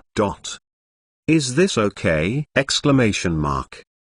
Joan couldn't help but growl in his heart. He originally thought that Mr. Pinkerton would like the private detectives described in the novel. By carefully observing the criminal traces left on the scene, coupled with meticulous and imaginative deductive reasoning, he would draw bold assumptions and lock the suspects. After a fierce chase, he was finally arrested and accepted legal sanctions. From the beginning, Mr. Pinkerton's style and way of doing things were indeed very much like the detectives in the novel. However, from the moment when he took out the mirror box, the style of painting quickly deviated. It turned out that the magic weapon was used to trace the murder. Joan murmured in disappointment. Why, isn't it? Mr. Pinkerton glanced back at him. Nothing. Although he didn't want to admit his words, Kiaun was disappointed in his heart, and he always felt that relying on magic to solve the case showed no true ability of a detective. Boy, I know what you are thinking. Do you think I am boring to trace the murderer with the magic power of the chasing mirror? Mr. Pinkerton patted the boy's shoulder, a smile appeared in his eyes. Come and tell me, what is the mission of the detective business? Of course it is to detect the case, catch the murderer and defend the law. Joan answered without thinking. In this case, as long as you can achieve the goals you said, no matter what means is used to investigate the case, as long as it is legal, there is no problem, right? Victims, their family and friends, and even the law itself do not need any thrilling detection process, nor do they need detectives to show off their ingenuity and intelligence. What is really needed is to solve the case as soon as possible and sort out the case in the most efficient way. The murderer is brought to justice, so as to prevent more innocent people from being injured by the murderer. With more efficient criminal detection tools not in use, sitting in an easy chair,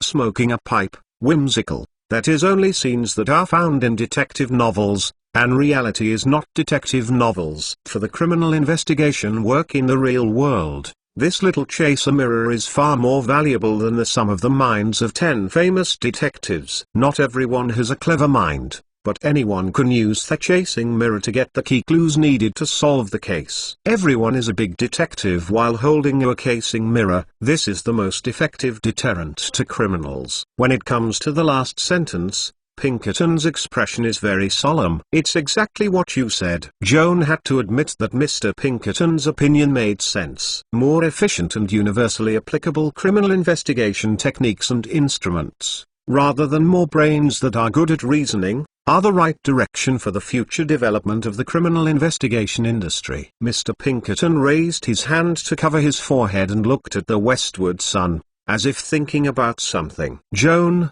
It's still early. Let's first find a cool place to eat some dry food. We may have to handle the case tonight, and take a break to recuperate. Joan led the horse, followed Mr. Pinkerton across the shallow water, climbed up the dirt with tall bushes opposite, and sat in the shade to rest. Pinkerton opened the storage bag, took out 2 sandwiches wrapped in newspaper, and handed Joan one. He himself wasn't busy eating, whistled, greeted Carl, and whispered in the ear of the police dog, then waved and sent it away. Mr. Pinkerton, what are you doing with Carl? Joan was surprised to see the figure of the police dog going away quickly. The detective took the half-stained spear and shook it at him. Since we have found a half-spear, it is inferred from the common sense that there must be a back half-spear bar nearby. If this weapon is found, Carl may be able to smell the murderer's smell from the grip of the spear, and then it will be more clear tracking direction. Joan nodded. It seems that Mr. Detective does not completely rely on the magic weapon to handle the case,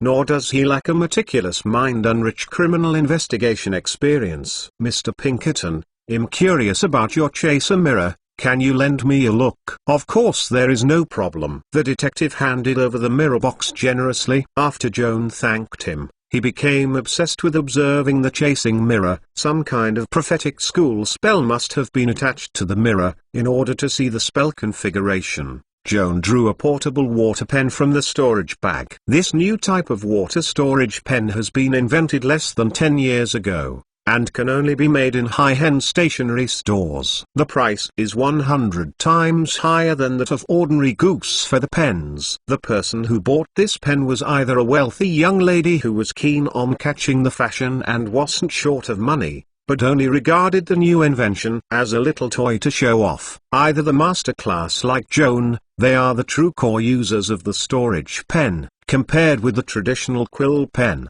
the advantages and disadvantages of the water storage pen are outstanding. The structure of this pen is based on the goose feather pen, injecting ink into the hollow pen tube, and filling the bottom with a loose and porous sponge cork pulp isolation layer, so that the ink slowly penetrates to the pen tip. The tip of this pen is made of an alloy that is not easily rusted, so it is also referred to as pen for short. The special nib structure makes the pen more wear-resistant, and the written font is smoother and slimmer. The special pen tube structure can seal and store ink. Unscrew the pen cover, and you can write at any time, eliminating the need to dip the ink, which is more convenient than the traditional goose feather pen. However, the delicate structure means that the pen is more expensive and more prone to failure. After the ink in the pen tube is used up, a small syringe is needed to extract the ink from the ink bottle and inject it into the pen tube. This series of re-adding ink is much more tedious than the traditional quill pen dipped directly in ink.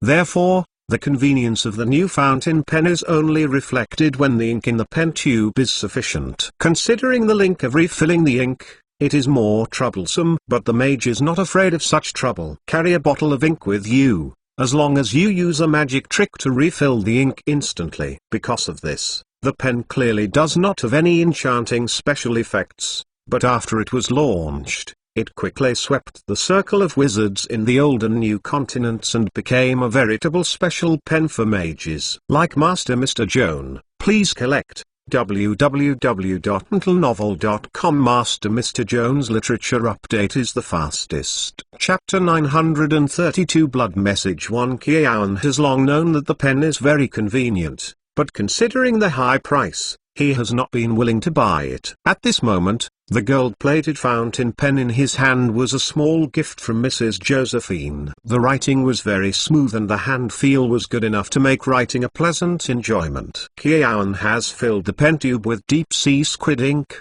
unscrewed the pen mask, and skillfully depicted the number 4 rune ensues on the chasing mirror, and successfully resolved the spell attached to the mirror. This rearing spell called Blood Message uses a creature's blood or dried blood stains as a casting material, and can use magic to analyze the remaining information in the blood. The caster can ask 4 questions: the name of the blood donor or the most widely known code name, the gender, race, and occupation of the blood donor, what causes bleeding, And when did the blood bleed? If the blood owner has died when casting the spell, in this case, the blood message acts like a weakened version of psychic, which can extract the conscious fragments in the blood without hindrance, and display the answers to the above 4 questions on a plane near the bloodstains in words that the caster can understand, such as the ground, paper, or wall surface, or the caster can specify a plane on which the text can be presented. Like the chasing mirror in Joan's hands,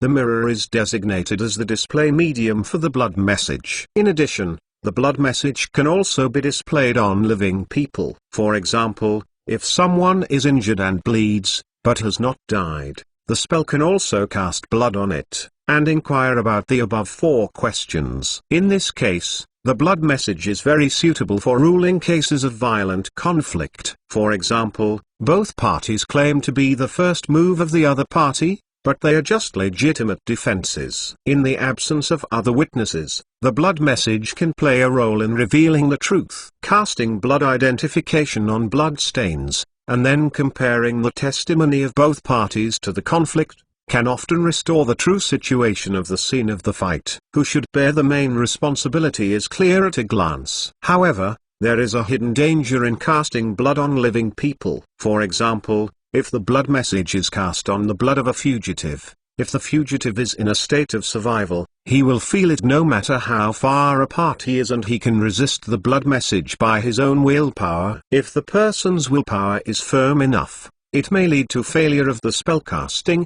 without any valuable information, but instead to cause the fugitive to be alert and hide more secretly. It is even more difficult to try to catch him again. In general, blood message is a very useful spell, especially in the field of criminal investigation. As long as there is a little trace of blood, a lot of key intelligence can be analyzed. When Mr. Pinkerton used the mirror to analyze the bloodstains of Hare Lancashire, he had fully demonstrated the irreplaceable value of this spell. Joan carefully read the spell configuration of the blood message twice, then spread out a thick spell book on his knees and wrote down the spell with a portable pen. After copying the blood message, the ink in the pen tube was just exhausted. Joan refilled the pen with ink, and then returned the chaser mirror to Mr. Detective. Mr. Pinkerton stuffed the last sandwich in his mouth, dusted the breadcrumbs in his hands, took the chaser mirror, and stuffed it into his jacket pocket. Joan took out his pocket watch and glanced at it.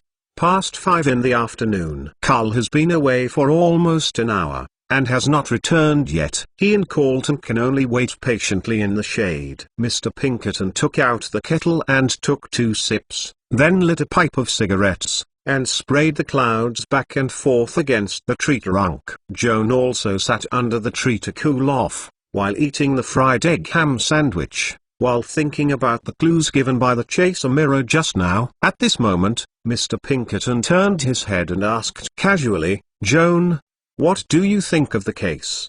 The clues we currently have available are all from the chasing mirror." Before the detective opened his mouth to ask, Joan had actually thought about this question in depth. The mirror of the murder gives answers to 4 questions. What I care most about is not the answer itself, but the 2 details disclosed in the answer. Tell me about the 2 details. First of all, Mr. Lancashire's bloodstains still contain fragments of his consciousness before and after the victimization. The Dead School has a theory. In addition to the soul as the subject of the will, there are many fragments of consciousness that are split from the soul. These fragments are not enough to completely preserve people's memories, but some of the memory fragments will be retained. It is a strong and memorable piece of memory. The probability of surviving is higher, and the duration of surviving is also longer. Don't think that only the soul of the deceased can split the fragments of consciousness. In fact, the same is true of living people. We lose a lot of fine skin debris every day, which may not be felt by ourselves, but the debris does contain a lot of information about our own flesh, such as biological types, blood types, and even cells and genes, which can pass through small data is analyzed. To draw an analogy, the fragments of people's consciousness are actually like dandruff of souls. The fragments of consciousness of living people are usually just randomly scattered in the void aimlessly, and will dissipate by themselves soon. However, if a shard of consciousness is attached to his relics, It may be preserved for many years, condensed but not scattered, and may even activate the relics and become monsters such as paying mourning gods. These questions I will not elaborate on foreign languages. Let's go back and talk about the bloodstains of Mr. Lancashire. The bloodstains are actually a kind of relic, which can be used as a carrier to attach fragments of consciousness. When we analyze the bloodstains using the blood message, we are actually extracting these consciousness in a specific way. Fragment. The information that fragment of consciousness can carry is very limited. In this limited information, if it involves details that are not related to the subject of the problem, it means that the deceased was impressed with these details during his lifetime, even after he died. The two details that I care about are all in the third answer shown in the Chasing the Mirror. The answer is why he bleeds, in other words, who injured him. The answer mentioned, a beautiful lady. Mr. Lancashire was here in a meeting. Mr. Pinkerton, don't you think this is suspicious? It's really suspicious. The detective spewed two smoke from his nostrils, and then raised a series of doubts. Like Master Mr. Joan, please collect www.mentalnovel.com. Master Mr. Joan's literature update is the fastest. Chapter 933 Blood Message 2. First of all, it is not good for you to choose a place. Why did you choose this desolate ghost place? Furthermore, who is the beautiful lady Lancashire meets here? Did Lancashire be present when she was killed? And what kind of fate did she suffer? If she was also murdered at the time, why did she not find her body at the crime scene? If the person is still alive, why didn't the police report afterwards, as if they disappeared out of thin air? If she was kidnapped by the murderer at the time of the incident and unable to contact the outside world, is she still alive now? Joan silently listened to Mr. Pinkerton's analysis of the case, and nodded his head occasionally, agreeing.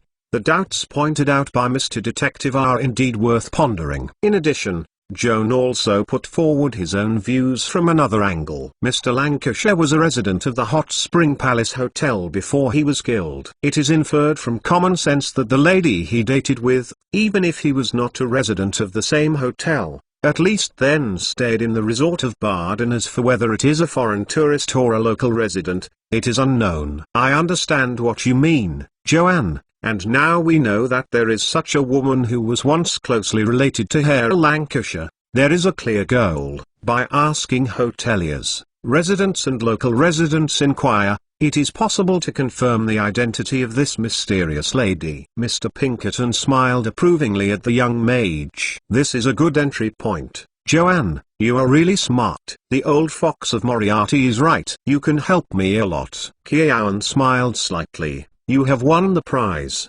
Mr. Pinkerton. In fact, even if I don't say it, you have already noticed these doubts. Mr. Detective didn't admit it or deny it, but encouraged Joan to continue. What is the second detail that raises your suspicion? This is too obvious. It can no longer be regarded as details. You must have noticed that Mr. Lancashire's fragment of consciousness is inscribed with information about the murderer. Joan paused for a moment, and his complexion became slightly more delicate.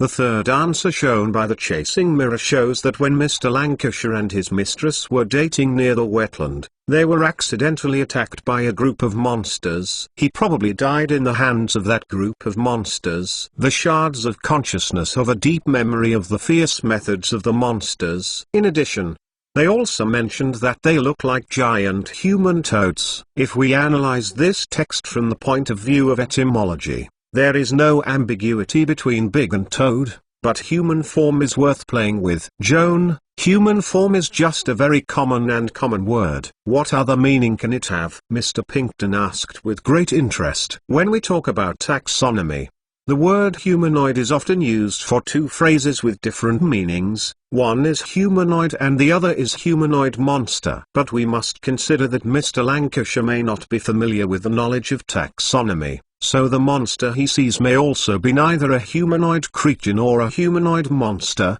but only appearance. The characteristics of human beings and toads, such as the slug family of the chaotic sea. There is also a fighting demon in the bottomless abyss, which also meets this description. and the furious demon is neither a humanoid nor a humanoid monster, which is classified as abyssal biological world and devil creature. Tanner Rinley under the door. Joan, if there is a group of furious war monsters from the bottomless abyss in the Baden wetlands, then it is not just to Hare Lancashire who died. The entire hot spring town should have been completely destroyed. Mr. Pinkerton shook his head and sneered. I also know that this possibility is very small, but a small probability event does not mean that it does not exist at all. Mr. Pinkerton raised his hand to interrupt his defense. Joan, striving for rigor is not a bad thing, but it must be divided into occasions. You are not engaged in academic research right now. You can't be so nerdy. The tight time does not allow us to consider all the possibilities. You can only determine one of the most likely options and make it a priority investigation target. I don't care if the killer is a humanoid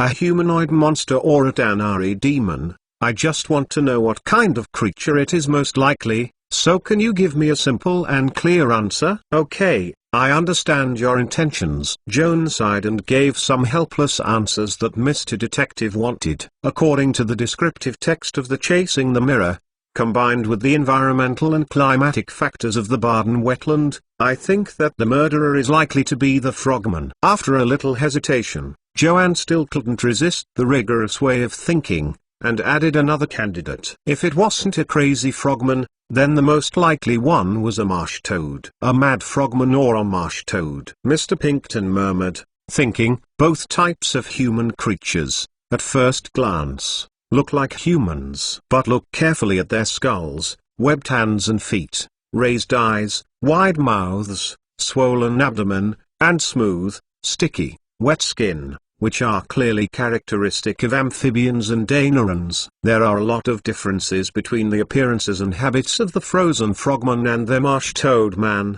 but the information given by the Chasing Mirror is too vague, and I cannot make a more accurate judgment. Joan shrugged. As far as his knowledge reserve is concerned, he has tried his best. Thank you, Joanne. The information provided is very complete. Mr. Pinkerton smiled confidently. Have you guessed the race of the murderer? Joan asked urgently. Is it a frogman or a marsh toad? In the Baden area, both the frogman and the marshman have been observed, but these two races had a fierce conflict many years ago, and then the frogman was defeated by the marshman. The tribe was forced to flee the Baden wetlands. There have been no reports of sightings of mad frogmen in recent years. I have heard people talk about them, and occasionally there are traces of marsh toads on the edge of the wetland. If the witnessed testimony is true, there must be at least one hidden marsh toad tribe deep in the wetland. Except that these monsters rarely leave their territory and have never had a hidden conflict with human society. Mr. Pinkerton snorted a pipe on the stone beside him and turned to ask Joan, how much do you know about the creature Muta? I haven't seen the marsh toad in person, but I have read introductory text and illustrations about this creature in the book. Joan frowned a little,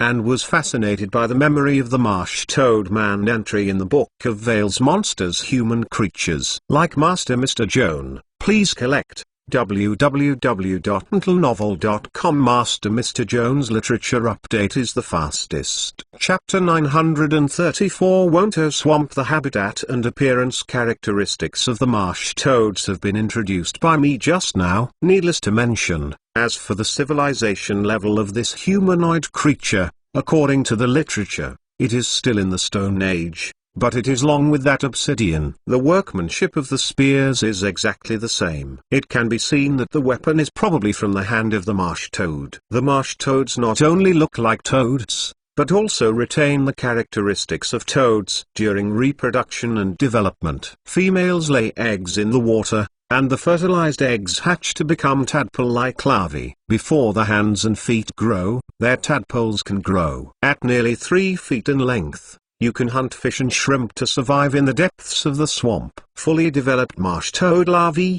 the outer gills gradually degenerate and disappear, replaced by respiratory organs suitable for survival in the terrestrial environment, and the fins have also transformed into limbs, ready to land off the water. The marsh toads going ashore need about half a year to adapt to the new environment. When they shed their tails, they are considered to be an adult on a physiological level. But at the cultural level, male marsh toads who have just shed their tails are still not formally adult. According to the traditional customs of marsh toads, marsh toad boys around the first anniversary of landing must participate in an adult test lian. Only after successfully passing the trial and proving his courage, the boys will be accepted by the clan and become adult marsh toads with the right to marry. If you unfortunately fail in the trial, you will be regarded as waste by the elders and the king of the clan, suffering the fate of lifelong exile, leaving your hometown with shame, and wandering around. Mr. Pinkerton, you just said that someone once saw the figure of the marsh toad on the edge of the Baden wetland. That may be the young marsh toad who failed in the adult trial, and was the French king relentless expulsion from the elders. They can only escape to make a living elsewhere. Joan guessed. The detective, holding a pipe, nodded thoughtfully. Joan, you said that the adult trial of the marsh toads was bloody. How specific is the method? The marsh toad who participated in the adult trial must hunt at least one humanoid alone to prove their maturity and courage. Joan thought about it for a while and then said, the targets of hunting are usually humans, orcs, or lizards, because the settlements of these three types of creatures are easier to find on the edge of the swamp. Of course, there is no shortage of goblins in the swamp, but the marsh toads will not use goblins as hunting targets. They think that killing goblins does not prove their courage, but will make them look like a joke. As said, the marsh toad are still a very proud people. Mr. Pinkerton said with a smile. It is true, and this race does have proud capital. Joan made a serious analysis. Taking the three types of human creatures they are most passionate about hunting, marsh toads are slightly less intelligent than humans or lizardmen, but their strength and physique occupy an overwhelming advantage, and compared to orcs, their power is slightly inferior, with a similar level of intelligence, but a stronger physique. In addition, the marsh toads have two natural advantages. One is that they have a peculiar tongue, and there are many suckers that can secrete mucus at the tip of the tongue. The marsh toad is bloated, and its movements are a bit slow, but the action of tongue is not exaggerated as fast as lightning. The tongue of the marsh toad is extremely flexible, and can be ejected 10 feet away in an instant, tightly winding the prey, tripping to the ground, and losing its resistance. According to the literature, marsh toads often hide in the water, shake their backs, and create slight ripples on the water surface, simulating the illusion of fish wandering. Waterfowl hovering over the swamp. If you are so fooled and dive down from high altitude to fish, you will be spotted by the hidden marsh toad, and you can't help but spit out a spring-like tongue, and capture the waterbird, with a big mouth, and swallow it on the spot. Mr. Pinkerton, think about how fast the waterbirds dive and hunt. This still can't escape the flexible tongue of the marsh toad people, showing how powerful their dynamic vision and hunting skills are. The second talent of the marsh toads is due to their special vocal organs. All male marsh toads have a thin film-shaped organ under the throat called the sound sac. When the squeal is squeezed, the sound sac is blown by the airflow and will bulge very much, like a big ball on the neck. It can make the tweet more loud. Organs like sac are very common for amphibians such as frogs and toads. It is nothing more than a second that attracts female frogs. The marsh toads are very magical. In order to show off male charm organs, evolved into a supernatural ability. When male marsh toads roar in anger, they will automatically excite a negative energy in the body, fusing the airflow to hit the sound sac. And the sound wave released will not only be bright, but also make the creatures who hear the roar nearby feel terrified. It's like being influenced by 3 rings of fear. Unless the willpower is strong enough to fight the magic of fear, the creatures who hear the roar of the marsh toads will lose the courage to resist, and the whole brain just wants to escape as far as possible. With a long tongue with a sucker, supernatural ability fear or, coupled with excellent strength and physique, the marsh toad is significantly stronger than humans, orcs, and lizards, and it is only necessary to treat the other as a prey. Not difficult to understand. Finally, Joan concluded from the perspective of race competition. The pride and arrogance of the marsh toad people is actually ridiculous. Their strength only stays at the heads-up level. If it is a confrontation between civilizations, they are simply not qualified to become magical due to their poor and backward technical level. The competition of human society in the industrial age. The Dharma kings and elders in power in the marsh toad tribe actually know the situation of their clan, so they only dare to sneak up on those who are passing through the edge of the swamp, but they dare not take the initiative to attack human towns. Ted Pinkerton held his pipe and nodded gently, agreeing with the young master's point of view. Joan, if you pay too much attention to a clue, sometimes it will limit our vision and get stuck in the mud on the road to the truth. We might as well put down the clue of the marsh toads. Instead of taking Harl Lancashire's death as an isolated case, we should change the perspective and try to view the many mysterious disappearances that have recently occurred in the Baden region as a whole. Mr. Pinkerton, did you sum up the lore from this series of serial murders? Joan asked curiously. Like Master Mr. Joan, please collect www.mentalnovel.com. Master Mr. Joan's literature update is the fastest. Chapter 935. Carl's new discovery. Over the past 2 months, including the Hare Lancashire case, there have been 3 similar cases around this wetland. The 3 victims were all male travelers who came alone to the hot spring resort. On the day of the murder, they all left the Happy Palace Hotel at dusk, and somehow went to the wilderness alone. The detective smoked his pipe and analyzed calmly. Coincidentally, I found that between the first and second cases, and between the second and third cases, there were 21 days apart. Although I can't believe that the murderer committed the crime according to a specific time period, but this possibility is not ruled out. More coincidentally, today is the 21st day from the night when Hare Lancashire was killed. Is this a coincidence, or is there a certain pattern? Joan initially preferred the former. After all, there are only 3 cases. As a statistical sample, there are really too few. The so-called crime cycle summed up from it is simply not enough to be trusted. But suddenly, Joan remembered another thing and couldn't help shivering. Mr. Pinkerton, you just reminded me of what you just said. According to the literature, the calendar used by the nematode is very different from the calendar that we commonly use for humans. Only 21 days. Ted Pinkerton's face changed slightly, holding a pipe, and looked at the gradually sloping westward sun. It seems that we have little time left to solve the case. Joan was also uneasy and vaguely felt that something was going to happen tonight. At this moment, bark came from behind. Joan's spirit rose, and he jumped up quickly. Carl is back. This kid, I ran out for more than an hour before I came back. It's really good to wait. Mr. Pinkerton stood up with a smile. It was almost 4 o'clock in the afternoon,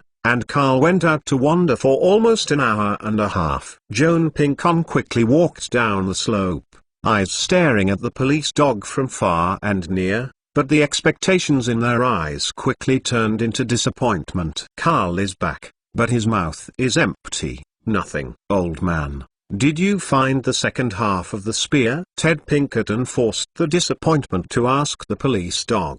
Carl shook his head, seeming to think the matter was insignificant, turned around and ran a few steps towards him, then turned back and yelled at the owner and Joan, his eyes full of eagerness. What's the matter with Carl? Joan was unclear. It seems to be urging us to follow it. Mr. Pinkerton stroked the stubble chin and murmured in a low voice, then let's go quickly. Carl won't run out for so long. He must have found the doubt deep in the swamp. Joan couldn't hide the excitement in his eyes and hurried towards the police dog. I hope so. The professional experience accumulated over the years of investigating the case made Ted Pinkerton smell a sign of danger.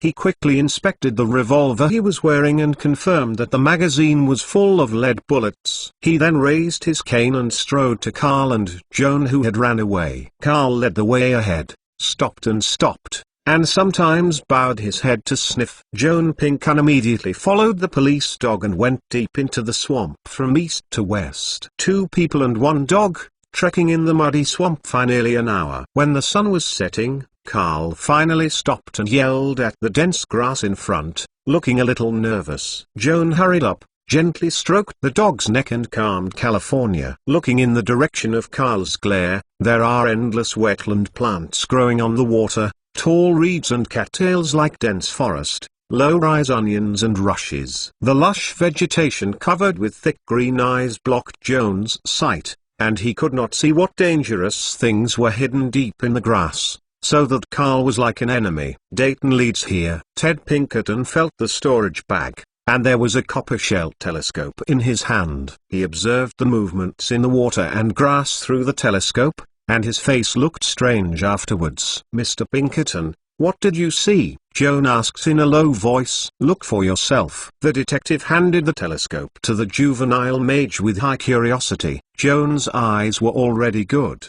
His eyes looked through the eightfold mirror in his hand, and he soon noticed that there were many huge black shadows lying deep in the grass. A gust of wind blew past, and the grasses turned their heads. In the short gap between the water and grass, Joan's vision became extraordinarily wide, and finally he could see the whole picture of the monsters lurking in the grass. They look like huge toads. They are a lot taller than adults. The slippery gray ridges are lumpy tumors. They secrete brown mucus that makes the scalp tingling. The abdomen is milky white, following the rhythm of breathing, sometimes bulging, sometimes calming down. Joan raised his eyebrows in surprise, carefully observed these giant toads through a telescope, visually inspecting no fewer than 10 heads, forming a circle in the water and grass, all toward the inside of the circle, looking like a guard on duty. At this moment, a water bird fluttered its wings,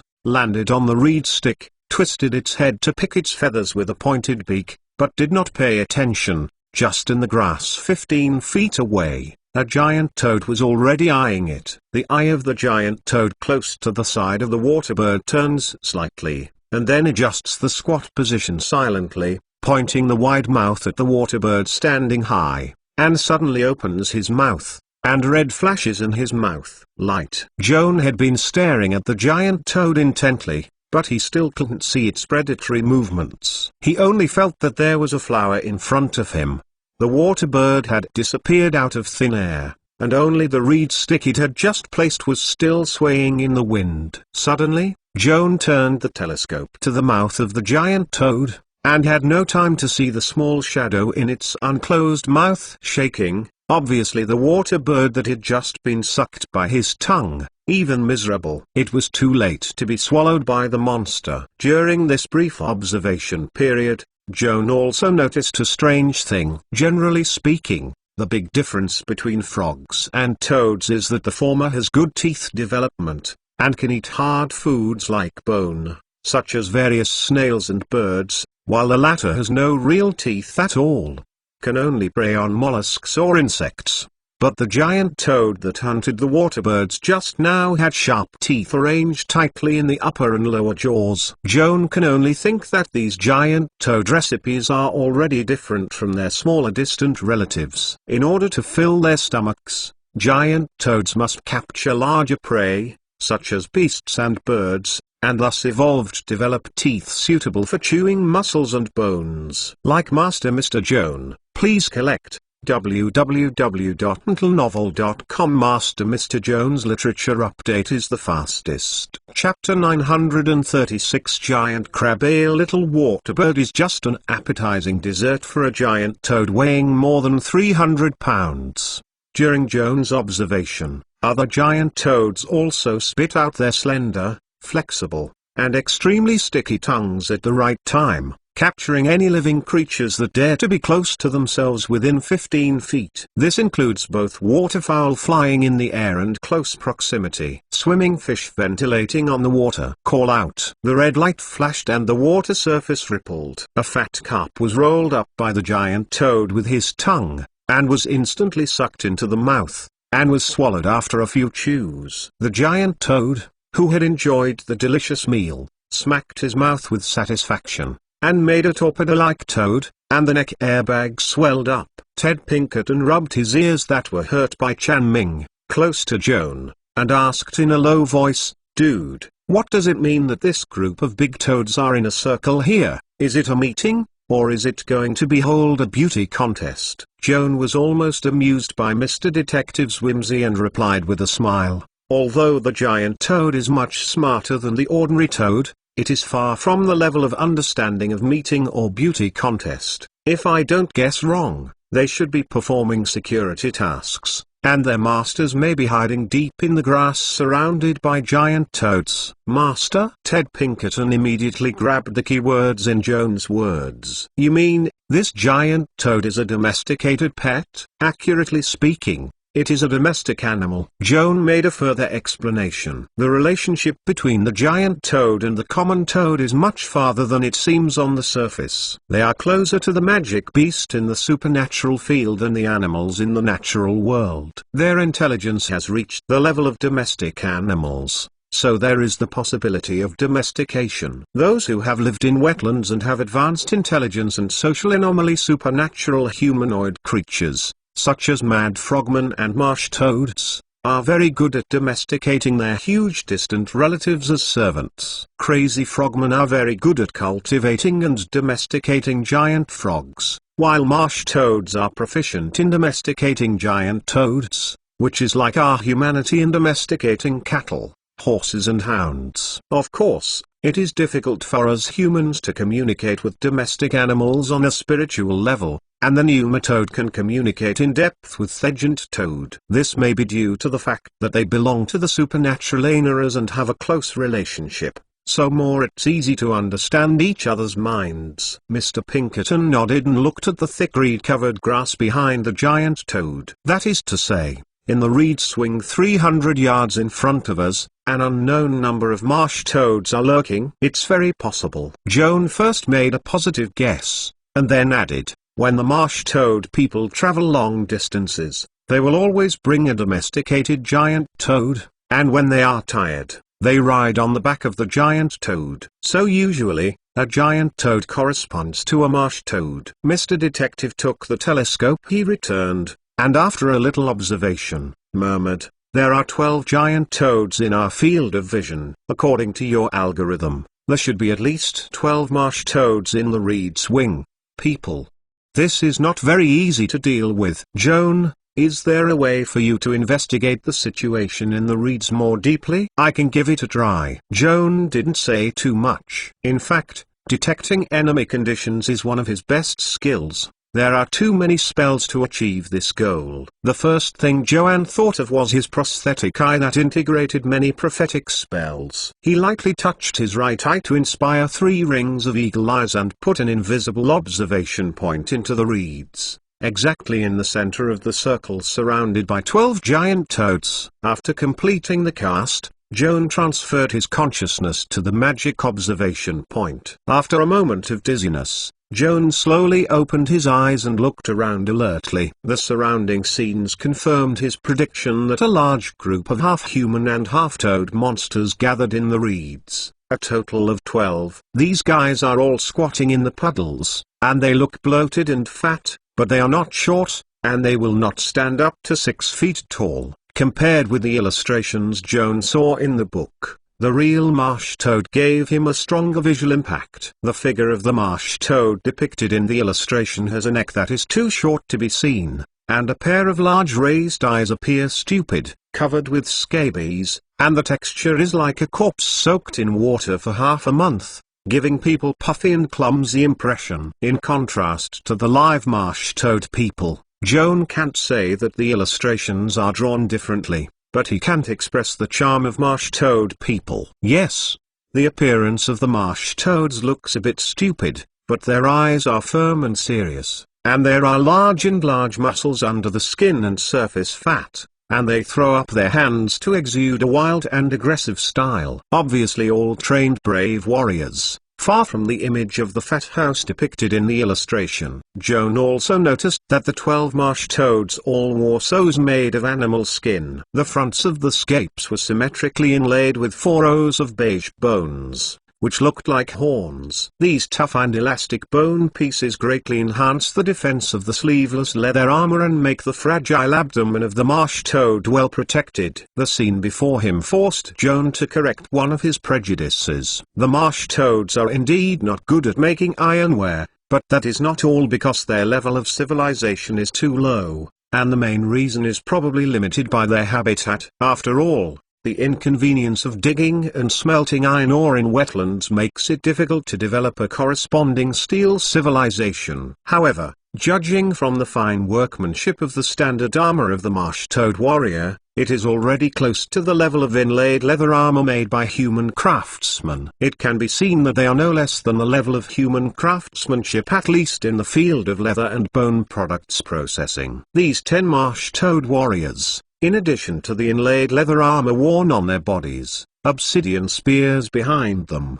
and a weird weapon slanted around their waists, like a wooden handle that is 4 feet long, install an irregular obsidian sphere with sharp corners. Judged by the classification standards of human weapons, the unique weapon of the pneumatode should be regarded as a heavy mace, a ruthless guy specifically used to break armor. The 10 marsh toad warriors, like giant toads outside the grass, faced outwards in a circle and made a warning posture. In the center of the crowd are 2 marsh toads who look a little special. Among them, the older marsh toad was pale, sitting on a mound with a stick on his head, and another young marsh toad stood upright across from him, as if listening to the elder's teachings respectfully. Like Master Mr. Joan, please collect www.mentalnovel.com. Master Mr. Joan's Literature Update is the fastest. Chapter 937, Swamp Noble in the Depths of the Reeds.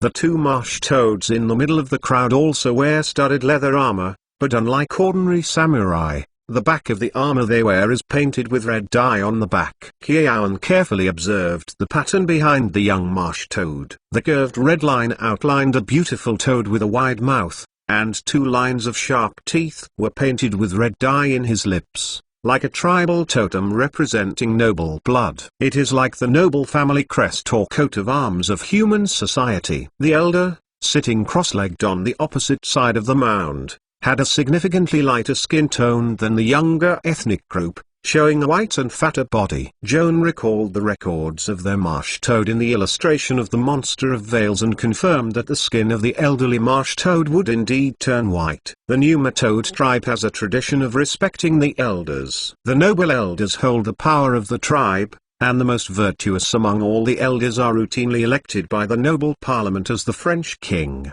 which means chief. The elder marsh toad sitting on the mound looks extraordinary. When talking with the young man, he shows an arrogant look that imparts a little bit of life experience to the other party. Presumably, his status is not low in the family. He should be a big elder.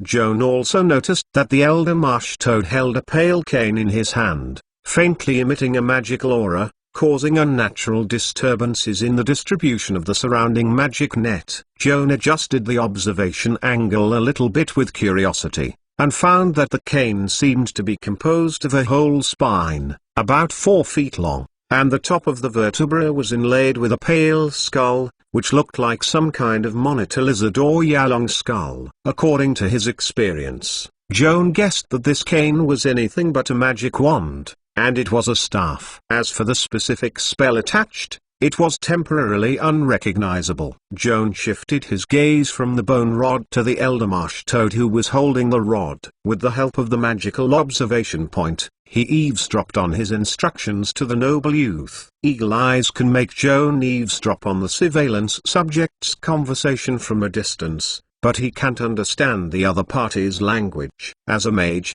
Joan is good at not many kinds of languages, but unfortunately it does not include the unique language invented by Pneumatode himself. After all, this is a very rare language. Joan had no chance to learn before. He eavesdropped for a long while, and he could only hear individual aquarium words from the conversation, as well as 2 frequently occurring vocabularies, Kamajuo and Kadra. When Elder Marsh Toad said "come," it was often accompanied by a gesture of patting his chest, and his expression was quite proud. When he said "comma," he often looked at it with a smile. Facing the noble youth opposite, His eyes were full of expectations. Based on the elder's physical movements, Joan guessed that Kamadou was the name of the elder himself, and Kadira was the name of the young nobleman opposite him who listened to his domestication. Cow is probably a noble surname of the Numabu tribe. Marsh Toad.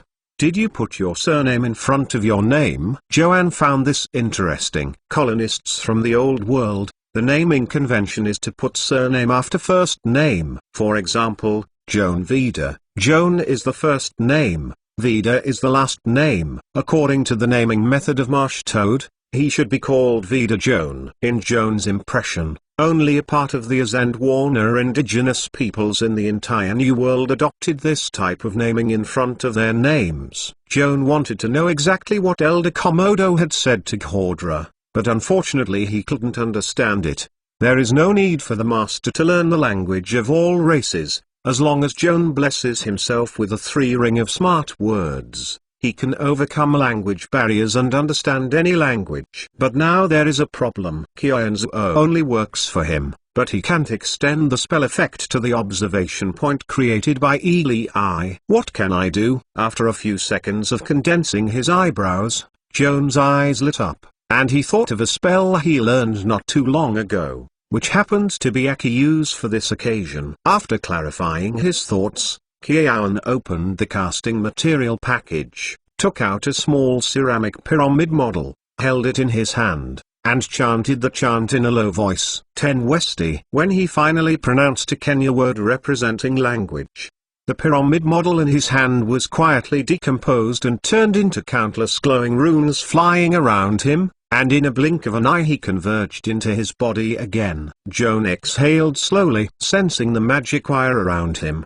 He was winding around his body, closely connected with the eardrum and vocal cord. When he receives the utterance signal from the outside world, it will first cause the eardrum to tremble, and then trigger the resonance of the magic wire connected to it, and automatically translate the voice signal into a meaning he can understand. Next, if Joan had the need to speak back, the magic wire connecting his throat would tremble according to his mind, and then link his vocal cords to simulate the language he had just heard. In this way, the purpose of communication across language barriers is finally achieved. The principle of Kionzu is not difficult, but the difficulty is limited by the environment. At present, Joan can't walk to the marsh toad and talk to them face to face. How can we use smart words to achieve the intention of remote eavesdropping and simultaneous translation? For this, Joan needs a medium. He spread his hands. His eyes swept 10 fingers one by one, and his gaze finally fixed on the last finger of his left hand. Joan chanted mantras softly, casting a ring of mosquito finger technique that was passed from Mrs. Josephine's blood sample. The left finger of his left hand trembles with the rhythm of the singing mantra. When Joan chanted the start word Iala, which symbolizes life and soul, the first verse of the last finger broke off, separated from the palm of the hand, and hung in the air. Broken finger, surrounded by magical aura, quickly turned into a blood mosquito full of pea grains, radiating a ruby luster under the last rays of the setting sun. Joan subconsciously looked at the cross-section of his left finger. The smooth cross-section is neither blood-stained nor painless, as if it were born with missing bar fingers. But Joan felt that his tail finger was still closely connected to the blood mosquito in the air in an inexplicable way. His own body does not feel alienated by being separated from the body and pulling away. Joan tried to bend the tail finger, missing a section. The blood mosquito in the air immediately flew to him, and fell lightly on his palm, trembling wings, like transparent silk. Joan closed his eyes and quietly experienced the wonderful feeling of communicating with the blood mosquito. Like Master Mr. Joan, please collect www.mentalnovel.com. Master Mr. Joan's literature update is the fastest. Chapter 938 Blood Mosquito Eavesdropping. In fact, Joan's communication with blood mosquitoes is not only thought, but also all 5 senses including sight, hearing, smell, taste and touch. Joan himself has magically strengthened senses, such as the dark vision blessed on his eyes, the smart words blessed on his ears and throat, and the blood mosquitoes of his tail can also be shared. This also means that the blood mosquito becomes a tiny biological bug and can fly into the reeds to help him eavesdrop on the conversation between elders and the Gudra. Kiaun was not busy with sending blood mosquitoes to perform eavesdropping tasks. The giant toads that are closely guarded outside the grass are not a decoration. Blood mosquito is a kind of ultra-miniature magical beast. Its fighting power is similar to those worms bred in the mother nest in Mrs. Josephine. The sharp mouthparts are no problem for ordinary insects and even small birds, but compared with giant toads, the size gap is too wide. In the event that the blood mosquito flew over the reeds, it was unfortunately glimpsed by a giant toad, with a big mouth and a tongue, and swallowed it. As a result, Joan not only was busy, but also suffered a bite himself, at least for a day. His left finger could not recover. For safety reasons, Joan inspired two Sidmana to bless blood mosquitoes with invisibility, and then only remotely controlled the invisible bug, and quietly flew to the reed bush 300 yards away. Ted Pinkerton saw Joan casting a spell beside him, unable to restrain curiosity, and came over and asked, "What's the use of calling a mosquito out?" Joan almost laughed out loud. Although the detective is well informed, he is still a high-level ranger. After all, he is not a professional spellcaster. His eyesight is not brilliant in identifying spells. "Mr. Pinkerton, what I just cast was not a summoning spell." Joan briefly introduced him to mosquito finger surgery and then explained his eavesdropping plan. Pinkerton nodded, listening with anticipation. While whispering with Pinkerton, Joan also divided some of the remote-controlled blood mosquitoes, carefully circumvented the giant toad's cordon, and paid special attention to keeping a distance of at least 15 feet from them. 15 feet, which is almost the limit distance of the giant toad's tongue attack. Outside this range, the giant toad will not be able to hunt even if he notices the humming of the mosquito's vibrating wings. Moreover, there are fish in the water that can be eaten, and a small mosquito is not worth moving a bulky body as a giant toad and struggling to chase it. Under the cover of stealth, Joan remotely controlled the blood mosquito from the giant toad warning belt, and then passed through the inner defense line of 10 marsh toad warriors, landing quietly on a cattail on the leaves. Not far from the blood mosquitoes, the elder motorman, who is imparting life experience to the Gordra. Joan used blood mosquitoes to eavesdrop on the conversation between the two. While the words were in his ears, Kianzu simultaneously translated, so that he could at least literally understand the dialogue between the two parties. The language used by the nematodes has strange pronunciation and a little strange grammar. It is difficult to translate literally sentence by sentence in human language. Fortunately, it is not difficult to understand. As Joan Pinkerton had previously guessed, this group of marsh toads came from a tribe named Gugger, 200 miles away from the town of Hot Springs, deep in the wetlands near the estuary. Elder Samo and his nephew Adra were born in the famous aristocracy of the Gugger tribe, the chief family. As for the 10 marsh toad warriors, the official title is called Wetland Knight, also from the Gugger tribe, serving as a servant for the noble Park clan. It is an honor for these civilian warriors. Elder Kimodo, with a team of servants, spent 5 days traveling through the muddy swamps of more than 200 miles to the edge of the Barden wetland.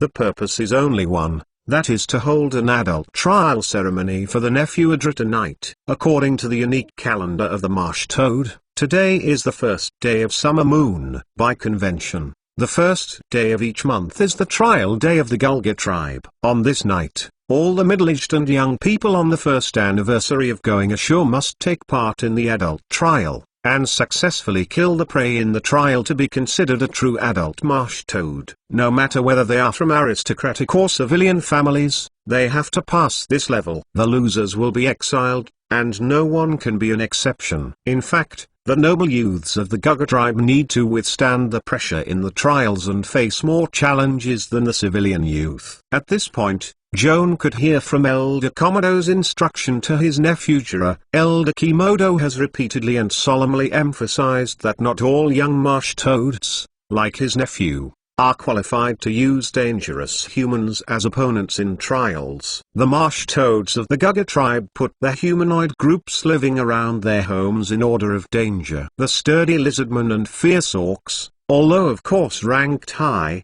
but the enemies who occupy the top spot are always humans who look neither strong nor strong. Because human beings have the most cunning mind in the world, no one can guess what they can do. The elders of Gemoduo said his nephew with a strong focus. Gudler, we have spent so much energy, came here far and away, and entrusted a powerful human friend to help.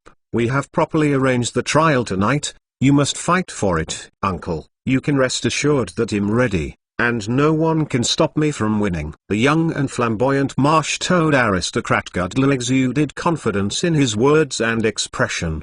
The momentum is good, it's worthy of our children. Elder Chimodo smiled broadly. You know, just at the same time that you were here tonight to take the trial alone, the children of the surnames and the inferiors in the tribe are also undergoing the trial of adulthood, but their opponents are just a group of vulgar Zedixioiran only. Gudler, you have to remember that the status of an adult in the tribe is not blown out by the airbag under the neck, but depends on what kind of opponent he dares to challenge. Tonight, you stand on the same jump line with all the young people in the race who participated in the adult trial, but the obstacles you have to cross are not the same.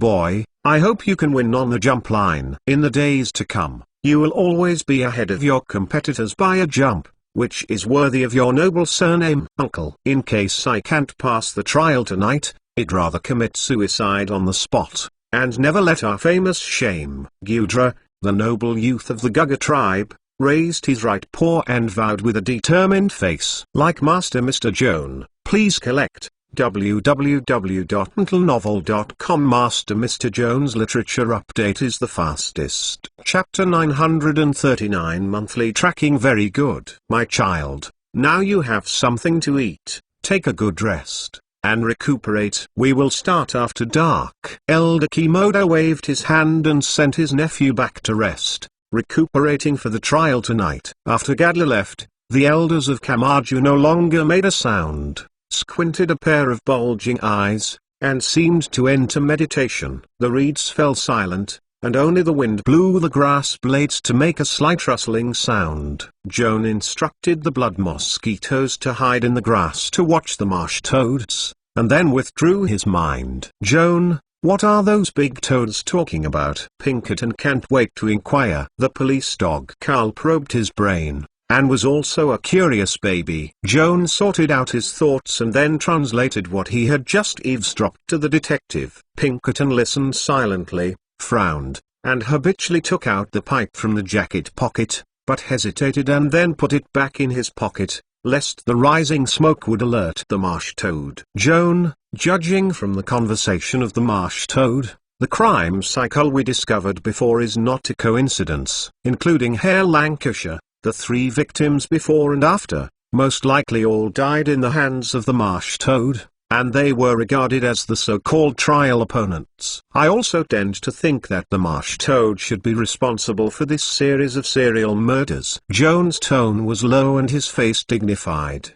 But what I am more concerned about is an accidental detail mentioned by Elder Kimodo. The detective will smile with his heart. You mean, the human friend who helped them arrange trial sites and prey? Joan nodded gently. The site of the marsh toads, the wetland that is 200 miles away, enters the estuary of the sea. They lack understanding of the situation around the hot spring town. After dark, they want to find a human who just happened to be a single prey on the edge of the wetland. It is impossible. If they want to achieve this goal, they must maintain close cooperation with the locals. I'm curious, who is behind the collusion of the marsh toad's brutal compatriots? What exactly did he want to achieve when he committed such a heartbroken crime? Joanne's question put Pinkerton into a long period of contemplation. It took a long time before he spoke to break the silence. These doubts can only be answered when the truth of the case is known. Before that, we had another tricky trouble.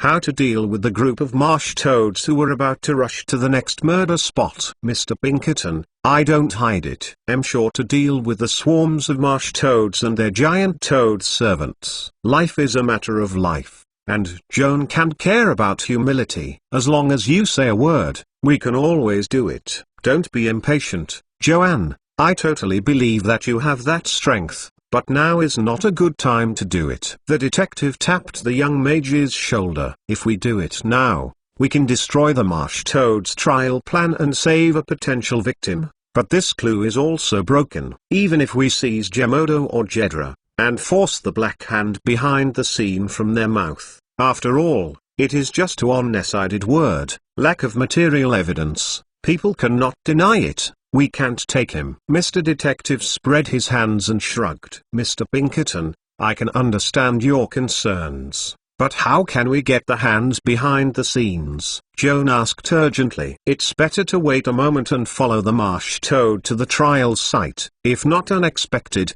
their human friend will kidnap the victim to the trial site tonight. When this person is connected to the marsh toad, we will take another shot and catch him, and everyone will be stolen, and the other party will not be able to deny it. Joan listened to Pinkerton's plan and felt that it was more secure, and nodded in agreement. 2 people and 1 dog, waiting for a while in the water and grass. The night gradually sagged, and the sky became dark. Joan's left hand twitched slightly and turned his head to Pinkerton. The marsh toad has begun to act. Very good. Let your mosquito agents stare at them, and we will follow. The detective stood up and was full of energy. Through the eyes of the blood mosquito, Joan saw 12 marsh toads, including Elder Moto, riding on giant toads and leaving the reeds one after another. He instructed the blood mosquito to trail behind, and also noticed that the giant toad jumped 10 yards in a swamp,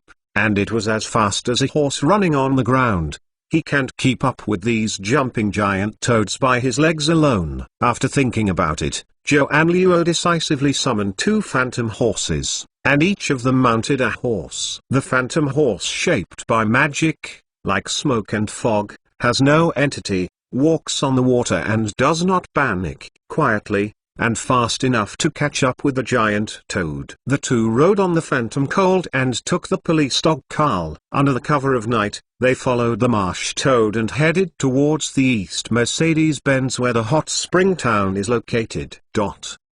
As the night grew darker, a thin crescent hung in the sky, and the moonlight tried to penetrate the night and covered with water vapor, bringing a little light to the vast wetland overgrown with water and grass. In the dim moonlight, a group of giant toads carried their masters, stepping on the ground with their strong hind limbs, and their broad-webbed feet were supported in the muddy water. 10 yards away, a large mud splashed on the floor. The giant toad and the marsh toad riding on his back were all focused on hurrying, not paying attention to a small blood-colored mosquito not far behind him. Joan split a heart, attached to the blood mosquito, changed from his own finger, and stared at the marsh toad with the eyes of the blood mosquito. At the same time, he and Courtney each ride a phantom colt, and the police dog Carl immediately behind the phantom colt, hangs not far behind the giant toad Q, keeping a distance of about 300 yards. Joan and Curtin have already blessed dark vision in advance. At this distance,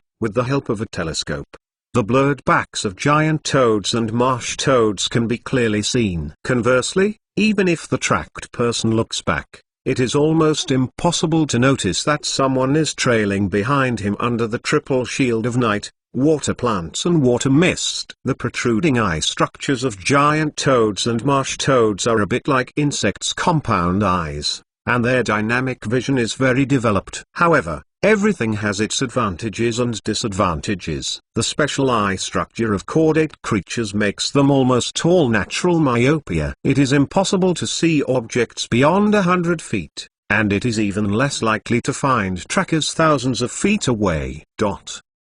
The 2 sides hurried at full speed in the vast wetland, and came to the edge of the wetland in less than an hour. Through the water mist escaping through the hot springs, the high and low buildings of the town in the distance were vaguely visible. Like Master Mr. Joan, please collect www.mentalnovel.com Master Mr. Jones Literature Update is the fastest. Chapter 940 Mysterious Woman. The looming architectural complex in the town, one of the most magnificent buildings, is brightly lit, and the performance of the orchestra is faintly heard. It is the Happy Palace Hotel. Kiaon can feel the extravagant atmosphere of the paper drunkards in the luxury hotel at the edge of the wetland several miles away. At the head of the team, the elder Samada took a stick and tapped the head of the mount. The crotch of the giant toad stopped gently and lay prone in muddy water. Elder Gemodo turned over and jumped off the mount, looked towards the town, then chanted the prayer of magical arts, cast 3 rings of short message, and sent a magic message to his connector. Behind him, all the wetland knights headed by Jedru also got off their mounts one after another, with a solemn face waiting for an echo. After waiting for about 5 minutes, Elder Komodo raised a magical vortex in front of him, and a ball of red light appeared quietly. Elder Komodo held a light ball with webbed front paws, read the reply, raised his lips slightly, and turned to wave the bone to the young marsh toads. Everything went well and proceeded as planned. Oh, the knights headed by Gadaru agreed in unison, each holding the giant toad, looking for the lurking grass nearby, and hiding carefully. Elder Komodo also sent his mount to hide deep in the puddle, but he did not hide, strode forward with his stick, and escaped from the mud to the dry shore. After observing the surrounding trees, it seemed to be quite satisfied with the environment. Free the left paw to make a series of casting gestures, chanting prayers praising the origin of nature. Just 3 seconds later, the elder, chubby marsh toad suddenly twisted and deformed into an eucalyptus tree everywhere on the edge of the wetland, with the leather armor worn on it, the bone stick in his hand, all integrated into the tree trunk, so quietly rooted in the sparse eucalyptus forest, seeing no sense of violation. Joan saw this miraculous scene through the eyes of the blood mosquito and couldn't help raising his eyebrows. If he reads correctly, Elder Samada just performed a 2-loop natural magical technique called triization, which temporarily transforms the flesh and blood into a tree. This is no longer a question of reliability. Unless it is checked with spells, whatever means you use to check it is a real tree. Before the spell time limit expires, cut it with an axe. The section will show a clear wooden texture and even annual rings, but even a drop of blood will not flow. What he saw in front of him made Joan realize that Elder Samo should be a shaman or druid, and judging from the bone stick in his hand, this person's ability to cast spells is not low. It is estimated it is no match for the old blind man shaman of the war lizard who encountered in the dark area. It is definitely a rival. Joan secretly made up his mind. If there is a conflict later, the most important thing is to control this dangerous old guy first, but he can't let him cast a spell at will. As for the other young marsh toads, obviously they are not casters, so there is nothing to worry about. At this time, Joan and they had also traced to the edge of the wetland. The detective strangled the reins and turned back to the young master to make a gesture, indicating that he could no longer get closer. The two dismounted one after another, climbed a nearby high-lying mound, and hid in the grass. Following the instructions of Joan, the 2 phantom horses hid in the nearby reeds. Carl first ran into the reeds with the horse. It seemed to find that the water was too deep to fit in, so he turned his head to the mound, squeezed his head between Joan and Corton, and squatted quietly. Pinkerton raised his telescope and observed the movement across the bank. The field of vision provided by the blood mosquito is relatively narrow, and it is still not enough to satisfy Joan. He raised his hand to touch the prosthetic eye, and once again inspired the eagle eye technique, just above the eucalyptus tree where Elder Komodo transformed, quietly created a magic observation point. In this way, he has a wider viewing angle available, and he can also monitor the movements of Elder Karma Duo. The 2 groups were thinking about each other, and their eyes were closely watching the edge of the wetland, the grass footpath that tourists stepped on when hunting waterbirds. The silent and tense atmosphere lasted for about 20 minutes, and the sound of horseshoes came from the town, and a carriage pulled slowly. Joan quickly took out his pocket watch and glanced at it. At this time, it is not too late for the people who drink and have fun all night in the resort. But few people leave the town at this time and drive in the wilderness, especially considering that the recent serial murders have been so disturbing. It should be reasonable that no one should venture out at night. The anomalous signs in front of him made Joan suspect that the passengers in the carriage probably included the Behindthesens man who colluded with the marsh toad. If there are other people in the car, most of them are kidnapped by the inner ghost, and they will be forced to become the opponents of Tordra's adult trial tonight. The carriage came straight in the direction where the marsh toad lurked, and finally stopped slowly at the edge of the wetland. It was less than 100 feet away from the eucalyptus tree that was long and aging. The man sitting in the driver's seat, wearing a tuxedo, wearing a blue bow tie, wearing a top hat, and shiny shoes, looks like a professional driver. Joan quickly switched the perspective to the invisible observation point created by eagle eyes to observe the somewhat unusual driver from a wider perspective. This man is in his early 30s, with a good figure and well-dressed, oily noodles. It looks like a rich man who is good at hooking up with women. However, the playboy's expression at the moment seemed a little nervous, and he looked around cautiously, then jumped off the seat of the driver, hurried to the front of the car, opened the door, and asked towards the inside of the car, "My dear, are you sure determined to elope with me?" "Baby, if I had made up my mind, why should I give up marrying a millionaire, and fled with you all night long?" 2 days before the wedding, the young woman's voice came from the compartment. Joan listened to something familiar. He quickly drove the blood mosquito to the door of the car and switched the viewing angle to the blood mosquito. "My dear, but I still can't figure it out. Why are you stopping here? Shouldn't we escape as far as possible now?" In the words of the young man, there was a hint of complaint about the mischievous decision of the mistress. "Oh, my dear Billy, you still don't understand women." There was a chuckle in the carriage. "I want to stop a little outside the town, take a walk, and finally take a look at the Happy Palace Hotel.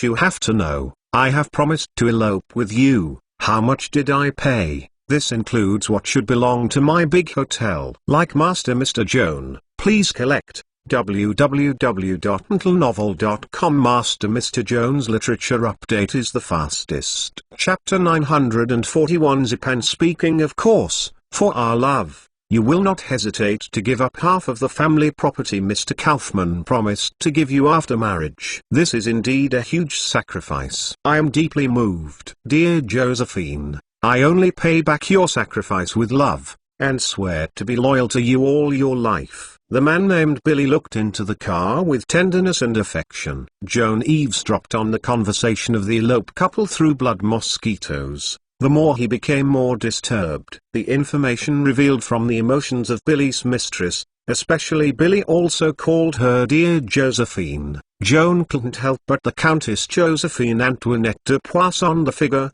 apart from her, no second woman's identity completely matches Billy's mistress. However, Mrs. Josephine has already accepted Mr. David Kaufman's proposal, and the wedding is scheduled to be acquired the day after tomorrow. How can she run away with another man at the point of getting married? If she said that she was true love for this little white face named Billy, she would not give up marrying a millionaire for love. Joan couldn't respect her feelings, but she couldn't agree with her taste of choosing a man, and she couldn't understand her indiscriminate approach. Whether Professor Moriarty or David Kaufman, the men that Mrs. Josephine once loved, are no better than Billy. Like this, why did she just pick such a number one character and he would run away with him? Joan had more contact with Mrs. Josephine during this time, knowing that she was thoughtful in her work, and she was very disciplined. It was not the kind of woman who acted impulsively when her mind was hot. Running away from marriage is undoubtedly a scandal that will make her a laughingstock in the social field, and the high society will close the door to her from then on. Mrs. Josephine occasionally said in a self-deprecating tone that she was a socializing flower. However, everyone knows that communicative flowers are like artists, and they are also divided into 3, 6, and 9. Taking Mrs. Josephine's status in the social world of the New World, considering her huge network of contacts and the powerful lobbying energy derived from it, it has great influence on the political, business and even military forces. Communicative flower is just a statement of her own self-esteem. In fact, the title that really matches her status is social activist or lobby expert. The meaning of social life to Mrs. Josephine is like political life to the legitimate political stars. Unless she is crazy, she will never do such a crazy act of self-extinction from the social world. Does the man named Billy have such a fascinating magical charm that makes her crazy and elope with him at all costs? Just as Joan was full of confusion, Ted Pinkerton's deep laughter came from his ear. Joan turned to look at Mr. Detective and found that he was watching the movement near the carriage through the telescope tube, and there was a sneer on the corner of his lips. "Mr. Pinkerton, what are you laughing at?" "I'm laughing at a smart idiot who thinks he can hold a beauty, but I don't know that the sickle of death has hooked his neck." "You mean the man named Billy?" "Billy Donald too, son of real estate businessman Old Donald. Midget City is known as a swinger." After listening to Pinkerton's introduction, Joan felt disappointed and asked unwillingly, "This person is really just a wealthy rich son? No special talents?" "Ha, special talents," Pinkerton sneered. "If deceiving and playing with women is also a skill, our little Mr. Donald is also an expert." "I don't understand this. Just relying on this material ... Why did he steal his fiancée from Mr. Kaufman?" Joan was inexplicably angry. "If I'm right, Billy Donald didn't really win the hearts of Mrs. Josephine. The so-called elopement is just a hoax. As for why our beautiful countess should do this, this I don't know. Maybe I should ask Elder Samo." Joan heard the implied meaning of Mr. Detective, and couldn't help but sigh. In fact, before Pinkerton pierced this layer of window paper, he suspected that Mrs. Josephine had tricked Billy to the edge of the wetland and asked the other party to park here. The marsh-toad people colluded in private, maybe that mysterious black hand behind the scenes. However, this was only based on rational speculation. Emotionally, he could not accept this cruel reality, and could not accept Mrs. Josephine, who took care of herself as gentle as her sister, and turned out to be a bad woman colluding with her marshals. "Mr. Pinkerton, don't rush to the conclusion. I don't believe Mrs. Josephine is that kind of person." "I can understand your mood." Pinkerton sighed and patted the young master's shoulder gently. "The most valuable thing in the world is truth, goodness, and beauty. People always consciously equate beautiful things with truth and goodness. Unfortunately, reality is always destroyed in a cruel way. People's wishful thinking, under the beautiful skin, there may not be a sincere and kind soul." Joan didn't say anything. Indeed, as Mr. Detective said, a beautiful woman may not be sincere and kind, and may also be a viper beauty full of lies. However, the memories of the past and the warm clips are still vivid, making him unwilling to believe Pinkerton's judgment. At this moment, the woman finally got off the carriage and was completely exposed to Joan's vision. When her eyes touched her face, Joan was half cold. What else can you do? If the woman is not Mrs. Josephine, it can only be a child. The latter possibility is of course even more absurd. Reluctantly suppressing the loss of heart, Joan looked through the eyes of the blood mosquito and gazed at Mrs. Josephine, who was intimately kissing Billy Donald, trying to find some doubts from her and defending her original good impression of her. The result really let him find. Joan keenly noticed that the ring Mrs. Josephine was wearing was a bit wrong. In his impression, Mrs. Josephine had only one ring on her hand, which was the engagement ring presented by Mr. Kaufman. It was the knowledge of the heart made by Joan. This is the only pair in the world. They are worn by Mr. Kaufman and Mrs. Josephine, and he will never admit that he is wrong. However, Mrs. Josephine did not wear her engagement ring at the moment. Instead, she wore a gold ring on her ring finger. Both golden rings exuded a faint magical aura. The distance was too far, and the sky was dark again, and Joan could not recognize the spells attached to the two rings for the time being. Like Master Mr. Joan, please collect, www.mentalnovel.com Master Mr. Jones Literature Update is the fastest. Chapter 942 Death Game 1 Mrs. Josephine.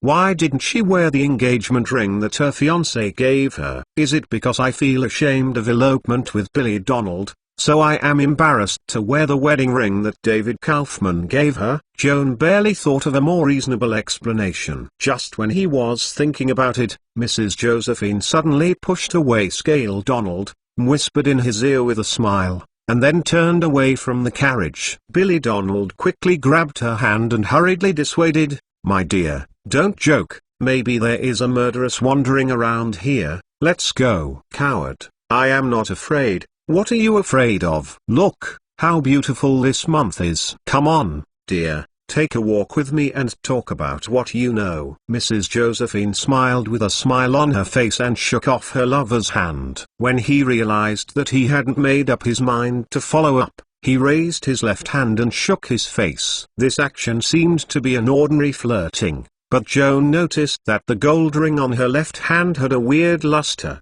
which seemed to inspire the magic effect attached to the ring. Billy Donald's eyes were straightened by the magical radiance of the ring, and he froze for a few seconds, realizing that Mrs. Josephine had walked far away, and quickly hurried to catch up.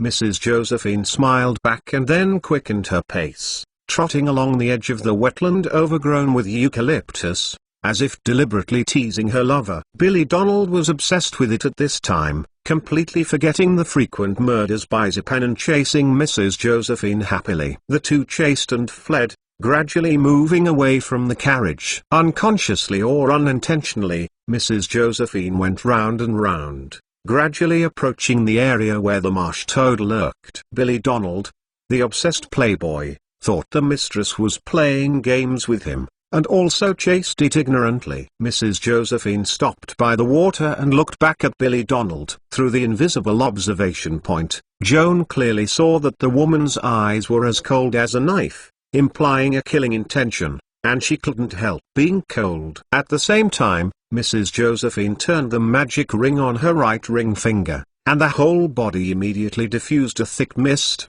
which merged with the faint water mist over the wetland, completely covering her figure. Joan recognized at a glance that she had just inspired a hidden fog technique, quickly raised her hand to touch the prosthetic eye, opened the fog sight, and then transferred the observation point to the blood mosquito. When the blood mosquitoes sharing the misty sight flew over, the figure of Mrs. Josephine was no longer visible in the fog, and only Billy Donald was still wandering in the fog, calling his mistress' name loudly with a trembling voice, but got no response. "Darling, darling, stop kidding, where are you hiding?" Billy Donald groped in a panic in the thick fog, stumbled, and fell in a mud puddle. "Damn it!" There was swearing in anger, holding a eucalyptus tree nearby, struggling to get up. But at this moment, the eucalyptus tree on which he supported his body suddenly shuddered. "Damn it! What's going on?" Billy Donald retracted his hand like an electric shock and fell back into the puddle. Under his horrified gaze, the eucalyptus tree opposite him quickly turned into a half-human and half-toad monster, holding a white bone stick, squinting a pair of swollen eyes and looking at him with bad intentions. Billy Donald almost scared his trousers, and no matter how he could find his mistress, struggling to get up, letting out all his strength and rushing to the ground, he kept shouting help. But before he even ran a few steps, a long, slender tongue flew from behind, entangled his ankle. Donald Jr. immediately fell to the ground, and was dragged back to the elder Kimodo by this long sticky and tough tongue. Donald Jr. fell into a dizzy hair, and finally turned over and looked up, suddenly frightened. Behind those half-human and half-toad monsters, I don't know when there will be a large group of similar monsters, and they are all riding on giant toads. The unfortunate playboy, with a trembling finger, twisted hard at the base of his thigh, trying to awaken himself from this grotesque nightmare. The pain came as planned, but unfortunately the situation in front of him did not change at all. He had to admit that this is reality. Elder Kimodo ripped the corner of his mouth, and with a clatter, sucked back the tongue around little Donald's ankle, took a step forward with his stick, leaned over to stare at the pale face of the other person, and spit out a slightly stiff human speech. "Boy, do you remember the way home?" Donald Jr. did not understand his intention, but under the deterrent of the other party, he could only harden his scalp and stutter the answer. "Remember ... remember. Now you have a life chance. Would you like to fight for it?" Elder Moto smiled slyly. "Think." Of course. Seeing the hope of surviving, Billy Donald's eyes rekindled light. "Very good. Let's play a game." Elder Moto turned back and gestured. Gudla flew off the mount, took off the saddlebag, and quickly walked forward, holding the saddlebag to the elders with both hands. Elder Kimodo opened the saddlebag and took out the equipment that was prepared in advance and fit the human figure, including a pair of wetland boots, a set of inlaid leather armor, and a cork-lined leather helmet shaped like a toad head.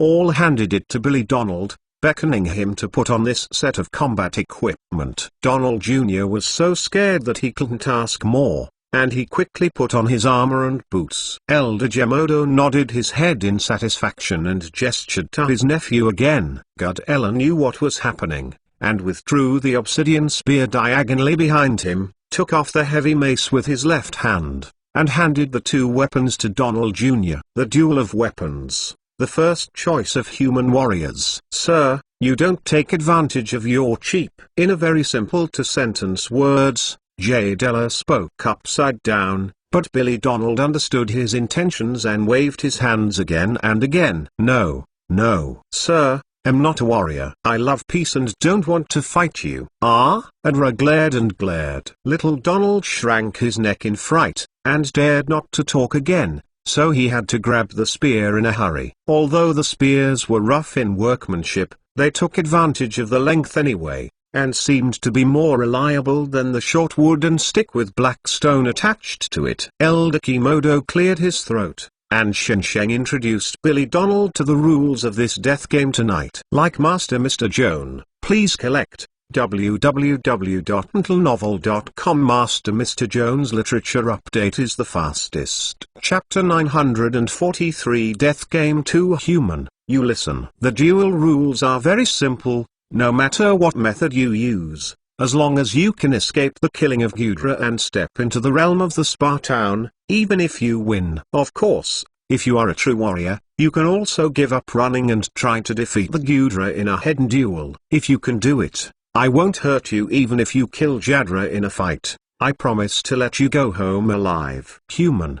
Do you understand? Ming ... understood. Little Donald answered almost in tears. He thought he had paid the peach blossoms, but he turned into bad luck in a blink of an eye, and fell into a field forced to duel with a monster. You just understand. Elder Kimodo raised his bone stick and slammed the ground, announcing loudly, "The duel begins." Donald Jr. recovered from his trance, daring not to look at the terrifying opponent opposite him, dragging his spear, turning his head toward the direction of Zenku. Gudla snorted contemptuously, carrying the heavy-duty mace, leaping forward with his hind legs, flying out 10 yards, and catching up with Donald Jr. within 2 minutes. Hearing the wind breaking and roaring behind him, Donald Jr. looked back hurriedly, and saw a huge shadow glide through the sky like a meteorite hitting his head. He was so scared that he fled and hurried to avoid. Boom! Gudella's heavy body hit the place where Donald Jr. had just stood,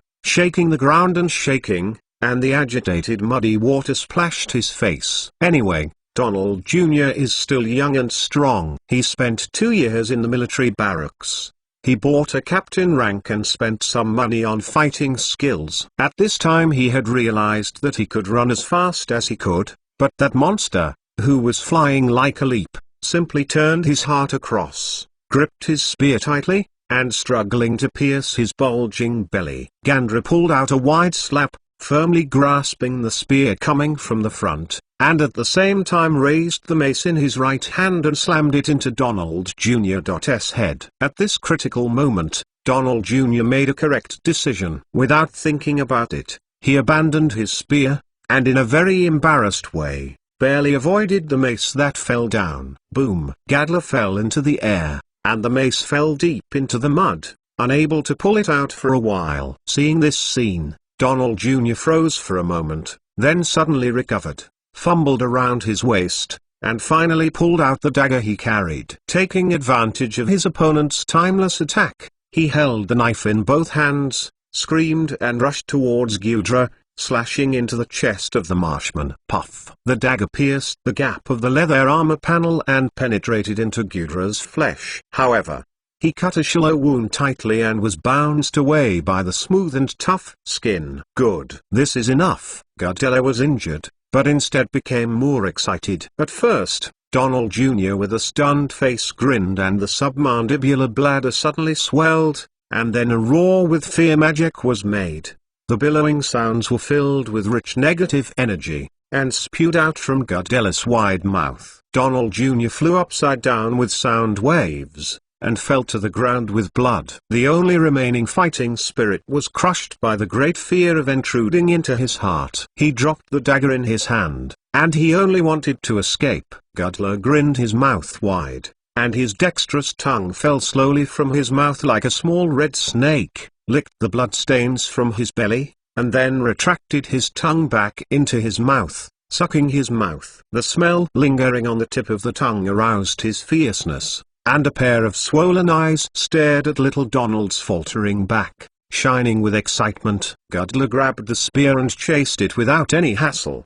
Behind him, Elder Kimodo raised his bone stick and signaled the two wetland knights to follow up to monitor the nephew's prey to avoid accidents. The two knights rode on the giant toad and followed the footsteps of Ghidorah from the left and right sides. Elder Kimodo was still a little uneasy. After a little thought, he mounted his giant toad and led the remaining 8 knights. With the jumping pace of Godzilla, in fact, it is easy to catch up with the panicked Donald Jr. However, tonight is still very long. The young marsh toad aristocracy was not in a hurry to complete this trial, and hung behind his prey not far away. Donald Jr. accelerated his pace. He also stepped up to track, and when the other party was tired and stopped, holding the eucalyptus beside the water to gasp, he also slowed down. Della teased his prey in a cat-and-mouse way, constantly putting pressure on the other party, but not eager to kill him, leaving him always in a state of mental tension and struggling on the verge of death. Godzilla is in full control of the fate of his prey. At this moment, he feels as if he has become the incarnation of death, and has great fun from this hunting game that has been destined to end in advance. Little Donald stopped, gradually away from the wetland, approaching the suburbs of Hot Springs. The brightly lit hotel seemed to be in front of us, and the orchestral music blowing in the wind aroused the hope of Donald Jr.'s survival. As long as he persisted, he would reach the end of this death race. However, hope is like a beautiful soap bubble, and it bursts to the limit and then quietly breaks. Suddenly a long rope of flew behind him, wrapped around Donald Jr.'s ankle, tipped him to the ground, and dragged him back. The same happened again, and Donald Jr. uttered a desperate cry. Fear and exhaustion drained his physical strength and courage. He was unable to struggle. He closed his eyes and died. Godzilla dragged his prey with his tongue, and at the same time raised his obsidian spear high, intending to make a final fatal blow to test his adulthood and draw a perfect stop. At this moment, a rustling sound came from the grass beside him, and a tall and robust hound came out suddenly, and the dark fur almost merged with the night. Before the Della came back, the hound had rushed to Donald Jr., biting the tongue that was entangled in his ankle. Godzilla's eyes were straight, and the pain from his tongue almost made him faint on the spot. His wrists flicked, his spear lost his head, and he stuck his head against Donald's head. This sudden change made Ghidorah startled and angry, holding on to the painful tearing of his tongue, waving his spear, trying to kill the one who jumped out of nowhere, biting his tongue without spitting. Evil dog.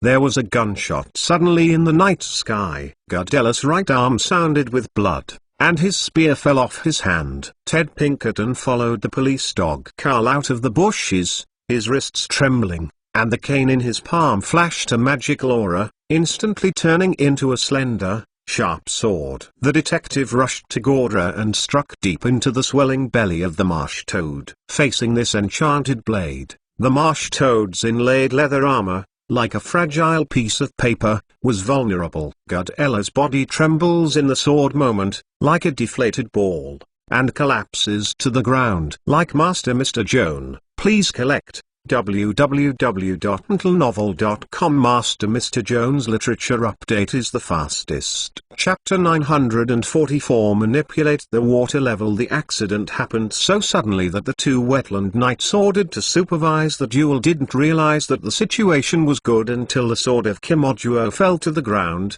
and hurriedly urged the mount to rush. Pinkerton turned to look at the rapidly approaching wetland knight, raised the revolver, and pulled the trigger blankly. Boom. Boom. Boom. Boom. The 4 rounds of lead bullets whistled out of the barrel one after another, and the muzzle was locked on the mount of the marsh toad. 2 giant toads, 2 shots in each head, screamed and fell to the ground, limbs twitched, unable to recover. The marsh toad on the toad's back was thrown away by inertia, and fell to the ground, chewing his mouth full of mud. The 2 climbed up quickly, each raising their mace, staring fiercely at Pinkerton, cursing and approaching all the way. The detective whistle. Police dog Carl rushed to hear the sound, without fear of the marsh toad, who was much taller than himself, and took the initiative to attack the wetland knight on the left. While Carl helped himself to entangle an enemy, Pinkerton hurried towards the wetland knight on the right and waved his sword. The marsh toad quickly blocked the thin sword with the mace. At the moment when the weapons of both sides collided, Pinkerton suddenly raised his hand and released a shot. The last bullet in the runner magazine was in the middle of the marsh toad's face, and a scarlet firework exploded at night. Quack! Exclamation mark. The marsh toad shot in the face screamed silently, dropped his weapon, covered his face with both hands, and stumbled back. Pinkerton took the opportunity to catch up. A sword pierced his throat. Solving the opponent in front of him, Pinkerton did not dare to relax, refilling the revolver with bullets at the fastest speed, and turned to help Carl deal with the remaining marsh toad warrior. Odaa! Suddenly a roar of strange pronunciation came behind him, seemingly chanting mantras. At the same time, Pinkerton found that the water plants under his feet were growing frantically, and the edges of the blades were suddenly growing with dense spikes, like countless living saw blades, entangled towards his legs. Fortunately, Pinkerton is a high-level ranger, and his professional ability to walk through the forest can make him free from these crazy plants. Leaping out of the grass affected by the magic power, Mr. Detective hurriedly glanced back and looked at Elder Moto,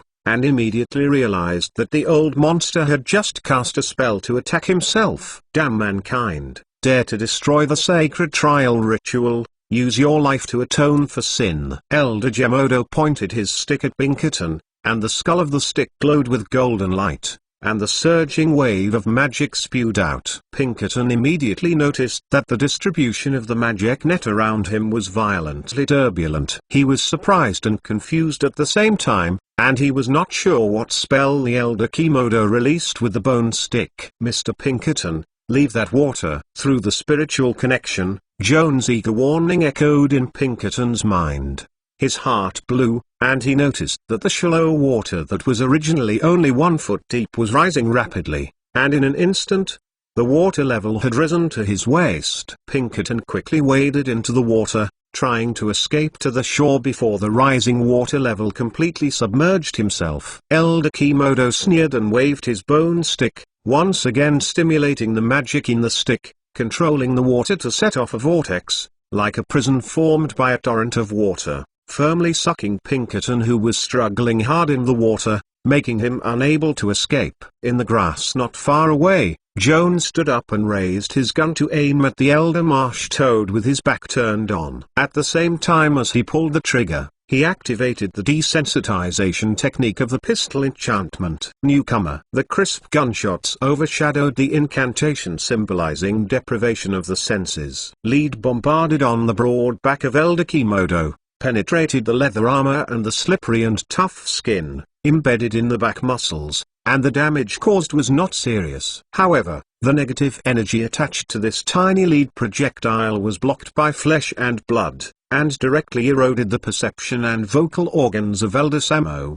The old marsh toad endured a severe back pain, stood on a walking stick, and beat 3 tremors. Afterwards, he was surprised to find that he could no longer hear the movement around him, and his dry throat could not make a sound. This sudden blow made him lose his focus on casting, and the vortex trapping Ted Pinkerton disappeared, and the water level raised by the magic quickly fell. Elder Gemodo endured back pain and turned back with difficulty. The young man behind him, he just cast a spell to hurt himself and make him deaf and dumb. Anger and annoyance alternated on the face of Elder Gemodo. He deeply regretted that he was too careless, and was actually calculated by a kid. However, it was too late to regret it. Before regaining his ability to speak, he could not cast his spell normally, so he jumped into a nearby hot spring, quickly sank, and buried himself in the thick mud layer at the bottom of the pool. Save yourself. Joan couldn't care about chasing and killing Elder Moto for the time being, because he saw that the swarms of marsh toad wetland knights were holding up their maces, riding giant toads, and jumping to support. Joan quickly observed the overall situation on the battlefield. About 100 feet away in front of him on the left, Pinkerton had just helped police dog Carl knock down a marsh toad. In addition to the elders who were hiding in the pool, there are now 8 enemies on the battlefield, which does not include their riding the giant toad. At this time, the 8 wetland knights had been divided into 2 groups, of which 4 knights rushed to Pinkerton and Carl, and the remaining 4 knights approached Joan. The 4 knights are in a scattered position. Considering that the riding giant toads have amazing bouncing power, they can easily jump over the cobwebs or other traps created by magic. Once they are approached, Joan's situation is dangerous. The thoughts in his mind kept turning, and Joan's first thought was to become an eagle to take off in the air, relying on the air superiority to white-hen this group of big toads. But suddenly, he thought of a more effective tactic. He took out a gel wrapped in eyelashes, quickly made a casting gesture, shot a stealth on himself, and quietly retracted into the thick grass. The 4 wetland knights on the opposite side watched as Joan disappeared out of thin air, all at a loss. After hesitating for a while, these marsh toads realized that the enemy might have been hidden with the help of spells, and ordered the giant toad to approach the grass and search carefully. Stealth helps Joan get enough preparation time. He squatted in the grass, first blessing himself with a 3-ring spell heroism, then unzipped the side of the belt and pulled out a metal tube the size of his finger. During the recuperation in hot springs, Joan modified the gorgeous belt. This modification does not involve enchantment, but uses tailoring techniques to sew a row of leather slots similar to bullet chains on the outside of the belt. It is usually sealed with a metal zipper and can be opened with a simple pull when needed. Like Master Mr. Joan, please collect www.mentalnovel.com. Master Mr. Joan's literature update is the fastest. Chapter 945 Transform into Joan added a total of 12 finger-thick slots to the belt, which contains not pistol bullets, but miniature needles equipped with awakening agents and green ice preservatives. These portable metal needles are all treated with special anti-rust treatment and will not react with blood. With a green ice, they can be stored for a long time without deterioration. 12 micro needles, 2 of which are equipped with awakening agents made from a laryngeal monster plasma, and the remaining 10 are awakening agents made from mutated snow monster plasma, because the latter obviously more practical value. Joan inspired a mythical power, first blessed himself with mythical transformation, then shook the needle in his hand, activated the activation spell, awakened the magic mark in the blood, and then stuck a needle on his arm. Inject the awakening agent into your body. After easily inserting the empty needle tube back into the belt dissection, Joan rushed to use a cluster of mutated snow monster white hair as the material to start the mythological transformation before turning to the blood rejection reaction in the body. A real mutated snow monster. While the body was rapidly expanding, Qiaoan's Hun opened the endoscopy to see the changes brought about by perfect transformation. Creature category: Mutant Snow Monster, Super Large Humanoid, Subtype of Cold Element. Health status: Basic health, right eye disability. Supernatural abilities: Snow Sight, Chilling Gaze ×10, Frozen Breathing ×5. Attributes: Belt +4 enhancement, Strength 33, Dexterity 19, Constitution 26, Intelligence 29, Wisdom 18, Charisma 20. Joan nodded in satisfaction. This is the first time he has changed into a mutated snow monster form on the battlefield. He feels that every inch of muscles contains agitated power. He is eager to verify the power of perfect transformation in actual combat. At this time, 4 marsh toads riding giant toads have searched the grass near Joan's hiding place. In the invisible state, as long as Joan does not actively attack the enemy, he only blesses himself with a spell or injects medicine, and will not destroy the invisible effect. After the transformation, Joan reached 18 feet from head to toe and weighed more than 3,000 pounds. The reeds only passed his calf. As for the wetland riders on the opposite side, riding on the back of the giant toad, the top of the head was barely flush with his abdomen. The gap in size is so big that young children face strong men. In the shape of the mutant snow monster, Joan's sense of existence is too strong. Even standing still,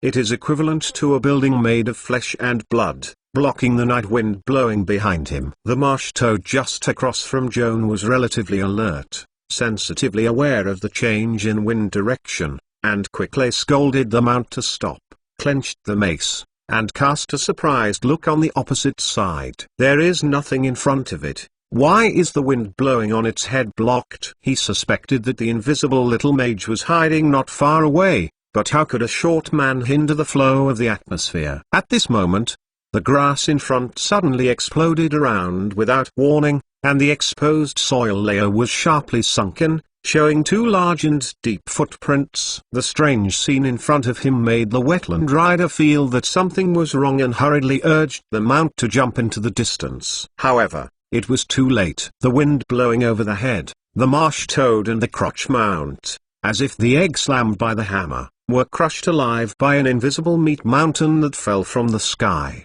crushed, and the body was deeply plunged into the mud. At the same time, a black-faced beast covered with white hair slowly escaped from the invisible state, as if the gradual reflection in the water appeared in front of people. The wetland knights around were all stunned by the scene in front of them. Joan looked around coldly, feeling that the flesh on his feet was still twitching slightly, and he stomped his feet casually. Boom! When the mutant snow monster trampled on its feet, a thunderous roar sounded beneath his feet, and mud and blood flew under him. After this, there's Toad and the giant toad stepped on the feet by Joan, completely dying. This dull thunderous footnote finally brought the rest of the wetland knights back.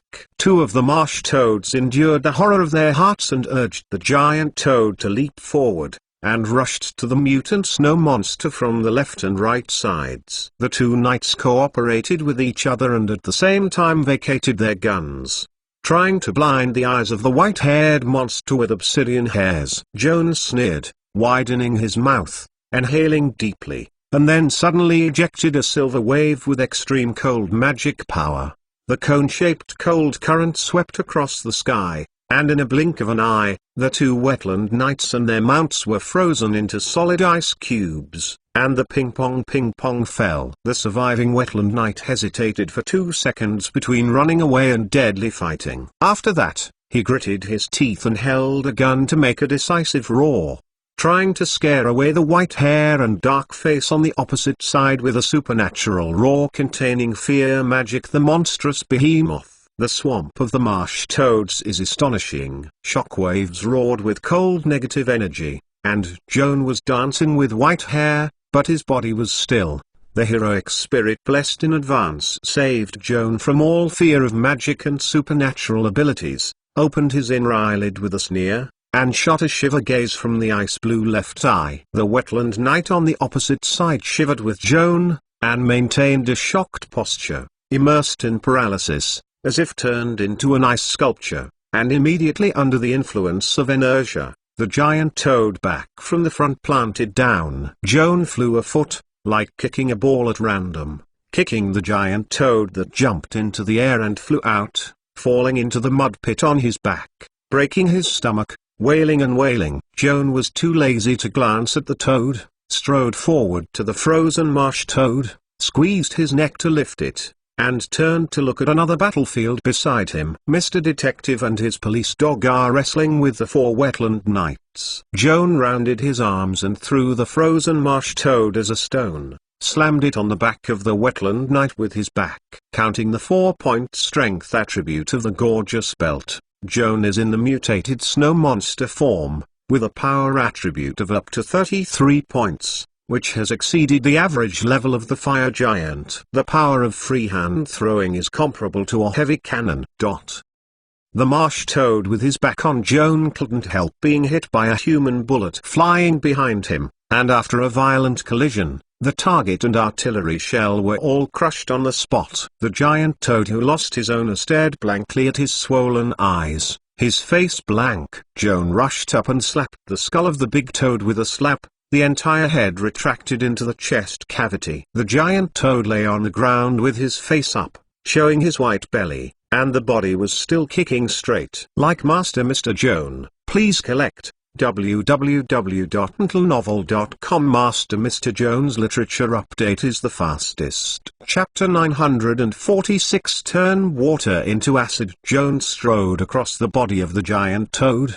protruding a pair of long arms, and picked up 2 other frightened marsh toads from the back of the mound, pinching the back of the neck, and struggling to collide. Puff! The 2 marsh toads had no time to struggle, so they both broke their heads, and the blood mixed with the grey brain plasma splashed all over the sky. Joan threw away the twitching bodies of the marsh toads and approached their mounts. The 2 giant toads, unaware of the imminent death, instinctively opened their mouths, spit out their long tongues, glued Joan's calves, and tried their best to drag them backwards, trying to overturn the white-haired giant to the ground. However, compared with the thick and sturdy legs of the mutated snow monster building beams, the toad's tongue appeared slender and short, and it was not even enough to surround Joan's calf for a week. With their power, they couldn't shake the statue in front of them, a huge beast like Meat Mountain. There was a contemptuous smile in Joan's eyes. He bent over and released his hands, grabbed a toad's tongue, and pulled it off his legs with a little effort. He took the 2 giant toads like a joke. Like a meteor hammer, it fluttered around. The 2 giant toads whirled in the air involuntarily. Their tongues burst into pain. At the moment, they are eager to break their tongues, and at least they have the opportunity to escape. However, after all, they are different from some crawling lizards. They have no ability to survive. They were first dizzy and turned by Joan, and then they slapped on the ground fiercely. With 2 bangs, each turned into a pool of mud. In an instant, Joan, who was transformed into a mutated snow monster, completely defeated a mage's fighting rules and killed 7 wetland knights with his bare hands, even their mounts. At this time, only the last wetland knight was left on the battlefield. So scared by the violent means of the white-haired giant killing his clan, how could he still take care of the knight's creed, and hurriedly urged the giant toad to turn his head and escape. Carl didn't let this deserter go, swooping up like a black lightning, biting the hind leg of the giant toad that was about to take off, rolling over. The body of the police dog's high-speed impact is accompanied by huge inertia, all of which are applied to the fragile leg bone joints with sharp teeth. With the technique of shark hunting, the hind leg of the giant toad is screwed off. The toad's bloated body lost its support, wailing and falling down. The knight on his back was also thrown out, and fell into the mud. Before he got up, Ted Pinkerton had raised his pistol. After the 2 shots were fired, the only remaining marsh toad was beaten to his head and fell to the ground. The detective put his pistol in his trench coat pocket, turned to look at the mutated snow monster twice as tall as himself, raised 2 thick eyebrows, and whistled with exaggeration. Joan shook his shoulders, his white hair fluttered in the wind,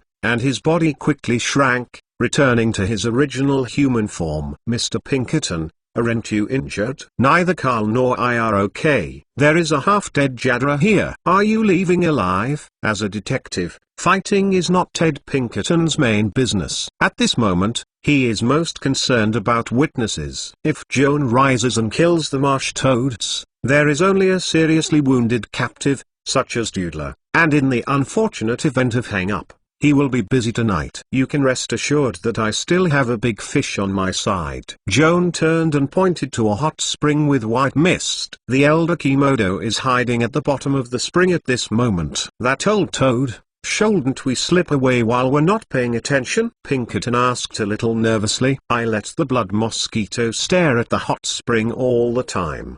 He can't run away," Kiawan answered with a smile. After hearing him say this, Pinkerton was finally relieved, stroking the stubble and pondering. There is only one problem now: how to catch the old toad from the bottom. "I have a way, maybe it will work." Kiawan raised his hand and touched the prosthetic eye, opening the mist sight.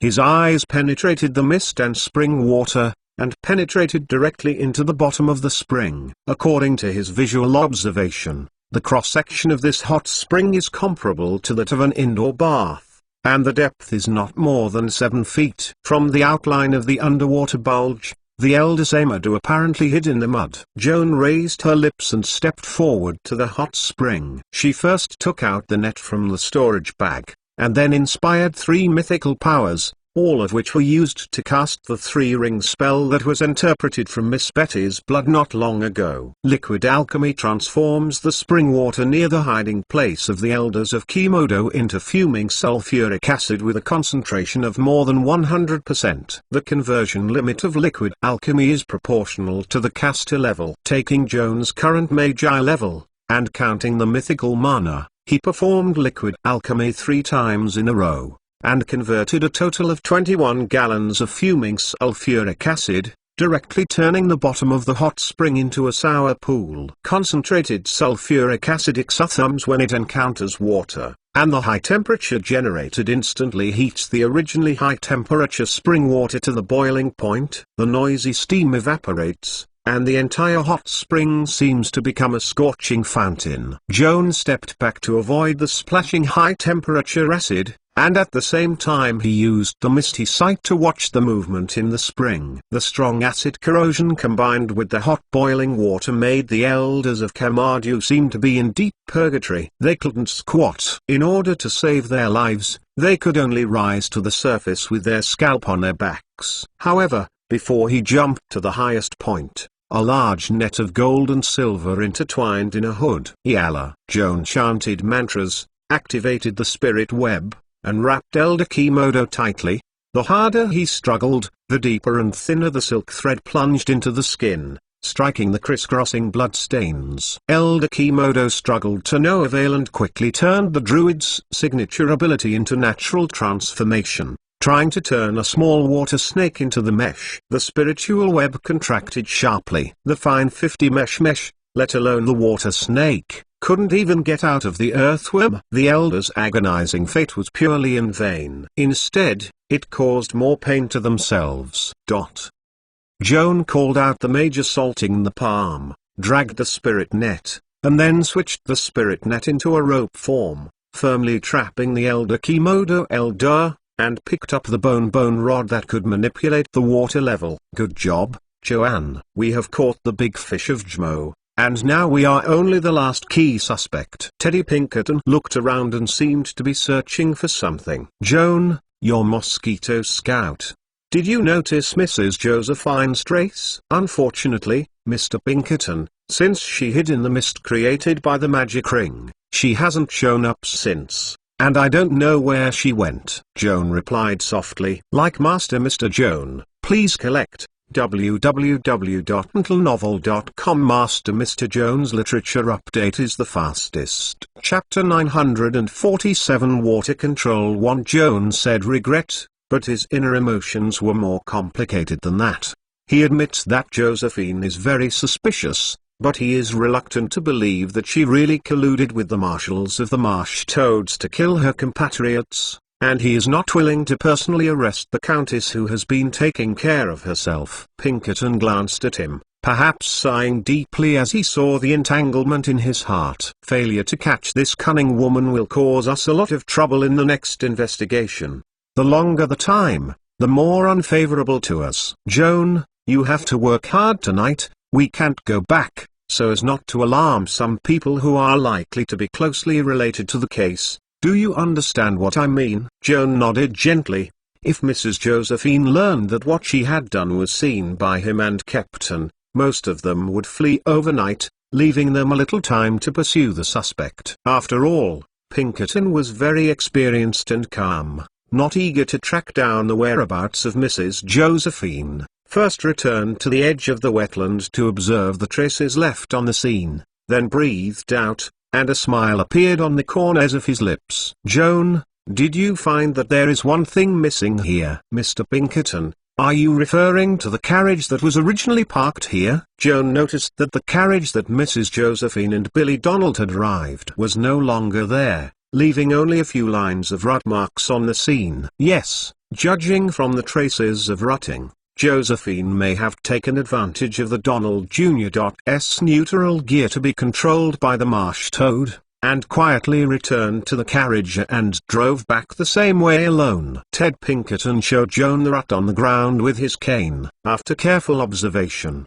Joan found that the rut did show signs of turning back. He had to admire Mr. Detective's eyesight, and he deserved to be a high-level ranger who was good at tracking and tracing. The traces at the scene showed that Josephine was not in a hurry to escape from the town of Hot Springs, but instead returned to the same way. We can draw two conclusions from it. First of all, the sweet words that Josephine said to Donald Jr. were all lies, and she didn't want to run away with that at all, and was more willing to return to the spa town to marry David Kaufman and become the Spa Palace Hotel. Is the heroine of the scandal, not the heroine of a scandal. It can be seen that Josephine is not stupid at all. In the name of elopement, he tricked Donald Jr. out in the middle of the night, purely trying to harm him to death. Second, judging by Josephine's driving back to Hot Springs, she probably left before we appeared to block the marsh toad from hunting Donald Jr.,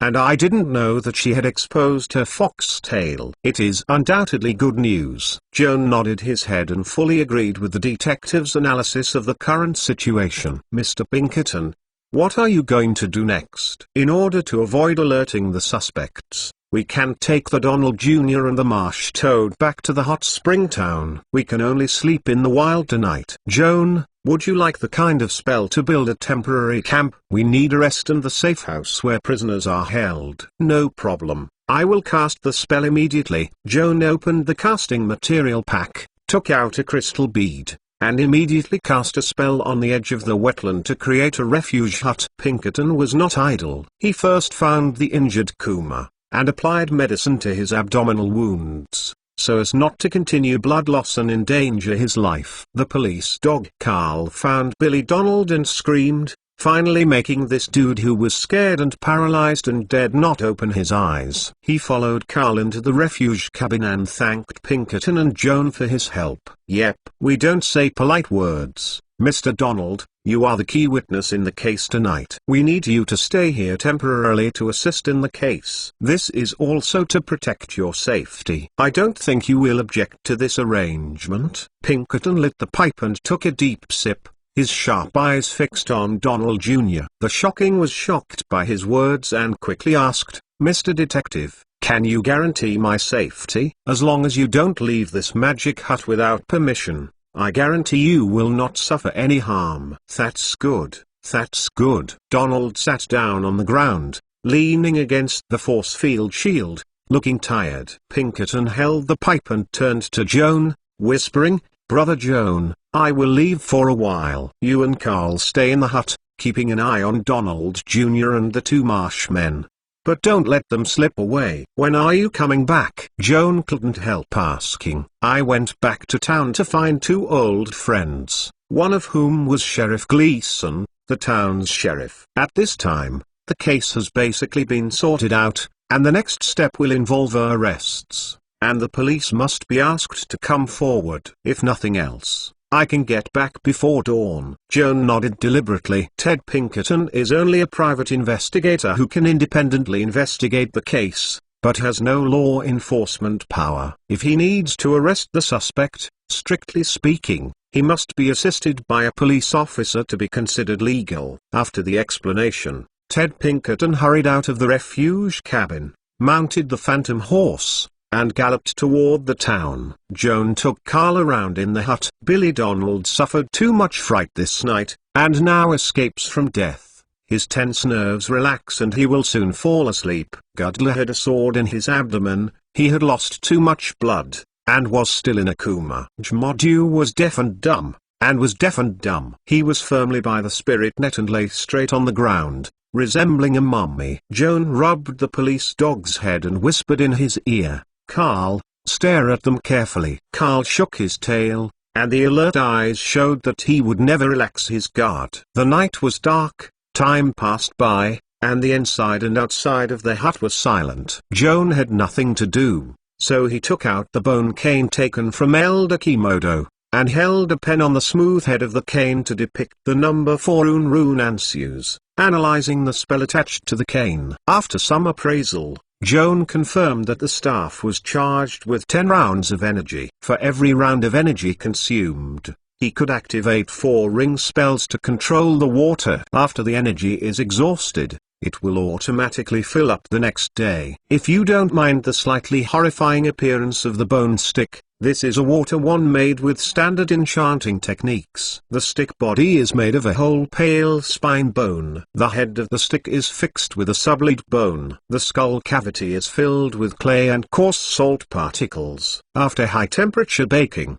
the skull filling is hardened into coarse pottery. The coarse pottery has a loose and porous texture, and many large grains of coarse salt are inlaid in the pores. This structure easily absorbs water vapor, so the skull always looks timid. Like Master Mr. Joan, please collect www.mentalnovel.com. Master Mr. Joan's literature update is the fastest. Chapter 948. To draw the spine and skull that make the water wand have no effect on the manipulation of water. 4th level spell of the Change School. But the crispy and porous stoneware filled in the skull, as well as those inlaid in the stoneware, the large salt granules of moisture are not optional. The power of manipulate water is quite powerful. It can remotely control a piece of water. According to the needs of the caster, there are at least 5 different control modes to choose from. First, this spell can manipulate the water level to rise or fall quickly. Second,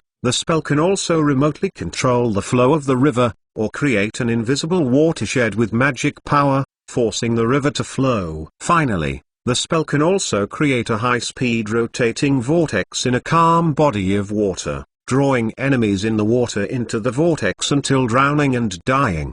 The 3 functions of steering, diverting, and creating vortices are realized by controlling water bodies. No casting materials are needed. But if you want to control the rise and fall of the water level, you need to match specific materials. As long as a drop of water is used during casting, the function of remote control of water level rise can be achieved. On the contrary, with a pinch of lime soil as a casting material, the water level can be controlled to fall. The skull of the water control wand is filled with clay, which is equivalent to providing sufficient lime soil material. The honeycomb holes of the coarse pottery, as well as the salt particles inlaid in the holes, can play the role of absorbing moisture, so that the inside of the skull always maintains a high humidity. When necessary, these pre-stored water can be used as a casting material to control rising water levels. The range of water bodies that can be controlled by controlling water bodies and the maximum control time limit are closely related to the caster's level. Elder Gomodo is an 8th level wetland druid.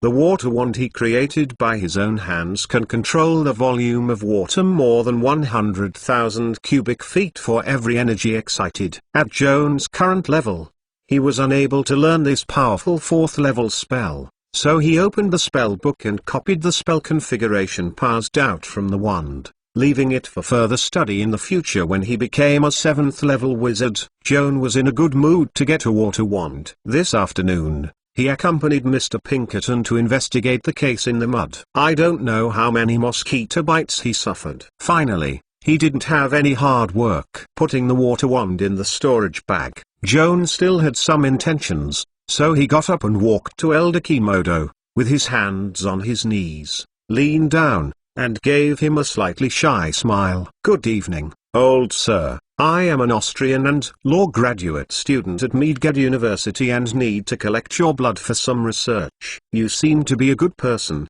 and don't mind donating a small amount of non-healthy plasma to subsidize poor students like me. This is also a contribution to scientific research." Joan said to himself, opened the storage bag briskly, and took out a thick and long needle. Elder Kimodo was deaf and could not understand what Joan was saying. However, when he saw the terrible needle, he knew that the other party must not be well-intentioned. Elder Kimodo had a mouthful of words, a pair of swollen eyes, bulging and bulging more and more because of extreme shock, as if they might explode at any time. "Since you don't speak, then I will be your acquiescence." Joan smiled shyly and stabbed into the body of Elder Kimodo, pulling out a tube full of blood. At the moment of being acupuncture, Elder Samo's face twitched violently due to pain, and his eyes were closed, dare not to speak. In fact, his throat, damaged by senselessness, could not be refused at all. He could only listen to this black-handed little mage and do whatever he wanted to himself. Elder Komodo was a druid,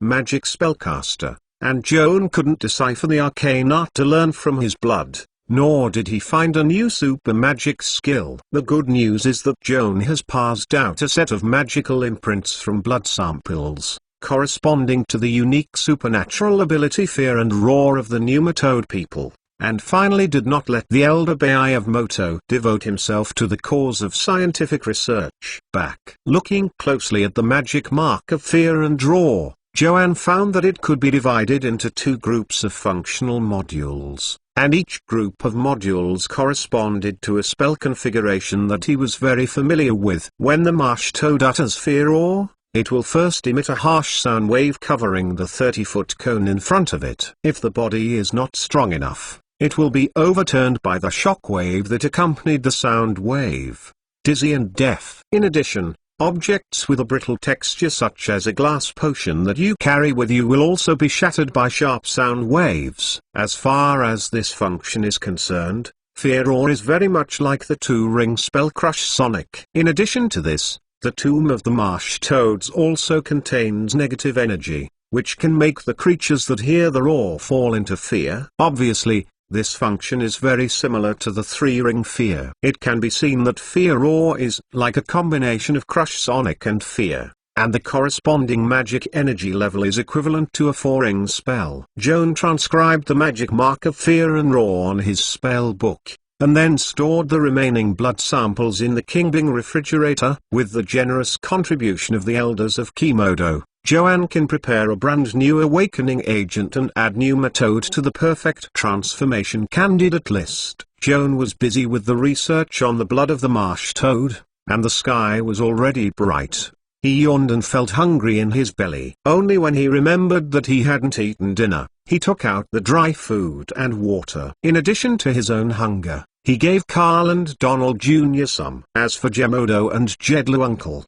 look at their fat and strong appearance. 1 or 2 hungry meals should have no effect. If they are full, they might start to run away. Joan chewed the biscuits, and suddenly heard the sound of a horseshoe looming outside, quickly turned around and looked in the direction of the movement. Looking through the transparent force field shield, by the faint morning light, Joan saw the 5 knights galloping from the hot spring town, and the headed knight was Mr. Ted Pinkerton. Not long after, the 5 knights reached the edge of the wetland, dismounted, and led by Pinkerton, hurried into the shelter. After entering the house, Pinkerton asked Joan witnesses and suspects for the first time, and learned that Donald Jr., Kimodo and Jedra were all safe, and then he was relieved and turned to introduce Joan to the 4 people who accompanied him. Sheriff Gleason, who came to the refuge cabin with Mr. Detective, and two accompanying young detectives, Joan had met at Mrs. Josephine's engagement ball. In addition, there is an old man in a yellow robe and a kind eyebrow, which is Pastor Perot in the town. Father Luther. Like Master Mr. Joan, please collect. www.mentalnovel.com. Master Mr. Joan's literature update is the fastest. Chapter 949. Missing. After a brief greeting, the old man of the priest was busy and alive. First healed Donald Jr., then healed the abdomen sword wounds of Gaudra, and finally performed the remove disease to restore the ability of the elders to hear and speak. Accept the trial. Pinkerton handed Jedra to Sheriff Gleason and his assistants to interrogate the elders, and asked Joan to act as a clerk to record the old toad's confession. Kiawan readily accepted the new errand, turned out a blank notebook from the storage bag, with a trace of anticipation to listen to the interrogation, holding a pen to prepare the record. Pinkerton did not go around in circles, and directly asked Elder Samo, including the victims of 3 murders, including Herr Lancashire, whether they were related to him. Elder Kimodo was also frank, and did not try to shirk the crime, frankly admitted to be responsible for the previous 3 murders. The marsh toad and the victim never knew each other, without any personal grievances, and the motive for killing was very simple. It was nothing more than to treat the other party as a prey for the noble children of the family to try in the same way as they did to Donald Jr. tonight. However, the previous 3 victims did not have such good luck as Donald Jr., and eventually became a sacrifice for trials. Camo, you marsh toads live in the depths of the wetlands, not less than 200 miles from the hot spring town. Why do you have to go so far to hunt humans? Pinkerton asked a question that Joan was also curious about, and jotted down the detective's question, looked up at Elder Kimodo, and looked forward to his positive answer. What's so strange about this?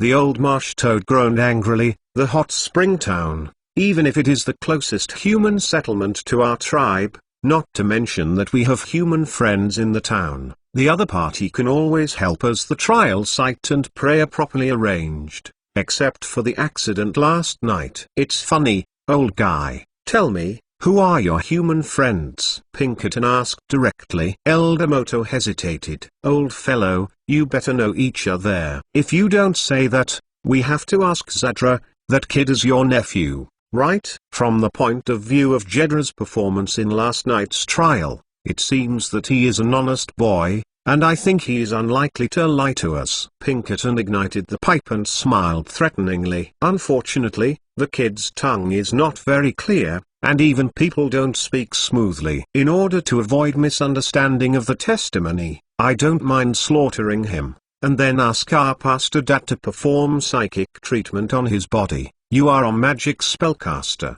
you should know that there is no language barrier to communicate with souls, right? Elder Chimodo shuddered, looking instinctively at the opposite corner of the old man in yellow robe who was healing his nephew. The man was indeed a priest. After a short period of hesitation, Elder Samo was forced to succumb. For many years, our Gugger tribe has collaborated with David Kaufman, the richest man in Hot Springs, many times in private. Offering sacrifices for adult trials is also part of our cooperation. Pinkerton burst out of such a big deal to him, and it seemed not surprising that he nodded with a pipe in his mouth, and motioned to Jmoduo to continue. The cooperative relationship between my family and Kaufman can be traced back to 25 years ago. At that time, Kaufman was just the manager of a small hotel. He just married the hotel owner's daughter. Woman? I can't remember. Pinkerton raised his hand to signal him to wait a moment before turning back to Sheriff Gleason, who was standing behind him to hear the interrogation, and gave a meaningful glance. Sheriff Gleason crossed her arms across her chest, nodded coldly, and said to Pinkerton, "It's the Lady Elena we all know, David Kaufman's ex-wife. If I remember correctly, old man, you should have a relative relationship with Mrs. Elena, right? Cousin or cousin? Elena is my cousin. Don't say this, dead, It has nothing to do with our case. Mr. Sergeant replied impatiently. But it has something to do with you. Over the years, you are the only one in Hot Springs who dares to fling his face in front of our millionaire. Kaufman complained in front of me more than once, saying that he does not understand why you are inexplicable to him. The prejudice,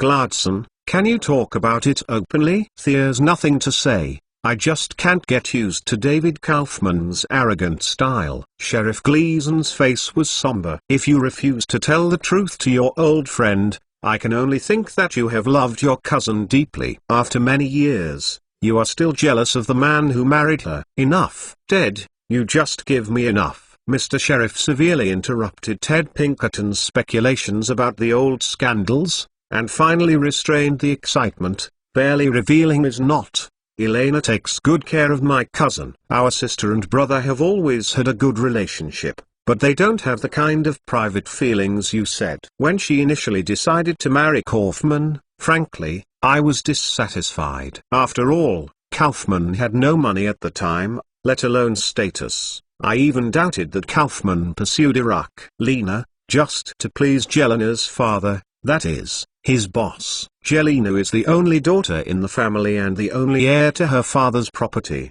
The old man's health has not been very good. The hotel business is entirely managed by Kaufman and Jelena. Kaufman married Jelena and inherited it in the future. Hotel, this is a very smart decision, right? Kaufman has always been very smart, and I don't think there is anything wrong with his pursuit of Elena. Pinkerton said disapprovingly. Whether in the past or now, people always have to focus on economic gains and losses. Isn't it normal for your son-in-law to inherit the father-in-law's estate through marriage? Isn't it too much, Gladson? Mr. Pinkerton smiled and breathed out a big sip of cigarettes, and then said, moreover, we all have to admit that Kaufman is not the kind of little white face who only eats soft rice. He inherited from his father-in-law, but just a building. Small hotels can be found everywhere in Hot Springs town, but after more than 20 years of operation, this small hotel has become a luxury hotel in the town and even the entire Midget colony, which shows that Irene and her father did not look away. David Kaufman, smart and capable. I never denied this, but I cannot forgive what he did to my cousin. Sheriff Gleason hesitated for a long time, and finally lowered her voice and said, 20 years ago, one night, David Kaufman came to me to report the crime, saying that my cousin was abducted by a playboy, left a letter, and ran away with her lover. I quickly went to the police to investigate, and finally on the edge of the wetland, I found the cousin's carriage, but there was no figure in the carriage. There was only a pool of blood on the scene. Like Master Mr. Joan, please collect www.mentalnovel.com. Master Mr. Joan's literature update is the fastest. Chapter 950. 20 years ago. Since then, Elena has disappeared completely, as if she has never existed in this world. Speaking of the mysterious disappearance of her cousin, Sheriff Gleason couldn't conceal her grief. David Kaufman insisted that Elena was abducted by what she called love husband, with a lot of money, and I don't know where to hide and be happy. But I don't think he is telling the truth. I have been insisting on investigating Jelena's disappearance over the years. The more I trace it, the more mysteries there are, and all the clues point to David Kaufman. His role in this case is not simple, but unfortunately I haven't got good evidence at present, and I can't prove that he should be responsible for the death of Jelena. Gleason, you suspect that David Kaufman murdered his wife. As for the elopement, are all the lies he made up to cover up the crime of killing his wife. Professional habits prompted Pinkerton to immediately make a series of darkest speculations. Gleason nodded coldly. I do have such suspicions, but unfortunately, I have no evidence to accuse Kaufman of the crime of murdering his wife. The dialogue between the detective and the sergeant is a private exchange, and is not directly related to the case. Joan does not need to record, so he has time to listen to the changes in the face of Elder Samo while listening. When Gleason pointed out that Kaufman was suspected of killing his wife, Joan noticed that Elder Moto's eyes were blinking and his facial muscles could not help shaking. "Mr. Pinkerton, Mr. Sheriff." Joan suddenly interrupted the conversation between the two of them. "With regard to the whereabouts of Mr. Kaufman's former wife, I think Elder Moto should know something.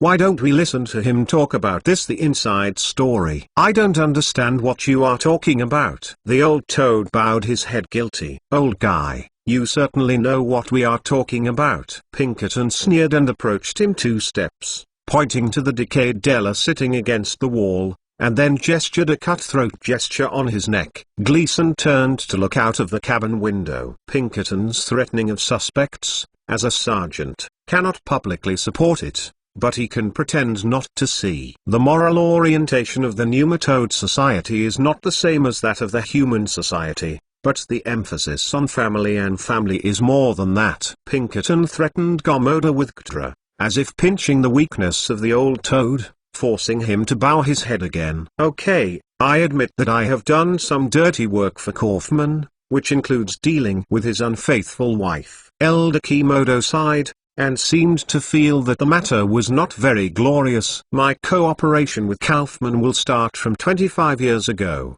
when Kaufman was just promoted to hotel manager, trying to get some results so that the boss can agree to marry his daughter. However, the small hotel he took over was really dilapidated, uncompetitive in the spa, and the business was very bleak. Kaufman was anxious to change the status quo, so he contacted me through a friend we shared and offered to hire me to intimidate his competitors. I don't need human gold and silver coins, but I need the magic crystal, so we negotiated to use the magic crystal to settle the bill. Afterwards, we took a group of sibling brothers, harassed the hotels that robbed Kaufman for business, and scared away local tourists. We have done this several times, and the results have been very good. People found that in that area, only the hotels operated by Kaufman were safe, and the business naturally became hot. When Kaufman was young, he was still very happy to do business. The bills that should be paid to me are not bad. We are all very satisfied with each other's cooperation. Since then, we have not contacted again, until 5 years later, David Kaufman came to me again and offered to hire me to do one thing. That is, to kill his unfaithful wife for him, and to seduce his wife, that little white face. "So, did you kill poor Elena cruelly?" Sergeant Gleason asked grittedly. "I don't have it." Elder Kimoto blew up the sound bag. "I did a lot of dirty work for Kaufman, but I haven't killed a woman.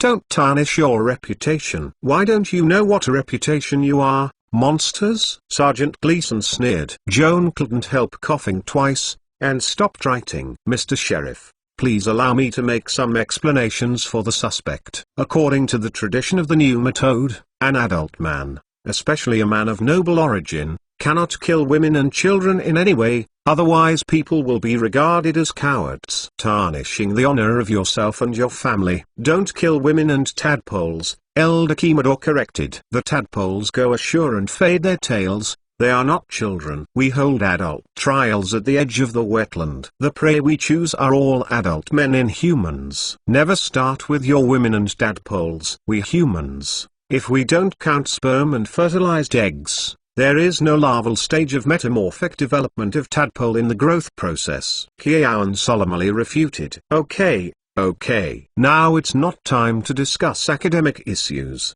Don't you two pick each other." Ted Pinkerton couldn't help crying and laughing, interrupting Joan and Elder Gemodo's debate on the topic of tadpoles, indicating that they were right. "Since you don't plan to kill Mrs. Elena, why take over Kaufman's assassination mission?" "Because I need the magic crystal.